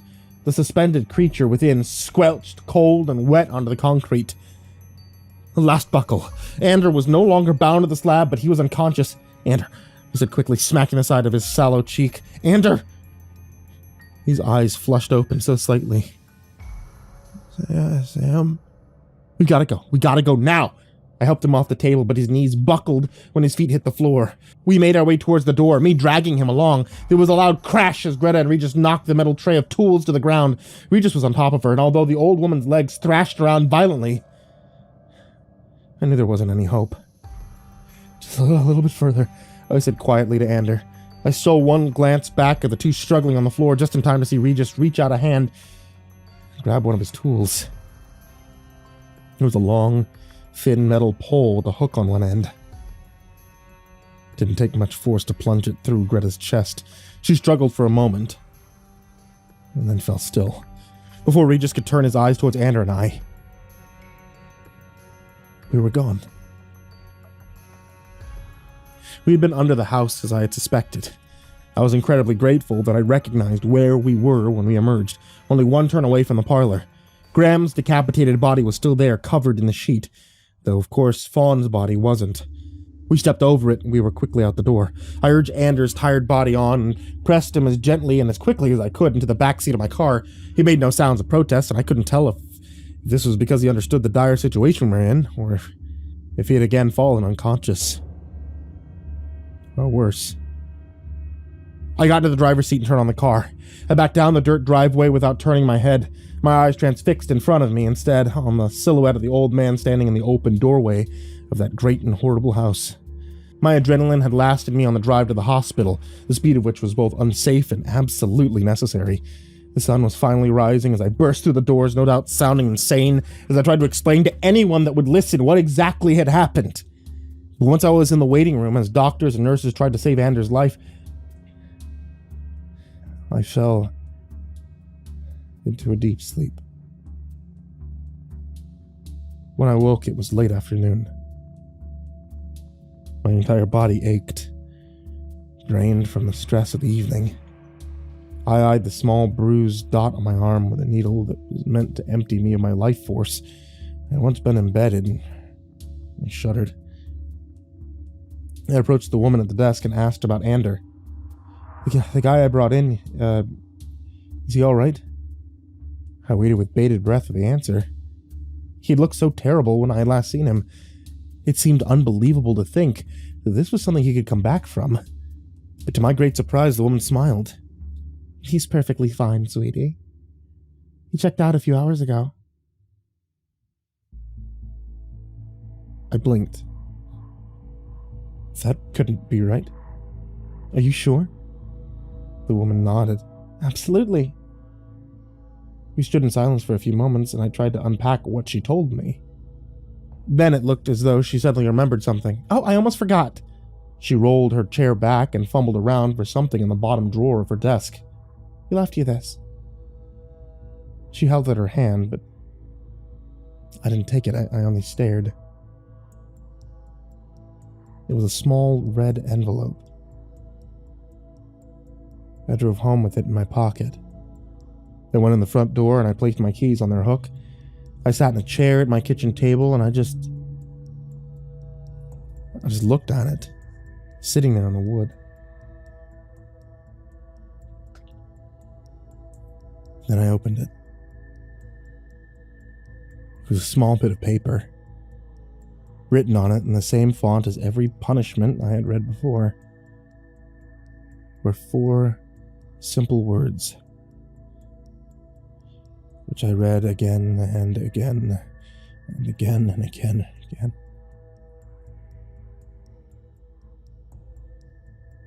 Thank you for playing.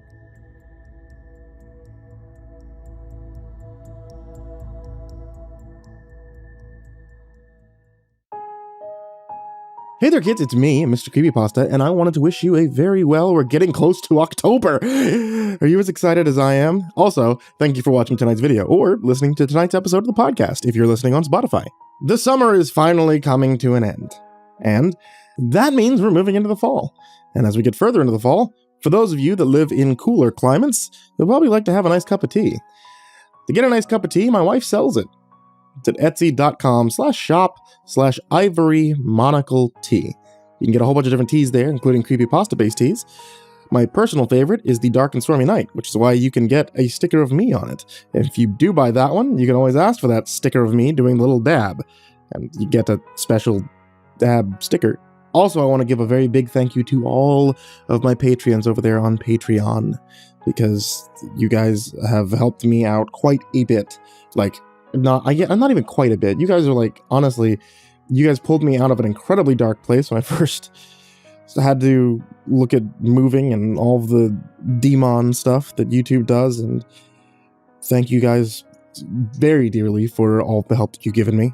People like Jordan Alexander Sanchez, Brian Arce, Bobby Karman, Stephanie Butler, Tristain Pelton, Chase Burnett, Diana Kraus, Raven Mitz, Satanic Aries, Ness69420, also Dotrade, Payne, Nessie, Blitzkrieg, Bardo Hawk 764, Melancholy Corpse, Ferb, Harley, Billy Morrow, Madam Skullbunny, Sashi Suzaku, at Grizzly Olsen Pro, Caden the Spooky Boy, Zane Nightshade, My Body Sounds Like Rice Krispies, Ashwood, Lord of the Weebs, Jay, Faye Lockett, Miss Sander, Mr. Unsettling Spaghetti, Suji Campbell, Azarine Fox, Robert White, Fried Chicken 12, James Bruce, Freddy Krueger, Ty Nanny, Michael Scarborough, Infernal One, Lisa Cottrell, Caspian, Jordan Nels, Hades Nephew, Tater Chip, Acid System, Prozac and Pancake Appreciation Society, Cryptic Nightmares, Kiri the Sloth, Tommy Green, Liam Newman, Sky Harbor, Caleb Dougal, Nina Smith, Nico Kyle, Rafael Rodriguez, The Ginger Bros, Aaron Stormcrow, Daniel Polson, Trace Miles, and Corey Kenshin. Once again, thank you all so much to everyone who is in this list of names that I mispronounce, and everyone who's in the description, and everyone who supports me at patreon.com/MrCreepyPasta. I can't thank you guys enough for listening, for watching, and I wish you all sweet dreams. Good night, everyone.